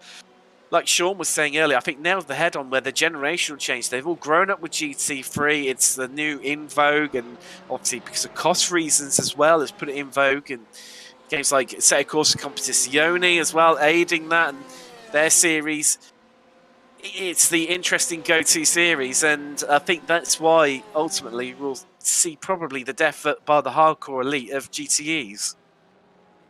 I think as well, I mean, so I've come at it from a different way. I've always kind of had a peripheral view of motorsport. There's a replay going on right now. I wonder what we're going to have. Over to you. Oh, I've got Fuga as my system's slightly playing up in these latter hours. Let's take a look at what I just... There we go, just gone a bit wide into turn 2 there. That's what's caused that for them. I've lost track of what we were saying there, Ian. Sorry. So I was just about to give you a bit of context. I've always had a peripheral interest in motorsport, like WRC, F1 when I was younger, and I kind of fell out of love with F1. And plus, I think it went behind a paywall, and I was just like, yeah, whatever. And what GT3 have done right, what WEC have done right, what IMSA have done right is it's all free on YouTube or their own websites. But the key point is, unless when I hooked up with TSS, I wasn't really conscious. Just seeing Jones as they're not really getting any closer there, but so a 5-2-4. I know they're down obviously after their incident, but really just happy to sit behind these GTEs right now. Oh, that's going to really, really help Backmarker Yellow just extend that gap out between themselves and JD there. We pad them out. See Fuga coming around in the background, looking to put another lap into the misery of what's been 5-2-4's International's last hour of racing. And yeah, sorry, you were saying about what? Sorry, perhaps I'm a bit of an outlier when I wasn't. The kind of Le Mans and WEC and IMSA series was kind of peripheral to my vision, and I haven't really started looking at it or watching it until I started commentating on these endurance races, and it's absolutely brilliant. And I'm really enjoying watching it. It's great, and I don't understand why I never made that connection in my head that there's all this other aspect of racing apart from F1, apart from WRC, to watch, because I was always fully on the whole kind of Richard Burns, Colin McRae, if in doubt, flat out, round corners, deal with it, and that kind of driving really appealed to me. You know, you're doing that really big opposite lock round corners, but WEC is actually fantastic. And IMSA endurance, it's brilliant. There's this whole other layer of strategy that I was totally unaware of, and that actually makes it more interesting. It's like, if I may expand on that, well, I don't like football. I find it boring. When I watched football with a friend of mine who knew all of the teams and knew the tactics, it was fascinating because he'd be able to predict how a team would react to a certain play. It was brilliant. I loved it.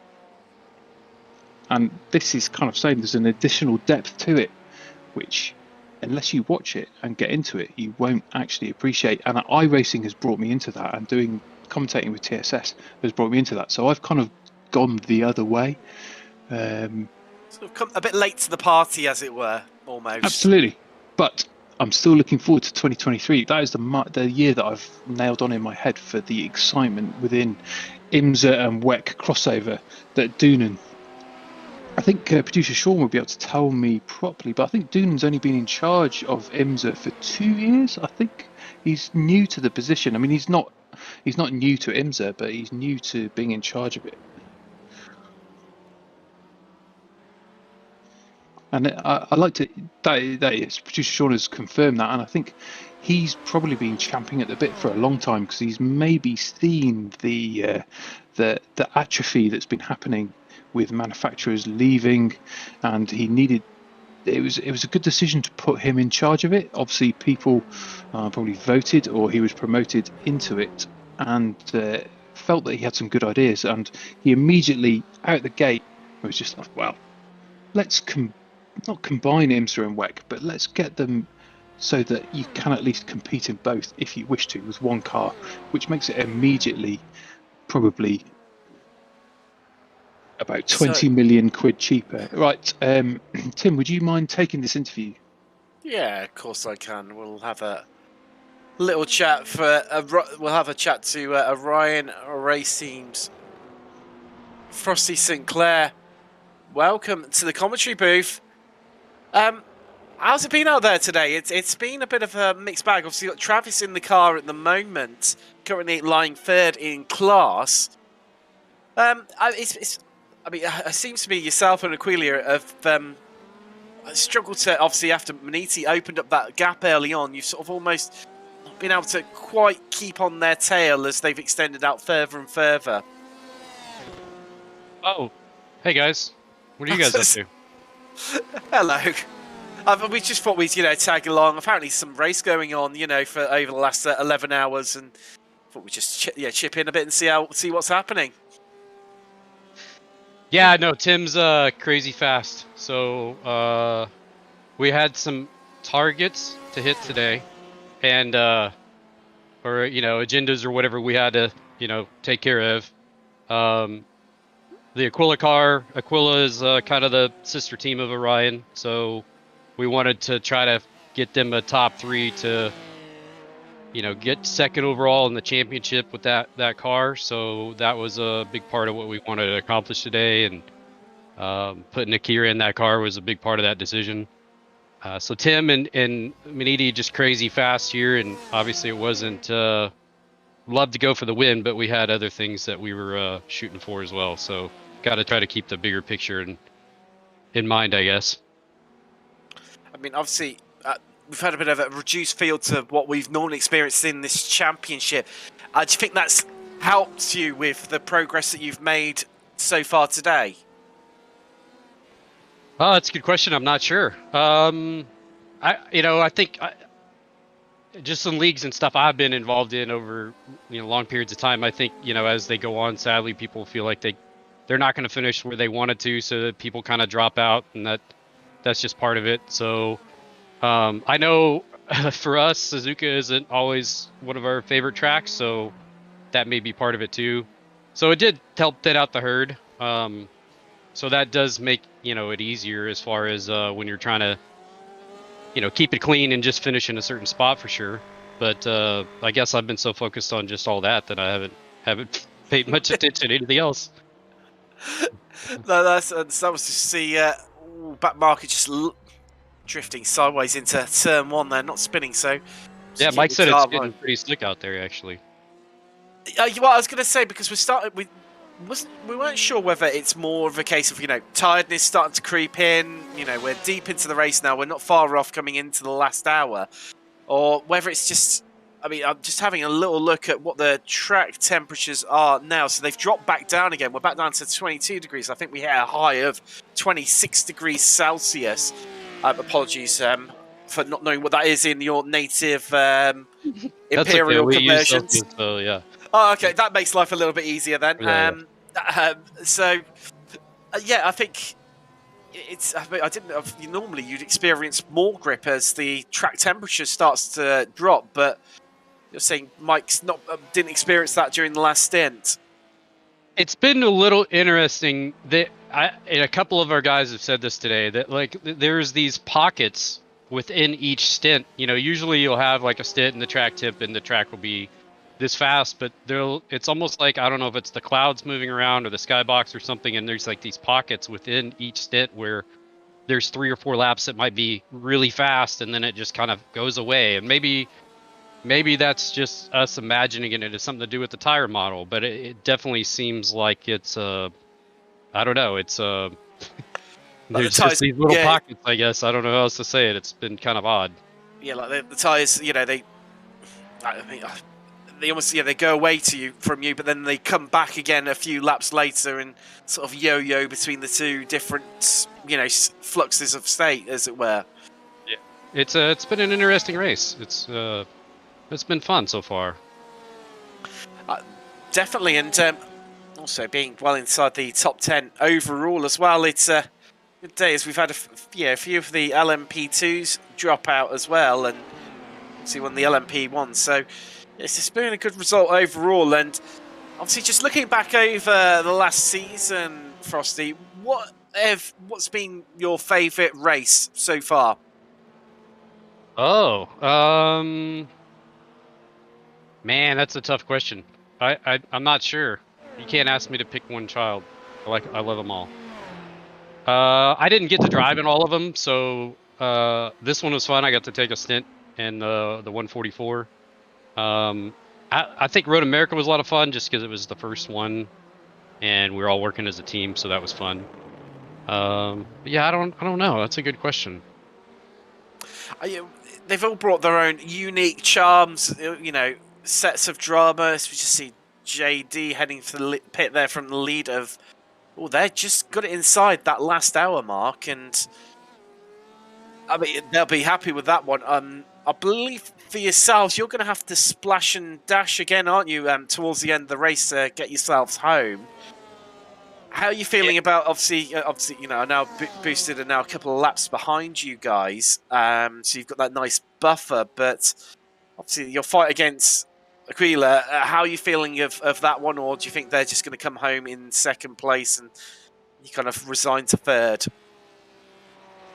No, I think it's interesting. We weren't on both sides. We knew it was going to be somewhat close when it all came down to it, but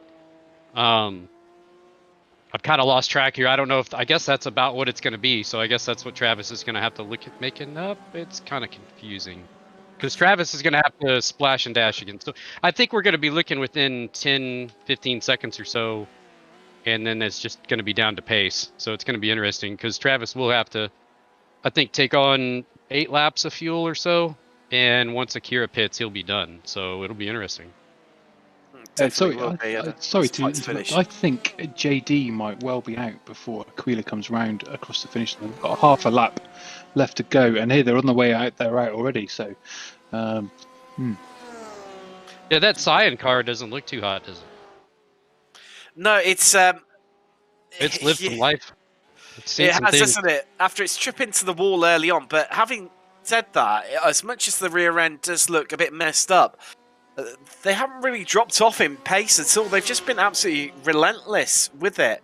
And, I mean, she's looking at last time around. Danny Thompson currently at the wheel, a Canadian. And, I mean, he was quicker by about a second and a half against JD Sim Racing, who are ahead of them on track and obviously in class right now. So, did you see the line he took through 130R, though? He didn't even use all of the track. He came only to the middle of the track before he came back across to take the chicane.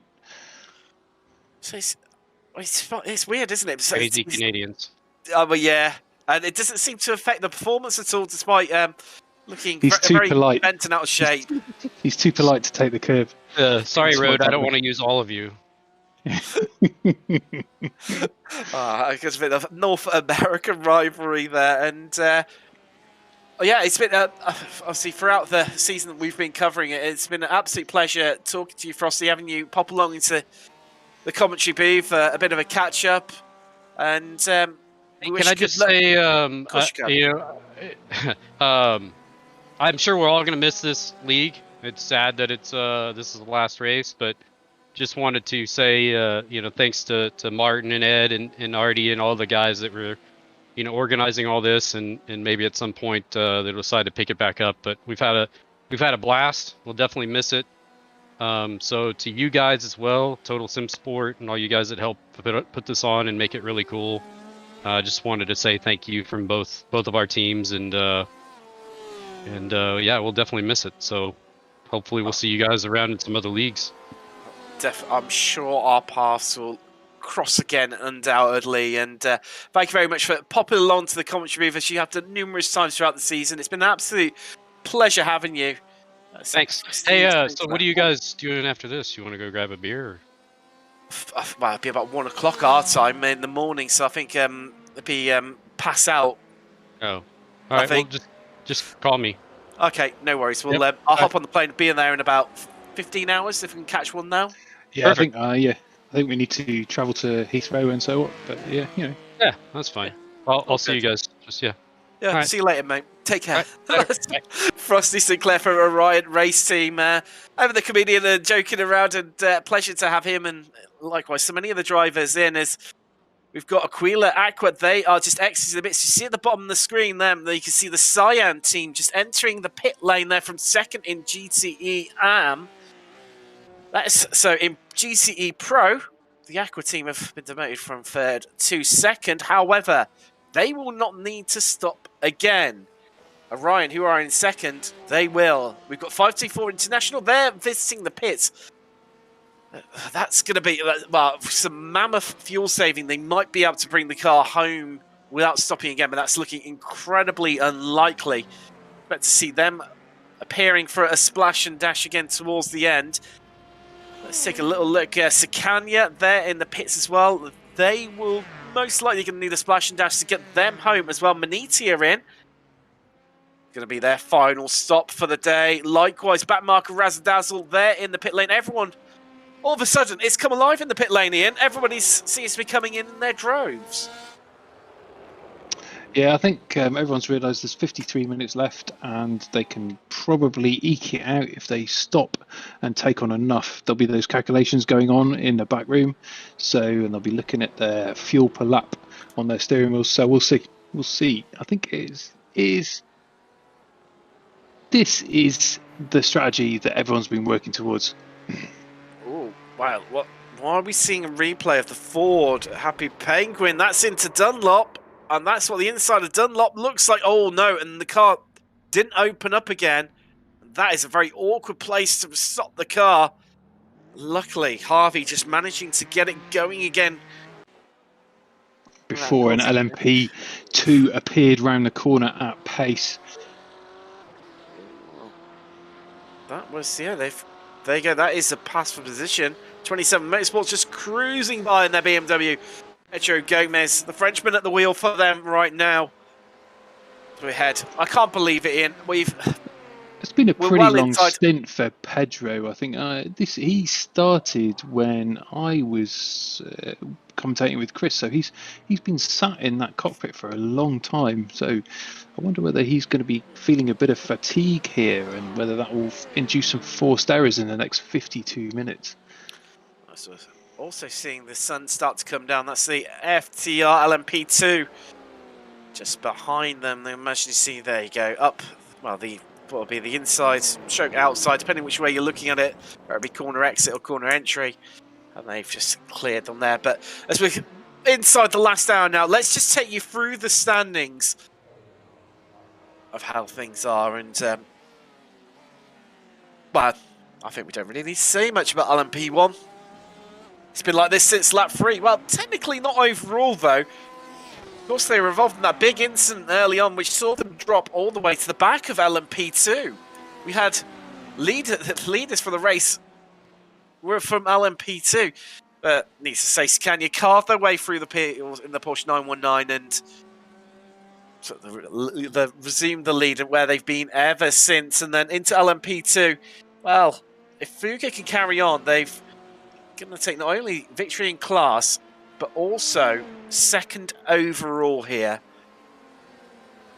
However, I've not been keeping an eye on that interval. I like to think that interval has dropped, but I'm not sure.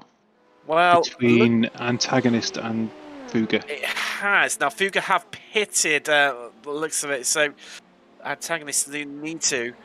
So that's a little, unfortunately, as much as coming into this last hour, I think it's probably going to need a splash and dash from Antagonist. So it's looking a bit safer for Fuga.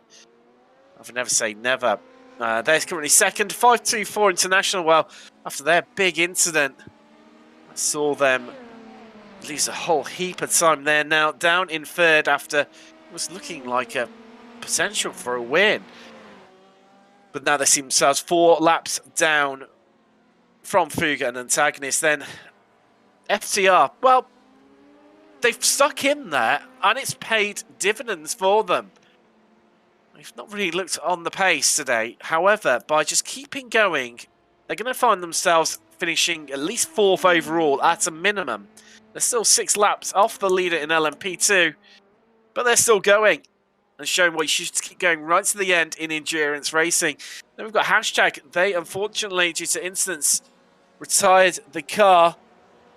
That was all the way back on lap 278. We're currently on lap 384. Then, affected by RSR, they had internet issues. They retired on lap 159. And Stage 1 Racing Junior, we lost them on lap 66. Let's head across to GTE Pro. Well, they're already on the screen, Maniti. They've looked unbeatable today in the BMW M8. Pulled out that large gap early on and have kept it ever since.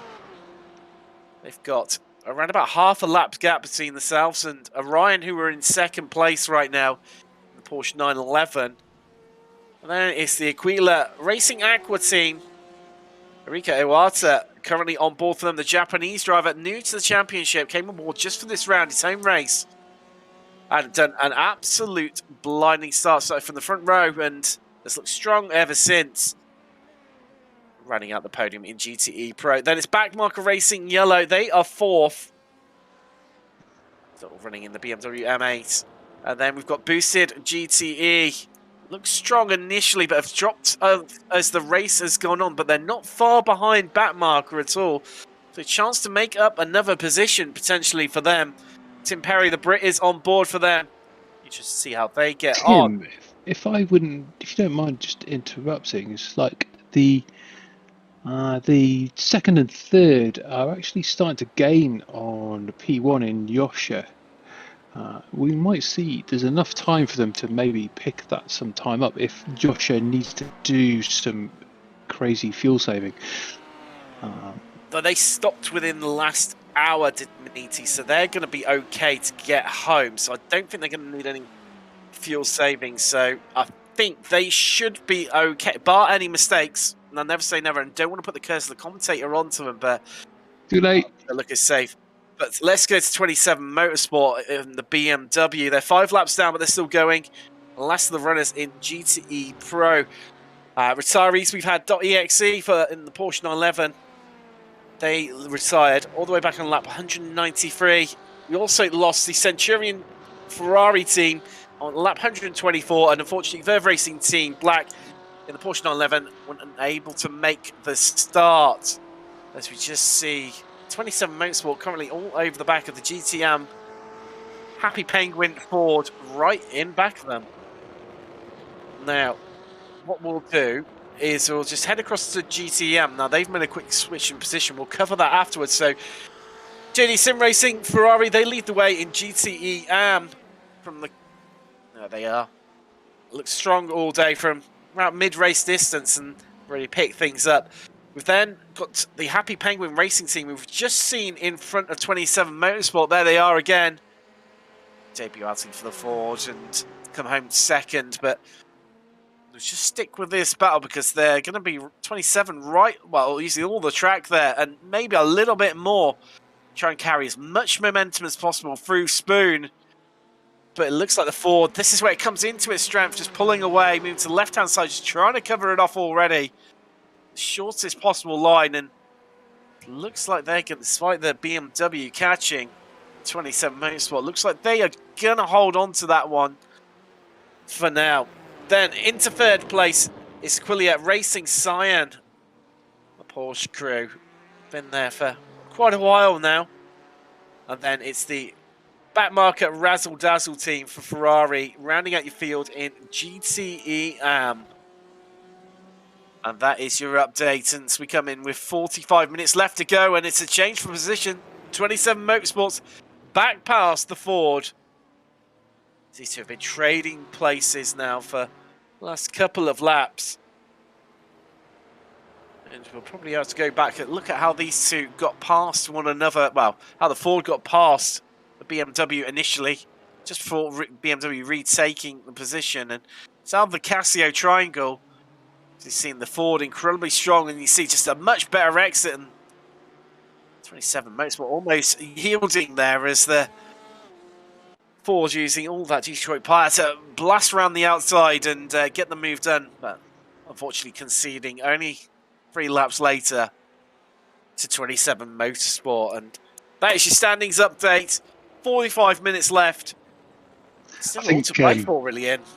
Just looking at that last pass from the Ford, I think the pass on the outside of a corner is one of the most satisfying you can do, because you know you've got the best exit.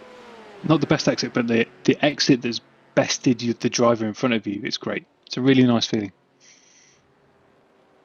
It is. It's one of those really satisfactory moments. And so we just come up to 10 to 5 local time. I get a feeling these two are going to trade places again a couple more times, these 2 or 3 more times before the end of the race. And the sun just about started to come down, and it's really close to not only the day's proceedings here, but also this championship. And it's great to see so late into the race, 2 cars battling it out. One of Germany's finest versus one of America's finest.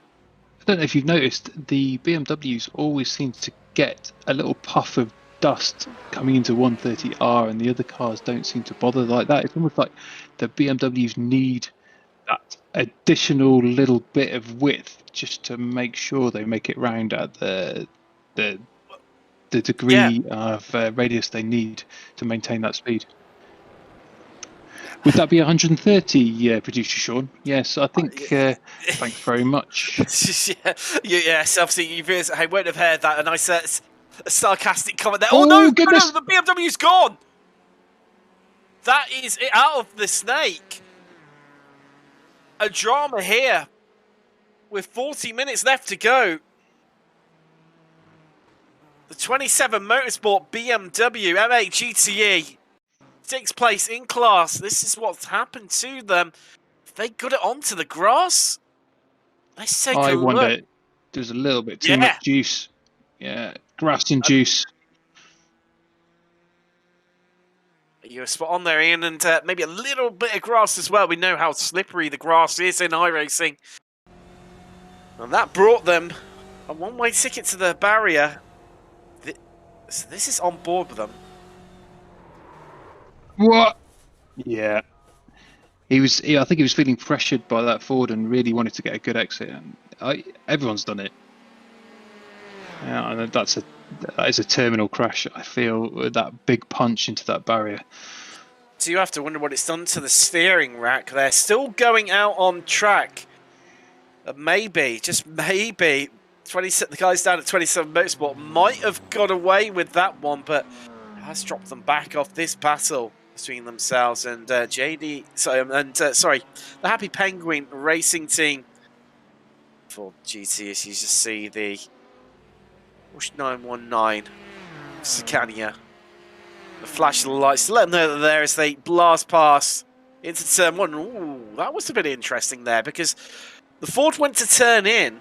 Harry Harvey currently on board for them and suddenly spotted that the Scania Porsche hadn't quite cleared them as much as he first thought, and had to have a bit of a correction in the steering wheel there and turn the car. No disrespect to Sean, but the Ford strikes me as one of those lumbering devils that once you've picked the line, then you need to keep it. So if you need to change it, then you're in trouble. It does seem a little bit like that. It's definitely not as easy to drive compared to the BMWs. I've been out for a quick spin in all of the GTEs, funnily enough, and I'll tell you what, the BMW is the easiest to drive, hands down. And I'll tell you what, the guys over at Maniti, the GTE Pro, have made it look even easier, like a pure walk in the park. They've controlled this race from start to finish. With 11 hours 20 completed. Just on board with the backmarker Residus there. So that's the antagonist in the ALMP2. Please don't say this. Oh, there is contact. And they've gone straight into the wall. And they've headed straight to the pits. That felt like a big bang. They were heading at speed. There was no time to brake. And they came onto the gravel at pace. That is a lot of front end damage to that Ferrari. This is what it looks like on board. Yeah, he braked a little bit later, but then there was that nudge that really pushed him. Broke traction, no friction. Better connection with the barrier, and they've headed to the pits, and you get the feeling that might well be a retirement. But I'll tell you what, let's have a little chat to Ben Gregory of Boosted. So it'll be great to have a chat with this late into the race. And Ben, question: are you still to target? I knew this was going to go up. Yes. Yeah. Have you decided on a target, Benjamin? Well, the original quote-unquote target was literally just to finish. We weren't actually feeling our pace.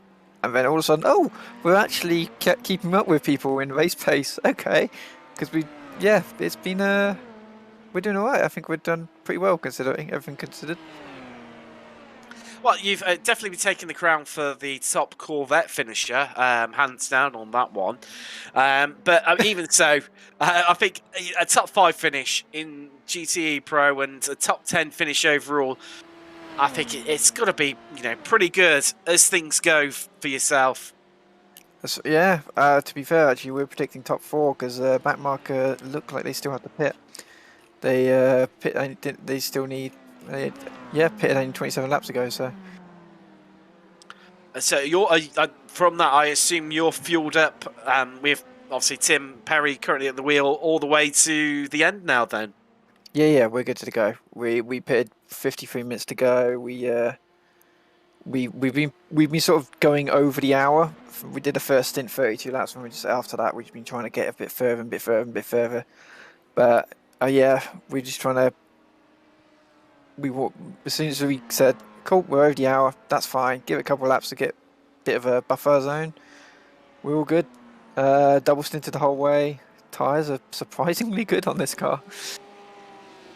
That obviously, you started part way through the championship and then made the switch from LMP1 down into GTE.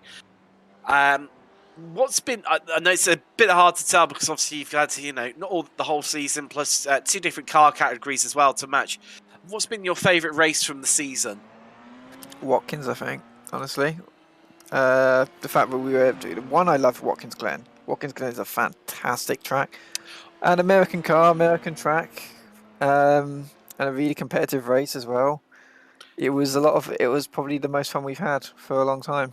Well, as you were saying about Backmarker needing to pit again, guess what? They've just come into the pits and you've promoted yourselves up to 4th place. So, as you predicted, exactly what's happening. You're going to get that place quite comfortably as well. By looks of things, they're still stationary. Be interesting to see how much longer they are stationary for. They would have to take at least half a tank, so we're more to the good. Well over that now. They've been stationary for 25 seconds now. They're rough out now, so yeah, it's looking good for yourself. That's really helped you coming into the latter part of the race. So you're finishing 2 places up from where you started as well. Obviously, going forward, what's next for the guys at Boosted? What sort of championships are you looking to enter? Obviously special events. It's pretty common for us to be in. But we're currently looking at the World GT Championship, which we've been a part of for a good few years now. So we're pretty much part of the furniture of that. I know there's some guys going into the new TCRs with Sim Racers World. Yeah, so we're kind of spreading out again, GT and TCR, which are sort of our staples. Should be good fun to get into it. I know not all of our drivers are going to be taking part, but yeah. Oh, definitely. And we were saying earlier, about potentially, obviously, the GCEs, obviously, and the LMP ones just constrained to ESS, and it almost feels like they're, coming to the end of their life now. Do you think they're going to be cars that will live on, or do you think they're going to be resigned to the iRacing history book soon? I think they'll live on. They've still got the GT2 and GT1 cars still running in the Fanatec Challenge. Well, I don't know what it's called now. It used to be the Fanatec Challenge. Yes, I know exactly which one you mean. Yes, and that was one of the things that was mentioned, and we did wonder whether we might see them migrate across to said championship. And yeah, it'd be a shame when they do go. Let's put it that way. It was moved from the mainstream, but it'd be still good to have them. I think it will still stick around. IMSA's, I think, going to be the top flight endurance eventually. But I think because the era that the LMP1, LMP2 and GTE cars we have represent with this fantastic endurance era we've had, I think they'll stick. I know it sticks quite strongly in my heart for being the first WEC race I ever went to see was the new hybrids, and I was like, ooh, lovely. So I think they'll stick around as a very popular series still. They're probably the best endurance cars we've had in decades. Definitely, I second that one, and we'll leave you to close out the race with your teammates and as you head up into what's now 4th place, and looking strong for that. I hope for the remaining just over half an hour it all goes well for you, and it's been a pleasure chatting to you and to your team for the last few rounds. It's been a pleasure being a part of the series. We've really enjoyed it. It's been fantastic broadcast, fantastic series, and we're sad to see it go, to be fair. But fingers crossed, if we come back in the future, we'll definitely be back. Definitely, it's been a cracking championship, and a pleasure to have you. That's you very Benjamin much, Ben. Gregory from the Boosted Motorsport GTE team in the Corvette. Well, you know, she So said, there is a steward's note that the Backmarker Racing, Razzle Dazzle, and Antaga Racing's Team Orange is under investigation. We will find out shortly what happens there. The headlights are fully on, Tim. Have you ever raced in these kind of conditions? I've always struggled in twilight and darkness. I have, yes, but not at this pace. So my experience came where I had both the sunset and the sunrise phase during the Nürburgring 24. Did that in the Audi RS3 TCR, and it's definitely. I'll tell you what, it does get a little bit tricky where the sun's moving around and it couldn't be in your vision a little bit. Obviously, not quite as blinding as what it is in real life, but it's not too bad. At this, the amount of darkness that's out on track at the moment, it's not too bad, to be fair. It's when it starts moving pretty much to full darkness, or you've got part of the track that is dark, part of the track that isn't dark. But just while we talk about that, the top two in LMP2 are in Antagonistic and Fuga. That's going to be their last. This is going to be their last pit to get themselves home. And ooh, just looking at it, Antagonist, they are still stationary. Mind you, they did come in a little bit after Fuga. Let's just keep one eye on the stationary times. So they have now, Antagonists, they were stationary for an additional 2 seconds compared to Fuga. That's not going to help them. They've got 30 minutes to close up, 22 seconds. But this is P3. This is 524 International into the Casio Triangle and doing. I think was it 524 did it there previously as well, Ian, where they elected not to take damage and just carried on going. Yep, that was them. Yep. I think so. Just talking about those P2 pits, look at the stationary time. So antagonists were 2 seconds longer, but they were nearly 3 seconds longer out of the pits. So there's an additional second lost on the pit exit there, which is interesting. I wonder whether that was some nervousness with the pit limiter. I don't know. Could well be. It's just one of those things of risk versus reward, isn't it? Especially at this late stage. You don't want to be blowing it, with half an hour left where you're almost within catching distance, but the work is going to be cut out at 22 seconds with half an hour to go. I think you need an error there, I think. Order. Yes, we've also got 27 there into the pits. Obviously, Backmarket still in there as well. Be interesting to see how they get on. Likewise with likes of Fuga as well. Not long left for them to try and close this one out. It's going to be really interesting to see how they get on. So I noticed earlier you were doing a bit of Rowlands fence sitting with the debate question, Tim. Which one? We've had so many, Ian, over the last 11 and a half hours. Which one was it, my friend? The GTE and LMP1 surviving. I don't think you really made a decision. You were kind of pretty kind of 50-50 on the whole thing.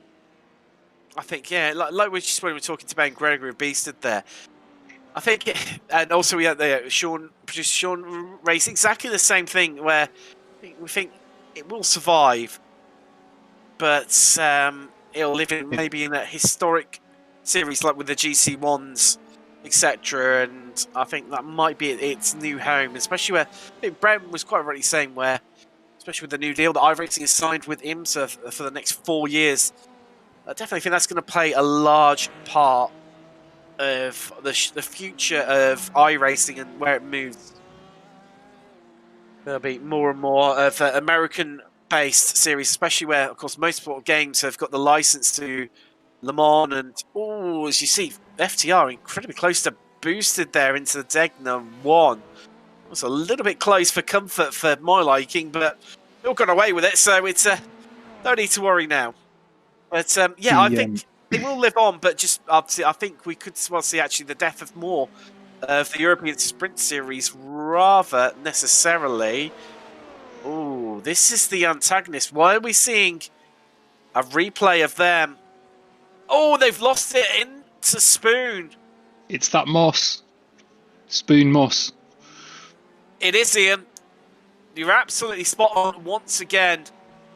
And you get the feeling now that that has just gifted it. That's it. The Antagonist as miracle. well. Sorry to interrupt. Antagonist have been given a drive-through penalty for that incident with Backmarker Racing Razzle Dazzle. So they've now got to come in and serve that as well as that spin. So I think the possibility of P1 is well and truly into the distance. You can see him just coming through the pit lane there as just before we changed shots to what's happening out on track. As we've got see the Aquilia Racing Scion there with the JD Sim Racing Ferrari just heading through the snake. These lovely moving shots as we head into the last 27 minutes here. And as you say, Ian, I think that's got to be all over now for Antagonistic. It's but a big incident, which, you know, fingers crossed for the guys over at Fuga, it doesn't happen. They cannot catch them now. The gap is way too big between them. It's now up to 54 seconds. The smallest gap on the track appears to be between Happy Penguin and JD Racing, which is 17 seconds. I think I'm reading that correctly. Yes, you are. Yes, that is the closest gap we've got out on track. No, I've read that wrong. That's Aquila Racing with Happy Penguin. So we have got, and they are lapping at roughly 2 minutes a lap, and there's 26 minutes left, so that's 13 laps.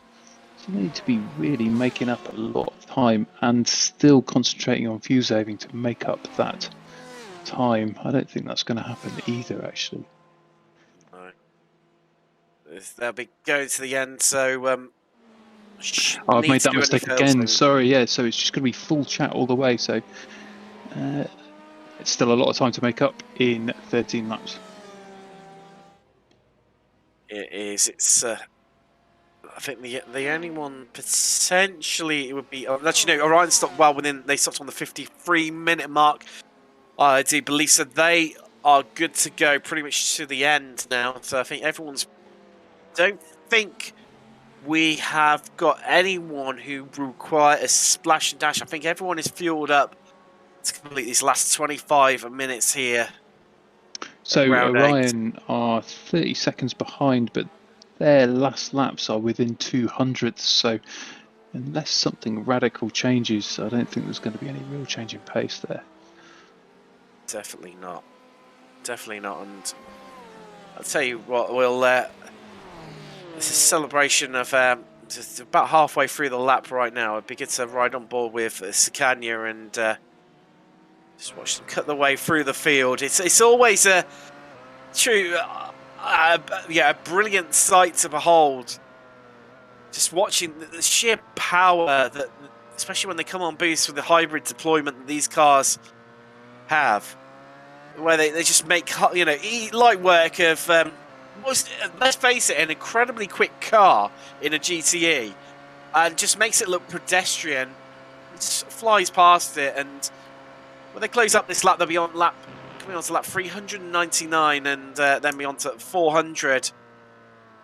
These cars are substantially lighter as well than the GTEs, aren't they? I mean, there's weight saving, and he comes into the pits there. That's a nice view of the pit lane, braking hard, being really cautious between those yellow cones. Even if they had a penalty, also, now Orion, we did say I thought they should be okay to last to the end, but look, there they are. They're into the pits as well. Now, that does mean just keep one eye on Aquilia. So if we just roll back to the YouTube chat at 10:15 this evening, Austin Campbell was just saying Orion will have to splash and dash with about 10 to 15 minutes to go. He missed it by about 7 minutes, but that's a very good estimate. Well done. Now, Ian, this is the interesting part. So that's Aquila Aqua going past them. There's 4 seconds. That is all that separates Aquila and Aqua. Sorry, Aquila and Orion even, sorry. I was so late into the broadcast there, but I started to slightly go there, and as we head out with 22 minutes left to go, it's all to play for. Who's going to get second and who's going to get third in GTE Pro? Obviously, first is pretty much decided by any major event. So let's just roll that comment from Austin Campbell that was an hour and a half ago is bang on the money. I mean, that is a man who's got a handle on the race, so fair play to him, actually. Yeah, I mean, goodness. So 3.4 seconds behind. So is Travis going to be able to make up that time? We're looking at the last lap time, 58 versus 56. That's probably not representative. But have you seen the best times, Tim, of Aquila and Orion? They are the same. 55.07. They've been. I do believe they've been like that for quite a while as well. From memory, I tell you, I'm just gonna have a quick dig. I've got time of the race starting to close out. I'm gonna have a little bit of a dig through to see if I can try and find where they did that lap. So yeah, Okay, Orion did that on lap 293. They're currently on 351. That was Mike Dam who set that one. And as we ride on board with the Orion Porsche 911, Travis Fake currently in the cockpit, the American, he's going to need to set some of those times. Now, to the precise time was a 1:55.066. Now, let's try and have a little look across to Aquila Aqua. Could we get this down to thousandths? That's going to be cool. Right, well, yeah, I think it's what it's going to be. We'll while you're doing that, Tim, you're having a quick check. I'll just run through the standings. Yes, that sounds like a good idea. In P1, we've still got Sakanya doing well in a field of 1, and in the LMP2 class, we've got Fugu Simsport LMP2 now riding with them on the TV cameras. Antagonist Racing just behind them. That's lovely changing, and there we go, and we can just see the headlights of them. And then in the 3rd position, we've got 524 International Racing, who are 9 minutes and 4 laps behind. So I think that position 2 is safe for Antagonist unless something really severe happens in the next 20 minutes. FTR Esports is only a lap behind 524, it looks like, but a 2-minute gap. I don't think that's going to be really made up, so I think they're going to have to settle for 4th. And onto the GTE Pro, got Joshua Meyer in Maniti Racing, who's done a sterling race and is well ahead of everybody. He's a whole lap by the looks of it, and 1:34 ahead of Akira Iwato and Aquila. And this is the data that Tim is currently digging out that we'll hear soon. And Orion is in 3rd from Travis Schwenker. In 4th position, we've got Boosted Motorsport, who is 3 laps behind and 6 minutes. And Stefan Jones in 5th position of the currently running GTE Pros, I think. And then we got into the GTE AM. We've got Thomas Mocek and JD Sim Racing 233 on 349 laps, who's actually really close on a number of laps too. He's only about half a lap behind Stefan Jones. Harry Harvey in Happy Penguin is slightly two-thirds of a lap behind, and 1:42. Thomas Mocek in 3rd position. Danny Thompson, Aquila Racing Cyan, 17 seconds behind Harry Harvey. Just having a quick look at the last lap, he's running about 0.4 faster than Harry Harvey, so we'll see what happens there. In 6th position of the GTE Pro, sorry I missed that, Pedro Gomez of 27 Motorsport. And fourth position in the skip back to the GTM. Fourth position in GTM was Chris Neesham, Backmarker Racing, who's done 334 laps, and the closest competitor has done 348. So he's 4 laps. Yeah, he's actually significant. He's significant number of laps behind position 3. So he's just looking to finish, and that I think rounds out the current leaderboard. We've got a replay coming on here from Ander Gomez, who runs a little bit wide onto that mid exit and hits again the moss in the middle and spins wide, gets back onto the track with little or no drama, back on to the exit and onto the back straight. Here we are with Chris Neesham in Backmarker Racing Razzle Dazzle. I tell you Going wide there. Go on, Tim. It's just sort of noticing that it's got dark incredibly quickly out there. I mean, normally it seems a lot worse from these outside cameras compared to the onboard ones, but really starting to seem to get dark now into the last under 20 minutes left to go. That's what it looks like on board from the driver's eye. Still the bit of orange in the sky, but definitely the inky blue of the night starting to creep in as it gets dark here.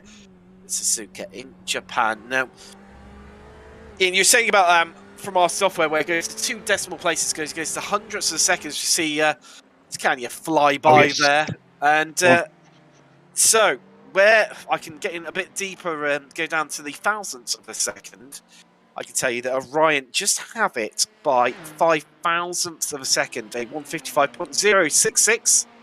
That's so cool.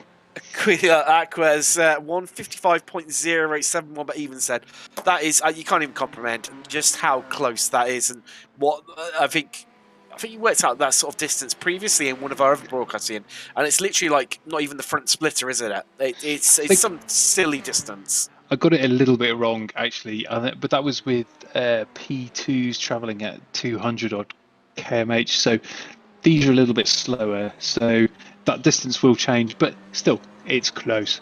But Travis Schwenker has dropped a 1/10 of a second in that last lap.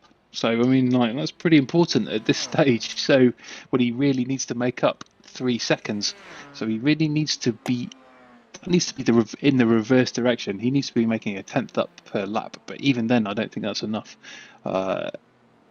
Because he should probably try and extend that into maybe 2/10 per lap, 3/10 per lap, and he might have a chance. 15 minutes left, which is about 7 laps, it looks like, for these cars. So 7 laps, and he needs to make up 3 seconds, so that needs to be half a second a lap, pretty much. Half a second a lap, so he needs to be 5/10. And that'll at least give him a chance of being up onto the back of a fellow Porsche of Aquila Aqua. And they've just completed another lap, and he's 300ths slower, so I don't think this 5/10 is going to happen right now unless something dramatic happens.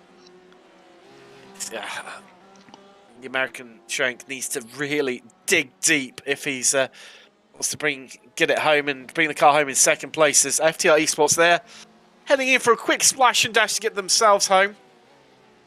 And across the line, currently in 4th. Great result for those guys. I'll be chuffed to pieces with that one, and showing we should always keep going to the bitter end. And Travis has been listening to us, Tim. Like that gap dropped to 3 seconds, and then there was a late braking exercise, and it's been reopened by Aquila. So it's clearly, I mean, I think not you can blame him really with as you've come some 12 hours and 45 minutes to finish only under 3.5 seconds behind your competitor. He's going to throw absolutely everything at it, including the kitchen sink, to try and make it happen. It's all or nothing. They've got a 3-lap cushion. Chuck it out the car, less weight. Well, yeah, that is very true. Probably should have done that on lap 1, actually, thinking about it. That would have made more sense for weight-saving measures, but they could afford to just have a lever and get creative with it. If they do spin, as long as it's open space and there's no connection with the wall, they will still come home. Yeah, I desperately want there to be no real massive like self-inflicted drama here, because you really do want the drivers to come home on like fair racing, not fair racing, but just quality racing with no untoward accidents. You can see from the graphic in the bottom right corner of your screen. But actually, that gap has, well, it's actually, if anything, it's increased really, hasn't it? As time's gone on, it was as low as 3 seconds down on lap 352. On lap 356, it's now at 3.5. So, if I may impose on your maths again, Tim, if Orion finished third, how would that affect if they finish second? So, is this a damage limitation exercise and just get home safely, or? It doesn't make any difference to Ryan already. The champion said it doesn't make any difference to them. Aquila Aqua is what's happened. We're seeing a replay right now of backmarker Razzle Dazzle in the Ferrari. Oh, is it kept out of the wall? A bit of a drift. Is that through the snake? Yeah, it is. After turn 1 into the snake. Keeping out. Wow. Maybe new underwear required so late in the race there. Just imagine to keep it out the wall and keep alive, and want to. No, they'll be desperate to, if they're coming so far, to roll the car across the finish line and not finish it off in the pits. Now, there's going to be a lot of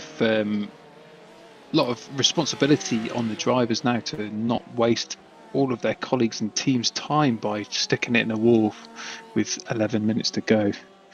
So you really do need to chill out. But there seems to be looks like there's a bit of a tactical move to the left to let a car through for exactly that reason, I wonder.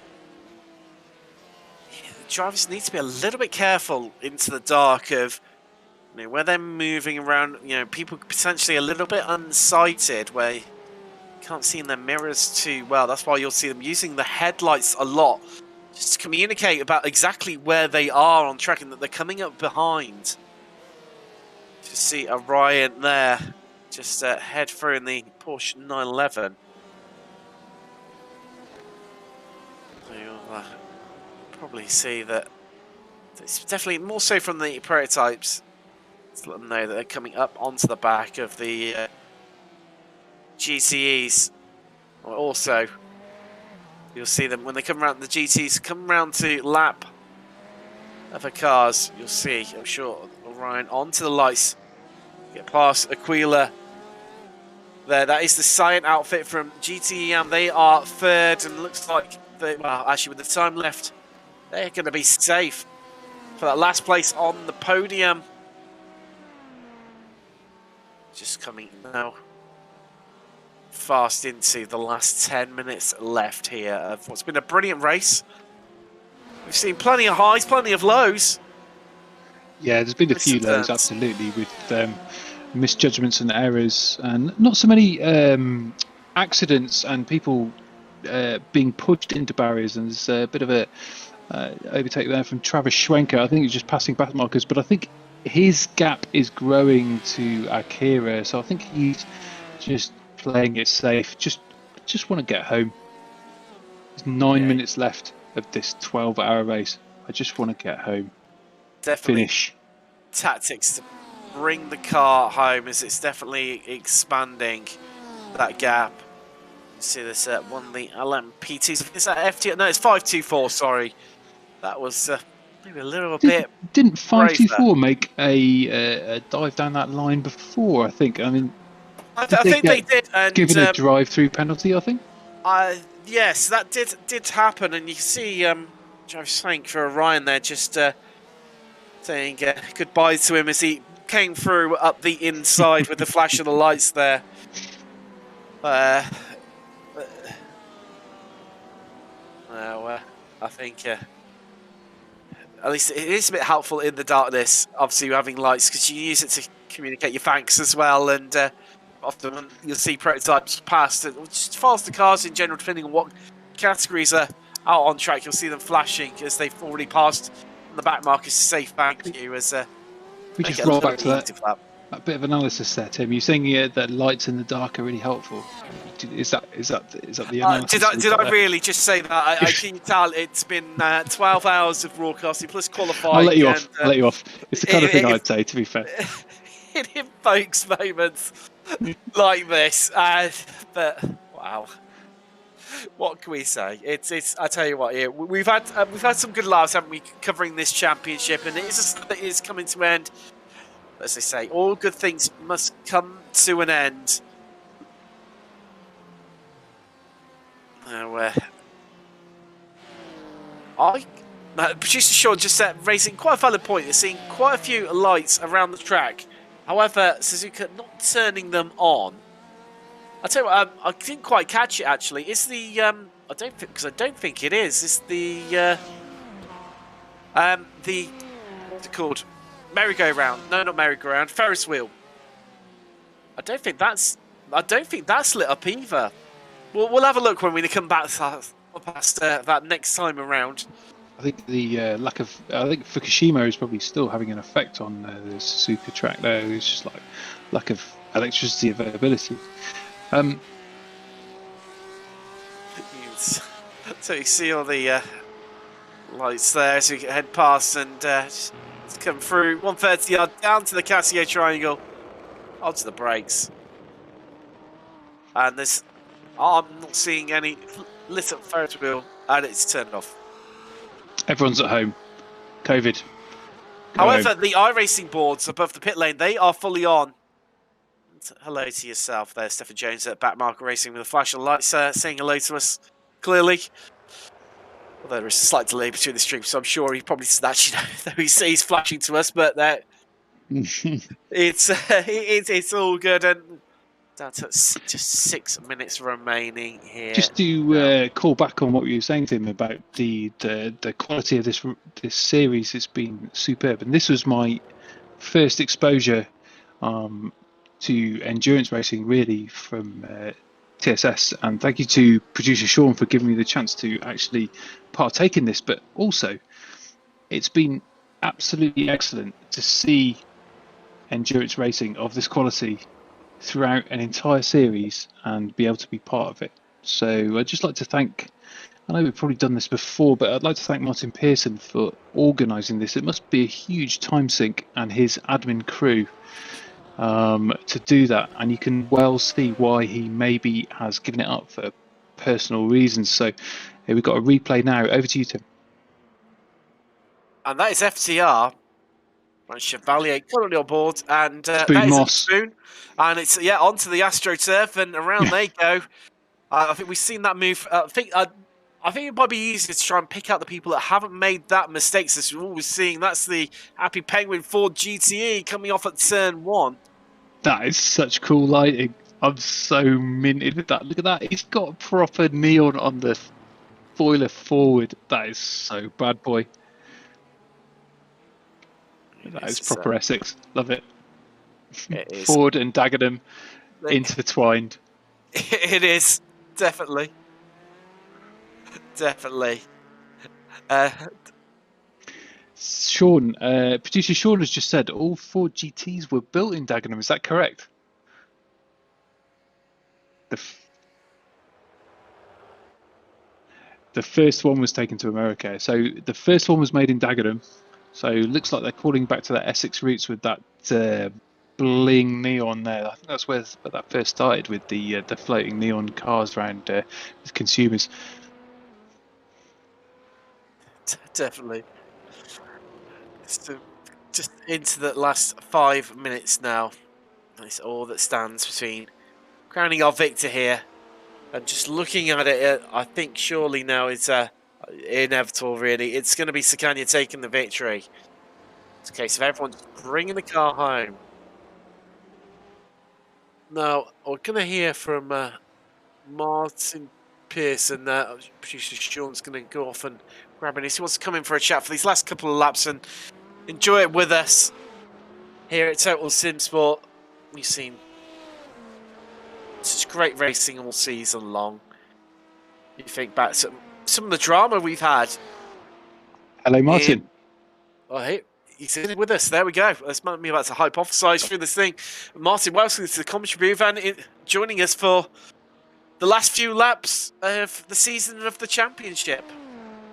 Yeah, the wind down, the countdown is officially on, I guess. Less than 4 minutes left now, and yeah, no, it's been very good. I'm very proud of what we've achieved. I think one of the best things we did was bring you guys on board, if I'm honest. All of the feedback we've received since we got you guys on contract, as it were, or on trial, as it were, as the first time round, and then yeah, we've been with you ever since, and that's been absolutely fantastic. So yeah, keep up. I think for ourselves as broadcasters, Martin, it makes it so much easier when the league is just so well run.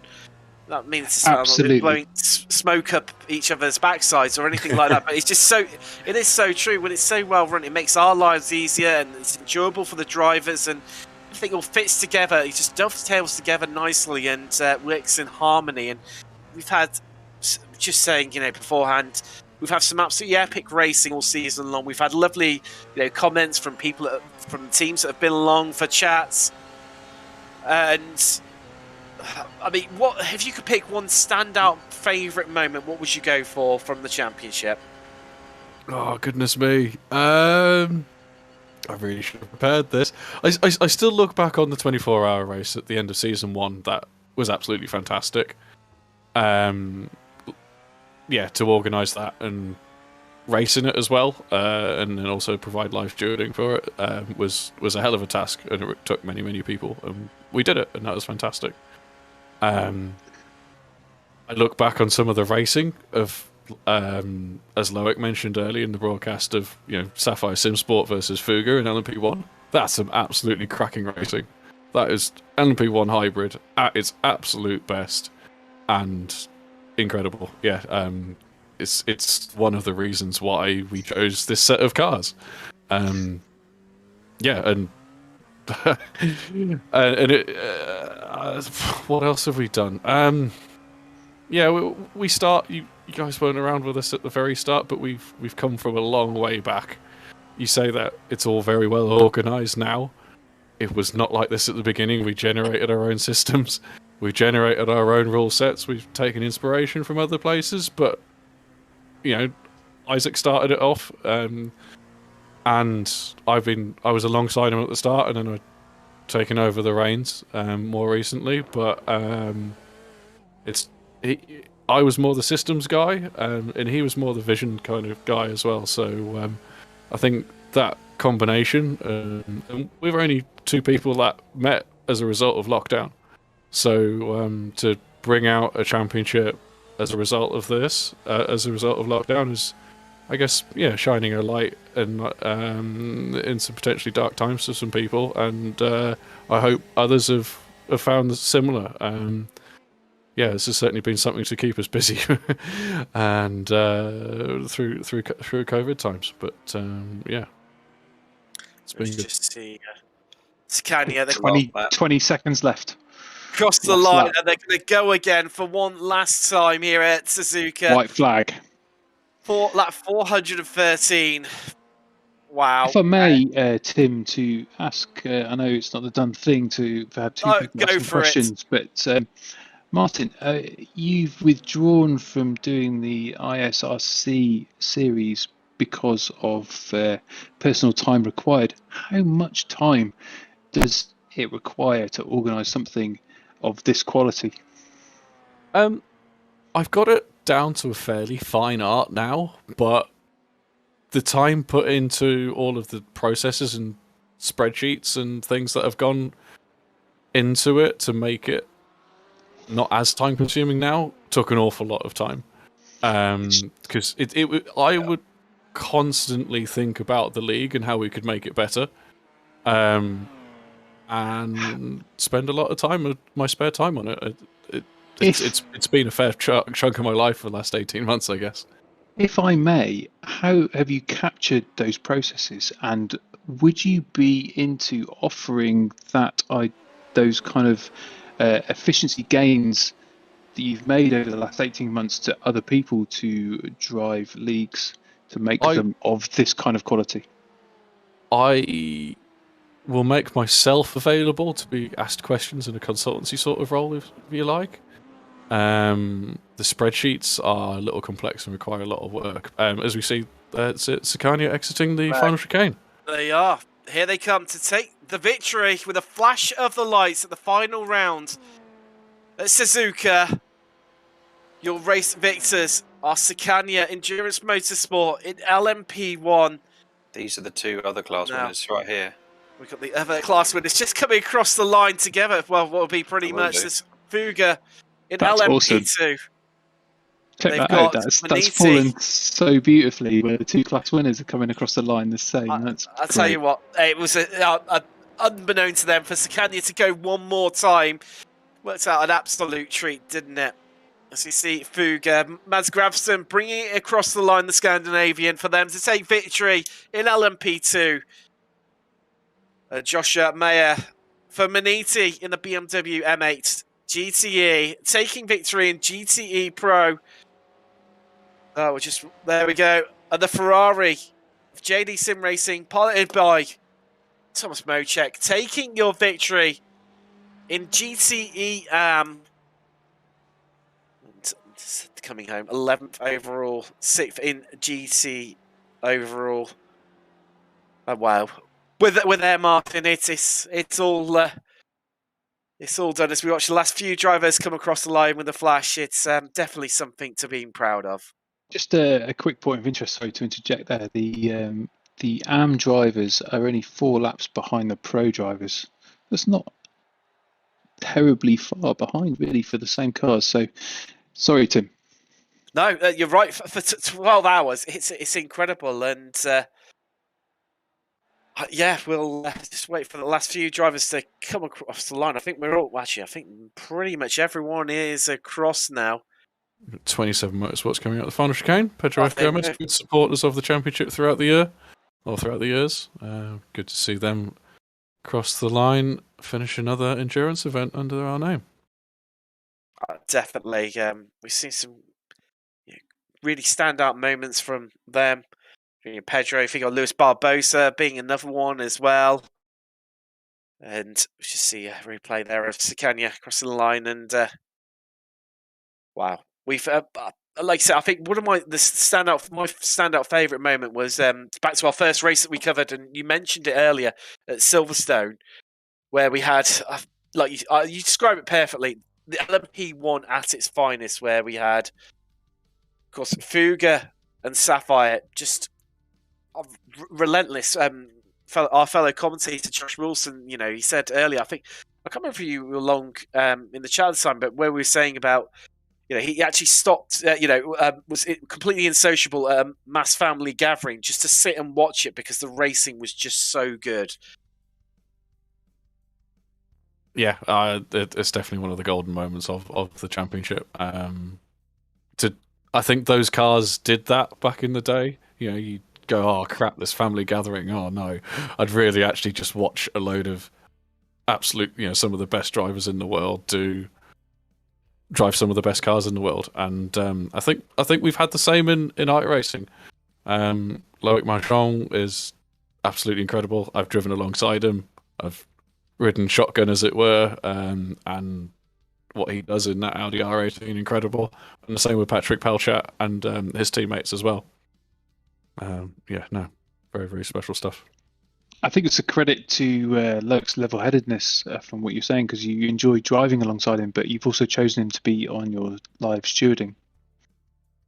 Yeah, so I should really take this opportunity to shout out to our 4 main organisers, and they're also our head stewards.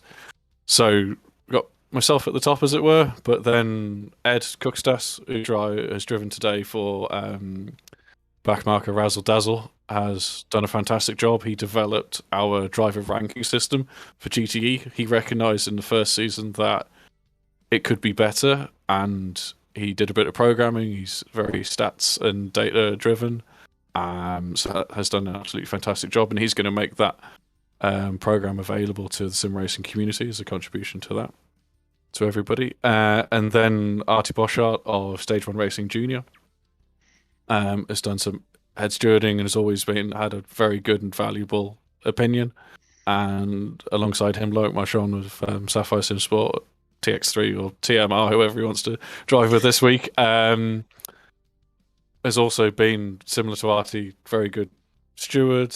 Another great personality that I've met, and always has a valuable and well-rounded opinion. And I think that the group of four of us are very similar in having we approach racing often in similar ways, but often in different ways, and that's really important. And yeah, we share our opinion without getting angry about someone else's opinion, and that's been very, very good. It's been really nice to be able to drive it forward. Communication is key, is what you're saying. Yeah, absolutely. Open, honest, not being insulted by someone else's opinion is absolutely the key. So no, it's been absolutely wonderful. So I'm guessing from what you said earlier, in terms of the most challenging race for you guys to cover as stewards and organise would obviously be the 24-hour race that you put on. This put a positive light on it. Which has been your easiest race to cover in terms of stewarding? It's probably been. Has it been today? It was probably Daytona or Watkins. It's probably Daytona, which was round 6 of season 2. Lots of nice straights. Not a lot of places to go. To crash into each other and all that sort of jazz. So no, I think Daytona probably stands out. Early on, we were early on in the championships in season 1, we were absolutely snowed under all of the time. I remember our second race at the Nürburgring, I did 3 hours of stewarding straight and we were still behind on the incidents that were happening on the track. We hadn't sorted out our standards of driving. We weren't as consistent, but yeah, we've worked on that. And to get all the compliments that we've seen recently, it's been utterly fantastic. Definitely has been indeed, and like you said, so many good words said by all the drivers of how much they've enjoyed the league and etc. But I think it's probably time now to take us through the. Oh, so go on, Ian. Just quickly, Tim, I'd just like to thank Martin for putting this on and employing TSS. Thanks, Sean. But also, like, the kind of processes, hopefully other leagues and races will learn from your experience and use the tools that you put out to be public so that they can uplift the general quality of sim racing, because this has been brilliant. And hopefully you'll come back, Martin, when you have some time, using your experience to really get your teeth into another series of racing. Yeah, thanks very much. I hope our competitors can also drive that forward as well. I think I know I've started competing in another league already, and I'm already being quite vocal on ways they can do things differently. And I think our competitors, from their experience as well in here, can do similar things. As I said, I will be available to be asked questions and be prodded and poked and see what I think, my opinion. But yeah, no, not getting too deep at the moment on league organisation. No problem. Thank you very much for your time there, Martin. And let's run through your classified race results here for round 8 of the 12 hours of Suzuka, the ISRC Endurance Championship. Well, as we saw, taking the victory here today for the Porsche 919 LMP1, it was Scania Motorsport. Actually, Sapphire retired all the way back on lap 3. So taking out for the lap and not able to complete it due to not having enough drivers, but still wanted to put a showing in the support for this great community. And I see Roberto De Felippis is in the chat on YouTube. Thanks for a great race. Excellent organisation, good drivers. It's been great, and I think great watching you as well. And thank you for coming along aboard for the race today, and congratulations on the win. Let's head across to LMP2. Well, as we saw, Fuga Sim Sport, they took the victory with antagonistic Racing Team Orange coming home second, and 5-2-4. In the end, they had to settle for third place. You might wonder what could have been, but even so, it was a great result for them. FTR Esports showed just why you should keep going right to the bitter end. It looks near the back for most of the day, but due to other retirements, they came home in 4th place. Then it's crossed the hashtag. Well, unfortunately, we lost them on lap 278 when they retired. Vector by RSR, they had to make a retirement due to internet connection issues. That was back on lap 159. And Stage 1 Junior retired on lap 66. Let's head across to the GTEs and see how that official standings looked. Well, there you go. In Pro, it was Maniti taking the victory. A dominant performance from them. They controlled the race from start to finish all day long, finishing a full lap ahead of 2nd place, which is Aquilia Racing Aqua, with Ryan taking that last place on the podium for Porsche. Bisnet in the Corvette, the lone Corvette during the field, they came home 4th place, and it was backmarker Racing Yellow coming home 5th, and the last of the GTE Pros. Then it was in the GTE AMS 6 overall. Winner in class was JD Sim Racing, followed by the Happy Penguin Ford. They came home 7th overall in GTE, but 2nd on the podium. Then it was Aquilia Racing Cyan for Porsche. They came home 3rd in GTE AM, and then obviously 8th overall in GT, making it 3 different manufacturers on the podium in GTE AM. Then it was 27 Motorsport, who just kept chipping away all day long. They came home 6th in class, but obviously 9th overall. Then it was backmarker Razzle-Dazzle, the last of our runners out there today in GT. They came home 10th. And .exe, the Porsche crew, we lost them all the way. That was back on lap 193. Then Centurion in their Ferrari lost them on lap 124. And then, of course, Verve Racing Team Black, unfortunately, didn't make the start line. And, well, I think, Ian, it's probably a good time maybe to round out and just have a quick surmise over everything that's happened today. It's been eventful. It's been a bit emotional. As we see the championship standings just popping up there. And GTEM, that confirms that Aquilia Racing Cyan are victorious, with JD Sim Racing coming home in 3rd place in the end. In GTE overall, it was Ryan taking the victory in the championship, with Avensis 117 and Avensis 116 coming home in 2nd and 3rd. Aquilia Aqua just into 4th there after their good result today. LMP2, well, it was crowned last week. It was Vector by RSR. Race Fox, they came home 2nd. Antagonist rounded out the top 3 in LMP2. Heading across to LMP1, there we go. And that's your standings.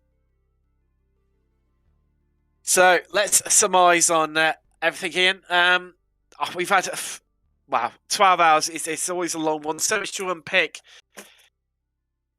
Where do we quite begin? I mean, we've seen great battles up and down the field. I think really intriguing ones for me have been Maniti, just the way that, just the sheer dominance that they asserted over GTE Pro. The great battles that we had, especially during the first half, that could have gone any way realistically in GTE and between JD Sim Racing, Happy Penguin, and also Aquilia Racing Cyan. And then, well, LMP2 that just kept, it was like the gift that kept giving, with drama and action throughout the whole race. Absolutely. I think particularly a particular note for me was the Orion and Aquila Racing Aqua back and forth. Maniti did... All right. Oh, Maniti did drop way back and then just completely rinsed everyone again. They were right at the back of the field at one point and then just overtook everybody. The battle between Thomas, JD Sim Racing and Happy Penguin Racing was also cool. The whole series has been great from start to finish. Well, the 3rd race I think we started on, didn't we? And it's been brilliant. It was my first, as I mentioned earlier, it's been my first exposure to enduro, and it's made me want to do it. But Well, Daytona 20. Daytona 24-hour. When's that? Yeah, in 22nd and 23rd of January, I believe. So not long to go until that one. We are in December now, so just over a month away. I think time to get practicing and blow off some of the Christmas and New Year cobwebs and enjoy that one. That's always an absolute cracker of a race. But I think, like you say, Ian, we've had some great racing all season. It's been an absolute honour here at Total Sim Sport to cover this championship. And as much as we're sad to see it goodbye, it's going to be, we'll see other great racing series coming along, and undoubtedly some of the drivers that we've seen throughout this championship, we'll see them feature in those series. I think that just leaves to say, after 12 hours of epic racing here in Suzuka in Japan, from myself and everyone on the Total Sim Sport team, is thank you very much and good night.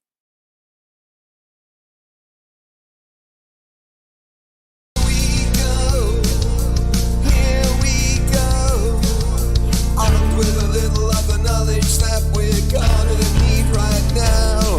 You light up my life. I wish that you could